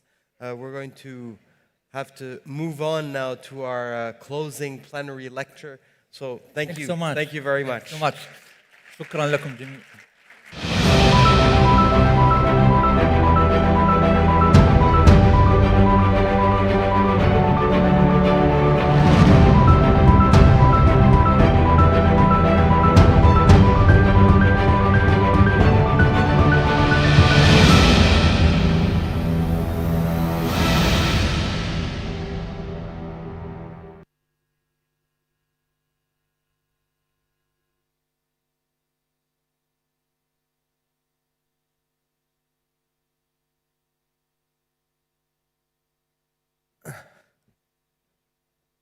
Here we are. So we're at the closing plenary lecture of the Riyadh Philosophy Conference.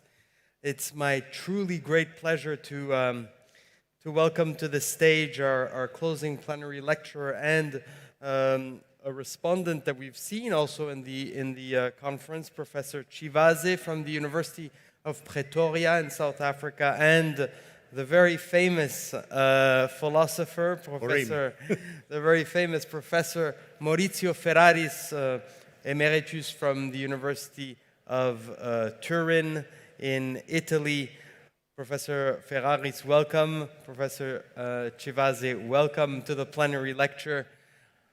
The title, Post-Colonial Studies, Philosophy for the Future. The floor is yours, Professor Ferraris.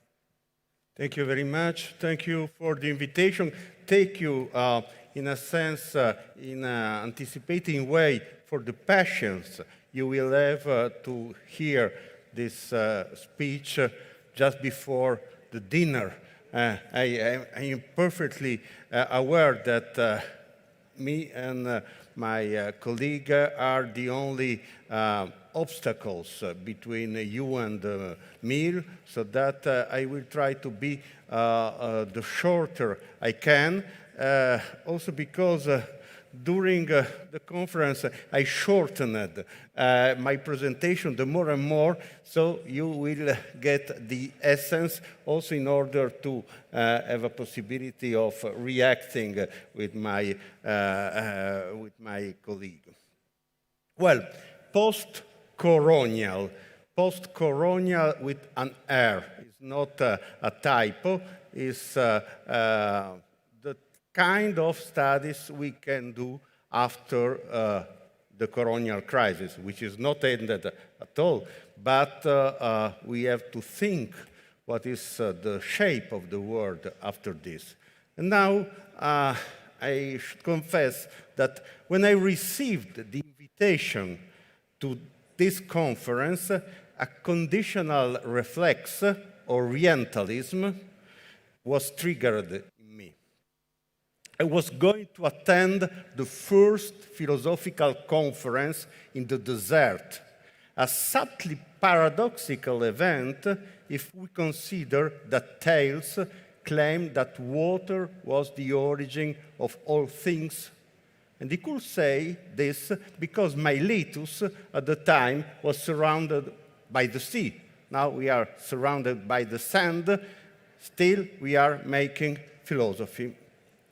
I began to look at the place where I would go with the eyes of Lawrence of Arabia, who wrote enchanting pages on the desert as the source of all monotheism.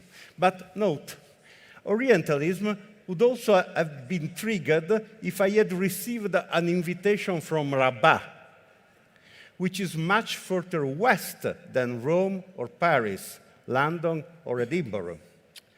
Because Orientalism is a place of the spirit, and not a place of the spirit of the Orientals, but a place of the spirit of European.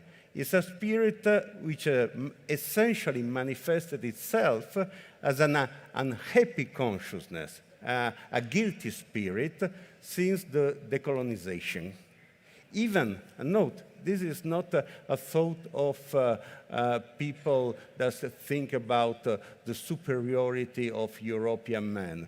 Think about this point, which is really impressive. Even in 1935, a great philosopher like Edmund Husserl, who had experienced the exclusion from teaching because he was Jewish, could argue that the European spirit, he spoke about the European spirit, is found in America, and he meant the United States, not South America, and the British dominions, but is foreign, for instance, to the Gypsies or the Inuit that lives in Europe, but are not a part of the European spirit. Being Western or Eastern by decree is one of the most perverse mechanisms we have ever known, and paradoxically lies at the root of the great misunderstanding that has been the post-colonial, with L, studies that have spread over the last half century in Europe, the United States, and the British dominions. Well, this is the point. One of the most important goals of a post-colonial studies is to go over this kind of Orientalism that still exists into the shape of post-colonial studies. So now I trying to go further to my second point. What is really, what could be now a post-coloniality with L? A coherent post-colonialist, for instance, should see this conference as a shot in the arm of the European spirit, but obviously not. Opening, this is a great event today, open to philosophy is not a sovereign decision, like to the bird trimming because of Peter the Great. Peter the Great decided that Russia should be modernized and decided also that boyars should cut their birds. This is not, this decision of opening Saudi Arabia to philosophy is not a sovereign decision, but is, for instance, the expression of the tweets of the Riyadh Philosophy Society, and that was institutionalized in November last year in the Saudi Philosophical Association. It's what I read on the internet in order to understand the situation in which we are. Open to philosophy ties into events that depend on the always surprising coming of the real. I happened to read a tweet from the Philosophical Society of Riyadh. You can find it, dated January 1st, 2020. May this decade be wonderful. It was on the eve of the most unexpected event in recent history, the pandemic. And this is not even certain day. In the end, the decade, with the transformation it will impose, will not fulfill the wow expressed in the tweet. It's not sure that this could be, still not sure that the wow was false. But in the meantime, what we have to do is to understand what is happening. What is happening now, for instance, now in Riyadh, what is happening for our philosophical consciousness in this moment. The first point I want to underline is the cosmopolitanism. After, cosmopolitanism has been a very strong criticized concept because the idea of being citizens of the universe was considered a form of extension of the imperialism, the idea of Alexander the Great going India, the idea of Columbus that put a cross in Santo Domingo and say that is owned by the Kingdom of Spain. All this is considered a form of perverse colonialism and cosmopolitanism. And by the way, it's also the reason why today in the United States people destroy the statues of Columbus. But still, cosmopolitanism is an essential need for human. There can be no humanity without cosmopolitanism for a very simple reason that was stressed by Kant, by Immanuel Kant.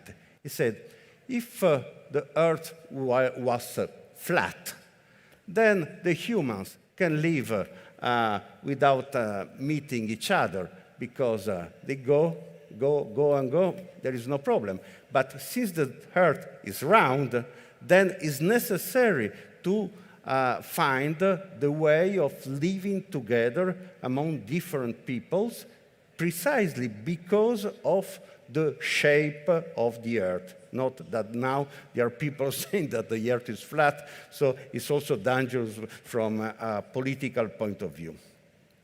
So the need for cosmopolitanism. I'm speaking what is important in my eyes in this moment here in this conference. Second, the importance of technology. Because we have not to consider that technology is something that is external to the human.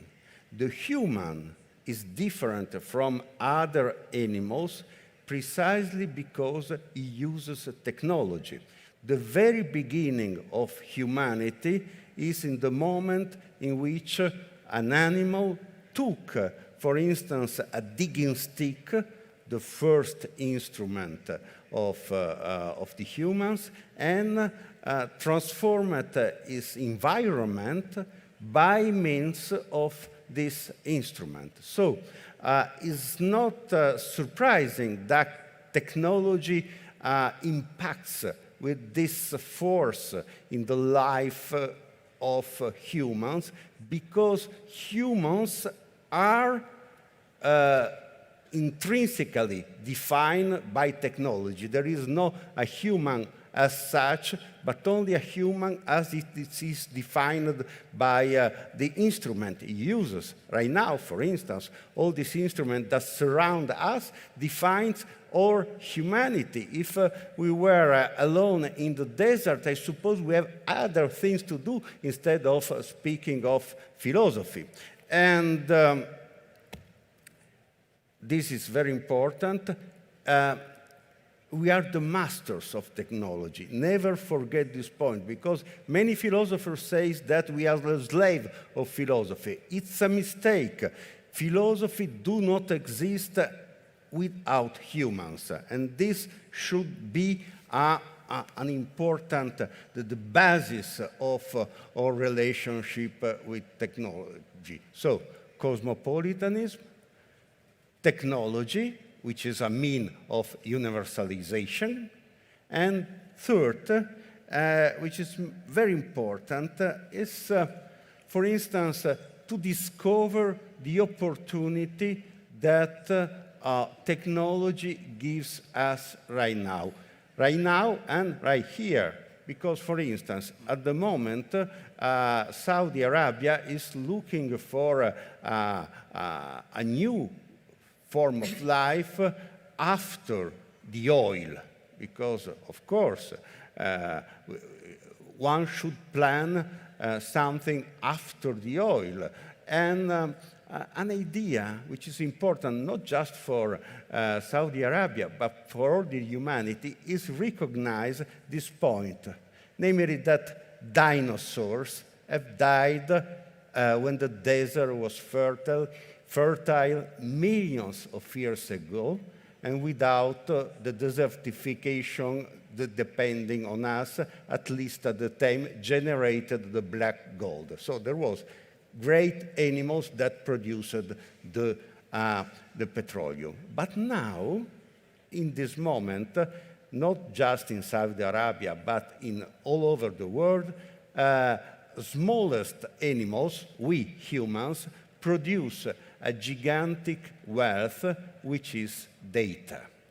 Data is not the new oil, as usually is said, because we are the producers of the data. We are the active producers of the data, which is a great difference in relationship to dinosaurs, because dinosaurs were not aware they were died, they simply produces oil, whereas we are working in producing this data.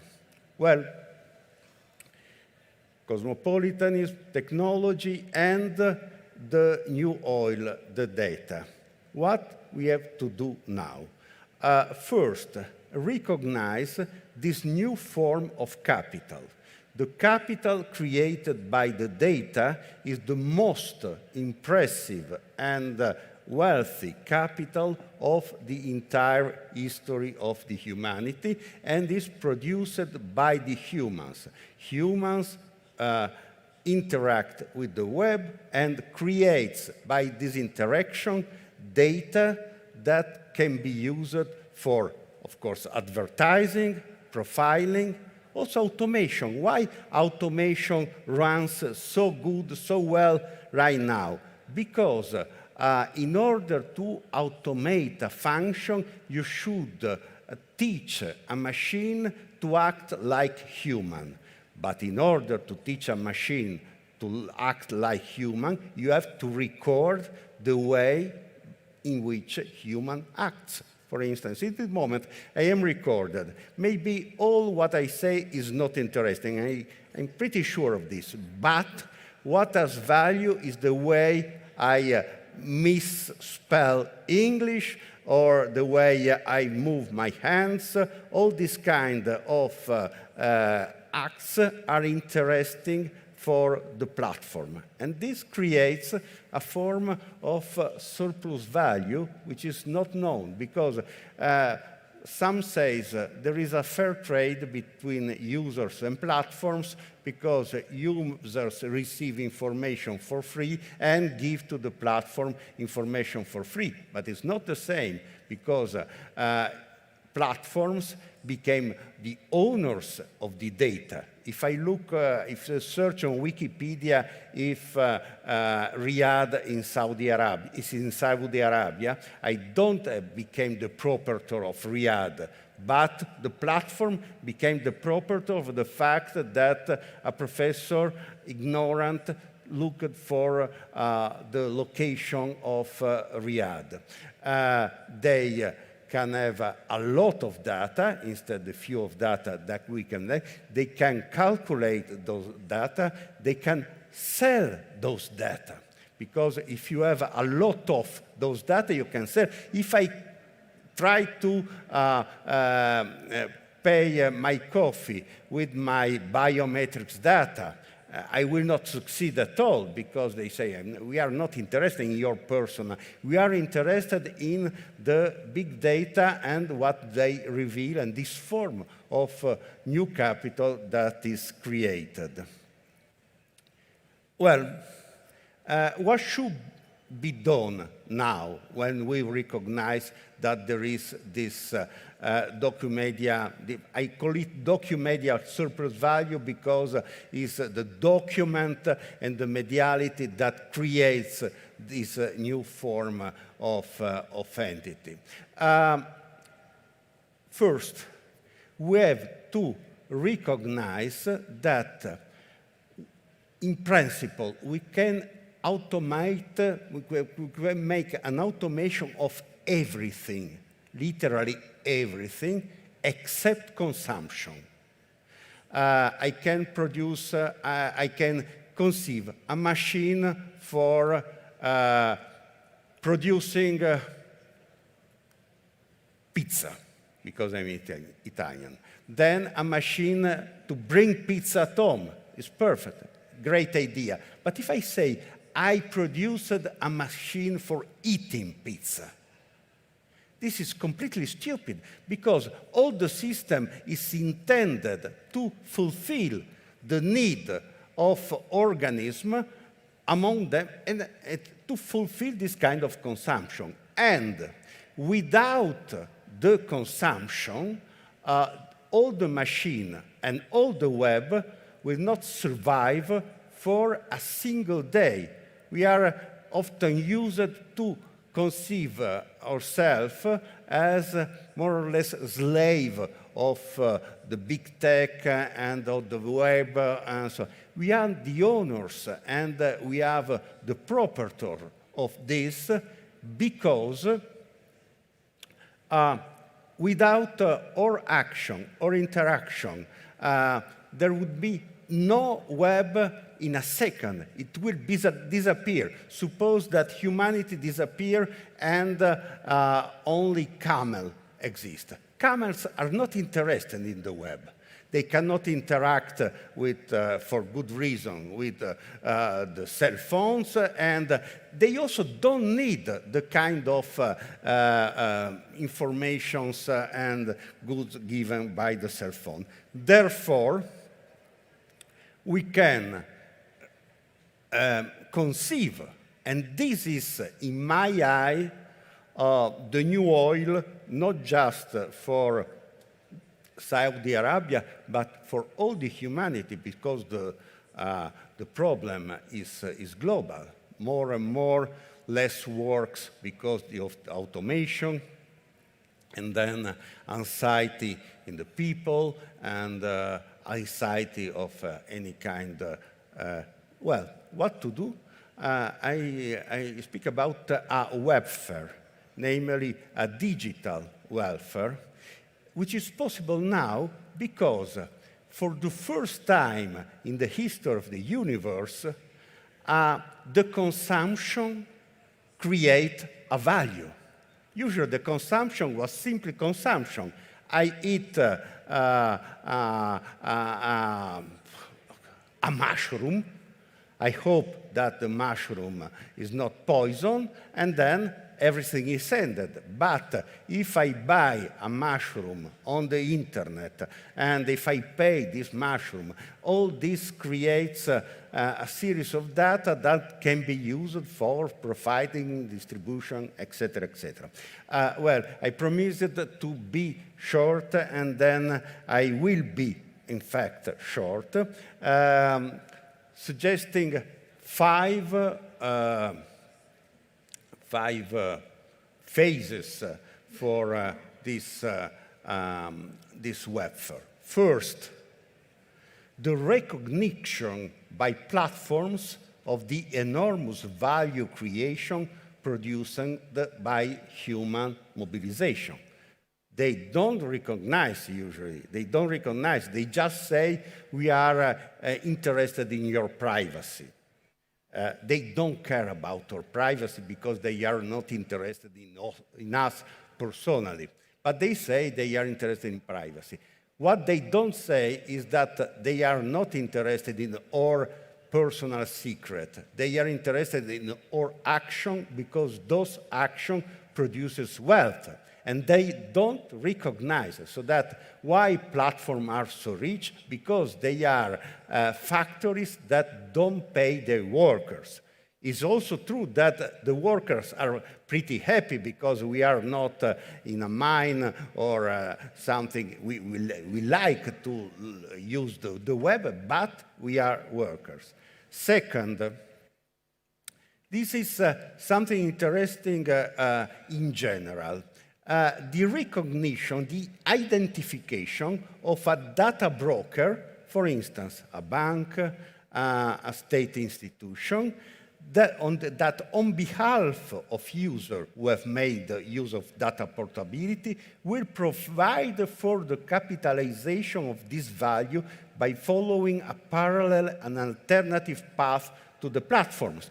What I say, we have, at least in the European Union, the citizens have the right to ask their data. But if I ask my data, what I have, I don't know. Especially, I don't know how to use this data. I have no time to think what to do with this data, and so on and so on. But, for instance, if I have some money, I give it to the bank, and the bank put it into the market and make investment. They can do exactly the same with data, with a most important point, namely the fact that if only people that have money, this is a solid tautology, people who don't have money have data. You can easily imagine someone who has no money at all, but have data. And this can allow some form of redistribution. So recognition, identification, measurement of the surplus value accumulated by the platforms.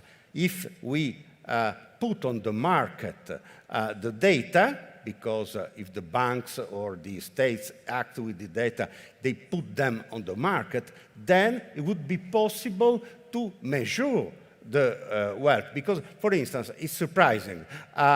Jeff Bezos says that Amazon practically is a philanthropic activity. They have not such gains at the end of the day, etc. But when he divorces, he gives to his former wife a wealth that is equal to the internal product of Austria. So how so? This is surprising. Because it's difficult, without a market, it's very difficult to measure, but if you create a market, then you will be able to do this. Fourth, the creation, in the short term, of compensatory instrument to activate support for social position weakened by the digital economy. And this is something that already the state think about. You know that China now suggests a taxation of 20 or 30%. In the Europe and United States, they speak about 15%. But is, I believe, a long-term action. What is needed is something before. And before is this kind of creating a free market of the data, a stock exchange of the data in order to force the company to pay taxes. And moreover, the activation in the long term of capacitation mechanism capable of promoting human self-valorization through culture and education. This is extremely important because when a man, for a long time, about 10,000 years, the humans have been a sort of prosthesis of instrument. There was a needed for their physical force, they were needed for their capacity of suffer, there was needed for their discipline. Now is no more the case. Humans are interested for the web exactly as humans, not as people connected to machine, but simply as people that act as humans and therefore allows profiling, automation, advertising on the web. If it is so, it is necessary to create a humanity that is really a humanity of cultivated people. And because this kind of discipline, which is given by the severe work under the sun, do not more exist, is not interesting, and is necessary that humans became humans. and will be the last word. There is something very important who was said by Immanuel Kant. The fact that humans are the only animals that can be educated. This means if I teach to a horse to make evolution in a circus, I transform the horse into a clown, not in a true horse.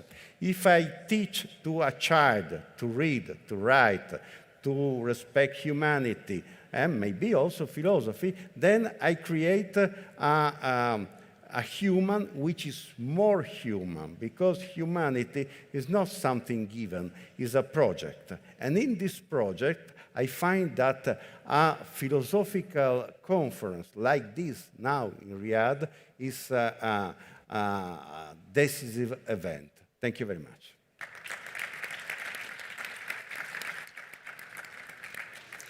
Thank you so much. I think in the spirit of the larger, what shall we call it, theme of the conference, which is a festival of ideas, I think this was such a great coincidence that your talk gives us precisely that, right? So I'm thinking, as I'm listening to you, so many ideas came to mind, so many questions, which is, I suppose, you know, what's wonderful about your talk. It's thought-provoking. It is, it makes one curious about certain things that you raise. And of the Festival of Ideas, and I hope the audience will agree with me, I hear something about religion, spirituality, and its place in society. I got a hint of natural resources and how the society evolves in relation to natural resources. There's something about the politics of space and power that's, you know, sitting somewhere in there. The regeneration of human value in relation to machines, so something about the relationship between humans and machines, which, you know, we are all a part of. But I think I want to maybe ask you to say a bit more about the education, which is the last point that you talked about. And I want to ask you this question, or invite you to think along with me about education in the, I don't know, context, social context. And you started off very nicely by telling us or reminding us about the importance of the context within which we think, within which we debate, within which we have conversations. And one of the things that in my experience has been a response to philosophy is how inaccessible it can be at times, how philosophy is elite, how philosophy is divorced from reality, sometimes abstract. So I want to invite you to think about the post-coronial and the future of philosophy, or the future for philosophy. And I want to ask you to maybe say something, try and explain, how would we explain the future of philosophy, or the very idea of a post-coronial era, to someone who doesn't have access to technology. And I'm thinking here of poverty-stricken areas where Corona, the pandemic itself, has been a problem because they had no access to masks, sanitizers, plumbing, the basic things that we have come to understand as crucial for the welfare of humanity. And I'm focusing on this one in particular, not because the others are not important, but I think, you know, in a festival or a buffet of ideas that you've given us, I cannot ask you to speak to every single thing, but how do we engage philosophically and relevantly with people who don't have access to the technology that you are advocating for as very important, very necessary if we're going to live and make changes in society. So I don't know if you can just maybe say something about that, and then I'll... Thank you very much. This is a splendid question, because allows me to answer, enlighten a point. We have not to forget that half of the humanity is practically without connection, with poor technologies. And if we have to hope about the goodwill of the humanity, I believe that we have no hope. But if we count on the bad spirits of the humans, then we should have hope. Because 3.5 billion of humans without connection means for the platforms a gigantic resource that should be exploited. So a platform will be the first to bring. Think about the economy of free. It's precisely, I give it free to you in order to get the more data I can have. If you think about Meta, this idea of Zuckerberg, he says, I want to create a more immersive environment in the web. This means, translated into rational, is I want to get more data from you. And more data from you and more data from those other people. But this is interesting because keeping this data will create a wealth that was not existing before. It's not to take, for instance, the ivory of elephants or, namely, a wealth existing on site and comes someone and pick and bring away. On the contrary, you create, by bad will, not by reason of philanthropy, a wealth not existing before. And think about China. China was among the poorest countries in the world, a colonized country, a decadent country. This was a century ago, just a century ago. And now colonized by Japanese, colonized by Europeans. Now it became so rich because China has 2 billion of cell phones. And 2 billion of cell phones can create such an amount of data that allows China to become the new empire. On this, I have the idea that they are maybe too much uniform in order to give important data, because if you are very organized, and this is also interesting because the freedom was useful from an economical point of view traditionally, because from an economical point of view, you need to have citizens that are disciplined, that act like a machine. Now, no, it's no more this. Freedom is very convenient because the extreme variety and fullness and idiosyncrasy of freedom generates more data. It's exactly the opposite of the idea of the globalization as uniformation of humanity. For instance, I noticed that in the list of language included into the word corrector of mistakes, there is the Alamanish. Alamanish is a German dialect spoken by 2,000 peoples in Strasbourg in France. So, but still they are important because it's money. You should use this, and then you put also the Alamanish in order to keep this. And this is the answer, what to do with those persons. There is a tragic evidence, a tragic point.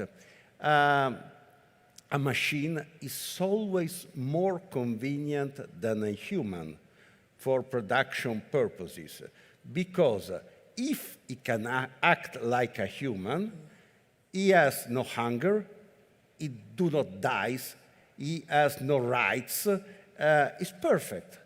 Whereas the humans have those problems. They have rights, they die, they are bored, they can make the revolution. So it's always best the machine. And the process is to increase the automation in order to fulfill the substitution of humans. And then all the importance of education. Consider this point. For instance, you know, you rightly pointed that philosophy, for instance, is traditionally for elite and a wealthy class. Typical example, Roman senators. Roman senators were very wealthy. They were never bored, because a question that rises is, if you have not to work, you will be bored. I always say to my students, don't worry, I never worked not even a single hour in my life, and I was never bored, because this is not really a work. And this was also the case of Roman senators. I'm speaking about privilege, but consider why a senator could act this way. Because they had a perfect automation, the slaves. If you create a perfect automation by means of machine, then you can create a class that is exactly like Roman senators. And it's important, it's urgent to create this class, because otherwise you will create haters, nationalists, or whatsoever, racist, all these sexist, because if you have not something that gives you discipline, then you have something better to do. But if you have not something better to do, you will do worst. So it's important. Therefore, I believe that the future of humanity lies in education. Of course, it's as a professor that I speak, is my pro domo suo for my home, but still I'm convinced of this. And in technology. Technology gives the automation, and the education tell us what to do. But the important is that we should be able, in a post-colonial age, to think toward the future with hope instead than with fear. Because this is interesting. In a sense, you compare 2021 with 9021. There was another pandemic without vaccine, and was ended a war in which people were convinced that there was good reason to kill 10,000 young men every day for inexplicable reason. Now, this could not be conceivable. This is a progress. Go back, for instance, to 6021. The Europe was a quarter of the inhabitants of Europe were destroyed by a plague mixed with the war of 30 years. If you go back, I have in 1521 is the moment in which Hernán Cortés took Tenochtitlan, and the population of Mexico, by means of the COVID of that age, all the kind of disease or illness brought by the Europeans, the population of Mexico, that was 80 million, go back to 3 million. Yes, that's true. That's very interesting, and I think it's very rich. You know, there's, like I said, there's a lot to pick out from your talk. And I think if we're thinking about the future for philosophy, it's very important that we think about it in terms of the education, but more importantly, or more relevantly, in terms of its relation to history and the present and how the present will affect the future. And in that sense, I also think about inviting all of us to think about what we can do through philosophy, through thinking, through interactions, to affect or to make a difference in one way or another in thinking about the post, although I'll admit I'm a bit skeptical about this post-colonial, right? But we are living in a world that feels dark, that feels bleak, and I think sometimes it can make us very skeptical about what the future might look like, or it might make us less optimistic about what the future might look like. But it is still something that I think is worthy of interrogating and thinking about, engaging. And I think this conference has been exceptional in providing us with a festival or a buffet of ideas, which I hope we can all carry with us to our different continents, our different spaces, and continue the conversations and make sure that we don't allow philosophy to die, which I don't think it will. Of course, I don't want it to. But I want to thank each and every one of you who's here, each and every one of you who's taken the time to talk to each other, to ask questions, sometimes difficult questions, sometimes confusing questions, but that is the beautiful, what shall I say, heart of philosophy or character of philosophy. It's exciting, it's confusing, it's frustrating, and I hope that we can all agree that there is a future for it, and it starts, at least that in Riyadh, we will continue to philosophize and interact. Thank you so much. Thank you.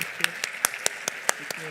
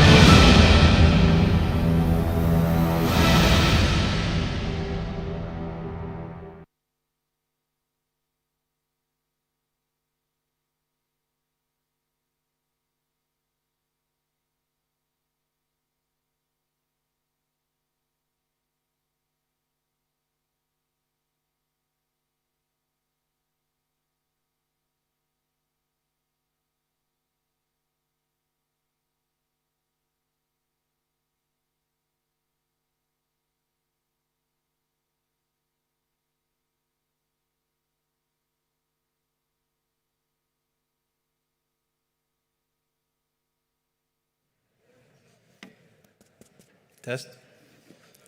السلام عليكم. أشكر الجميع على حضوركم. أشكركم. Thank you for coming. Thank you for your interaction. Thank you for making the unexpected with your attendance. Thank you for all the bright minds that joined us, crossed thousands of kilometers and miles to participate. Thanks to Ministry of Culture, represented by the Publishing Translation Authority, for this conference, which will be repeated over the next few years. And starting from next week, we will start planning for the new conference. And with your participation, we will be happy. Thank you very much.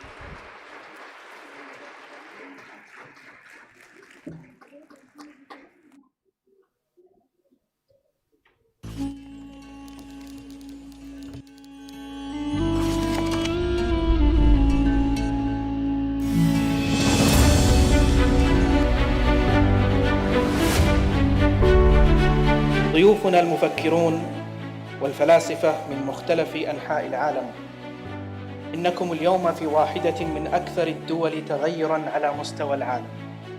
ولا يكاد تضاهيها دولة في سرعة الحراك النهضوي الذي بالتأكيد له انعكاسات فلسفية وفكرية وثقافية مختلفة. أي إلغاء للاختلافات الجذرية عند أي جنس، سواء سبب اللون أو الدين أو الجنس أو الثقافة أو المعتقدات الفكرية والثقافية، فهو إلغاء له بالضرورة. الحوار هبة إلهية للإنسان تمكنه من تطوير أساليبه الاستدلالية على الأشياء، وإذا تخلى الإنسان عن الحوار وعن الأخلاق فلا مناص له من العنف. World is very uneven. We are not all the same. We are very different ideologically. And the question then is, how do we live in a world in which there's difference? Philosophy promotes a humanity-first approach that is necessary when designing the ethics principles of artificial intelligence.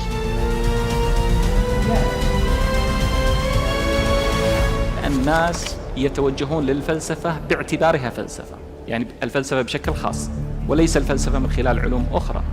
وهنا أنا أعتقد أن بدأت ملامح تشكل المجتمع الفلسفي السعودي. It's probably more important for the rest of the world of being here.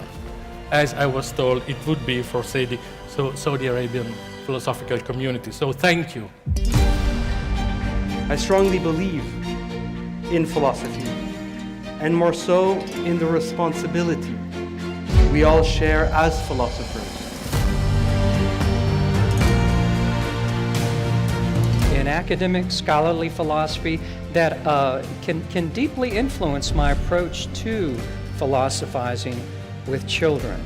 But I think at some point it's important to realize we can learn from them. The very premise of philosophy as the quest for knowledge in answer to a question is that the question is somehow stable.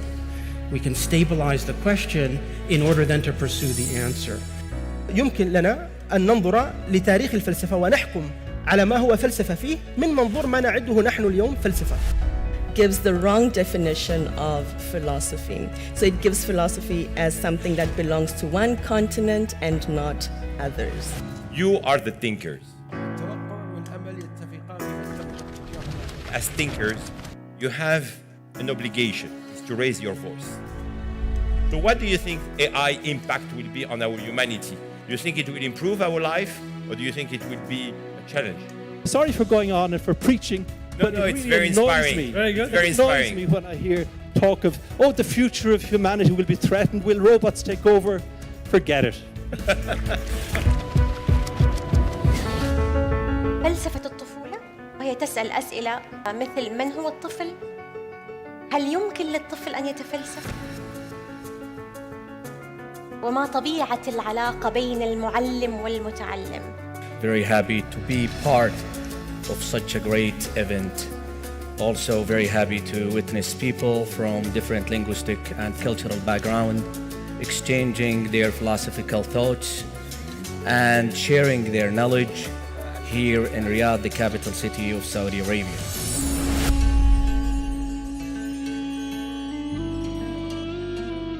يحفز النقاش الفلسفي لا سيما حول المحور الذي اخترناه لهذا المؤتمر وهو اللامتوقع.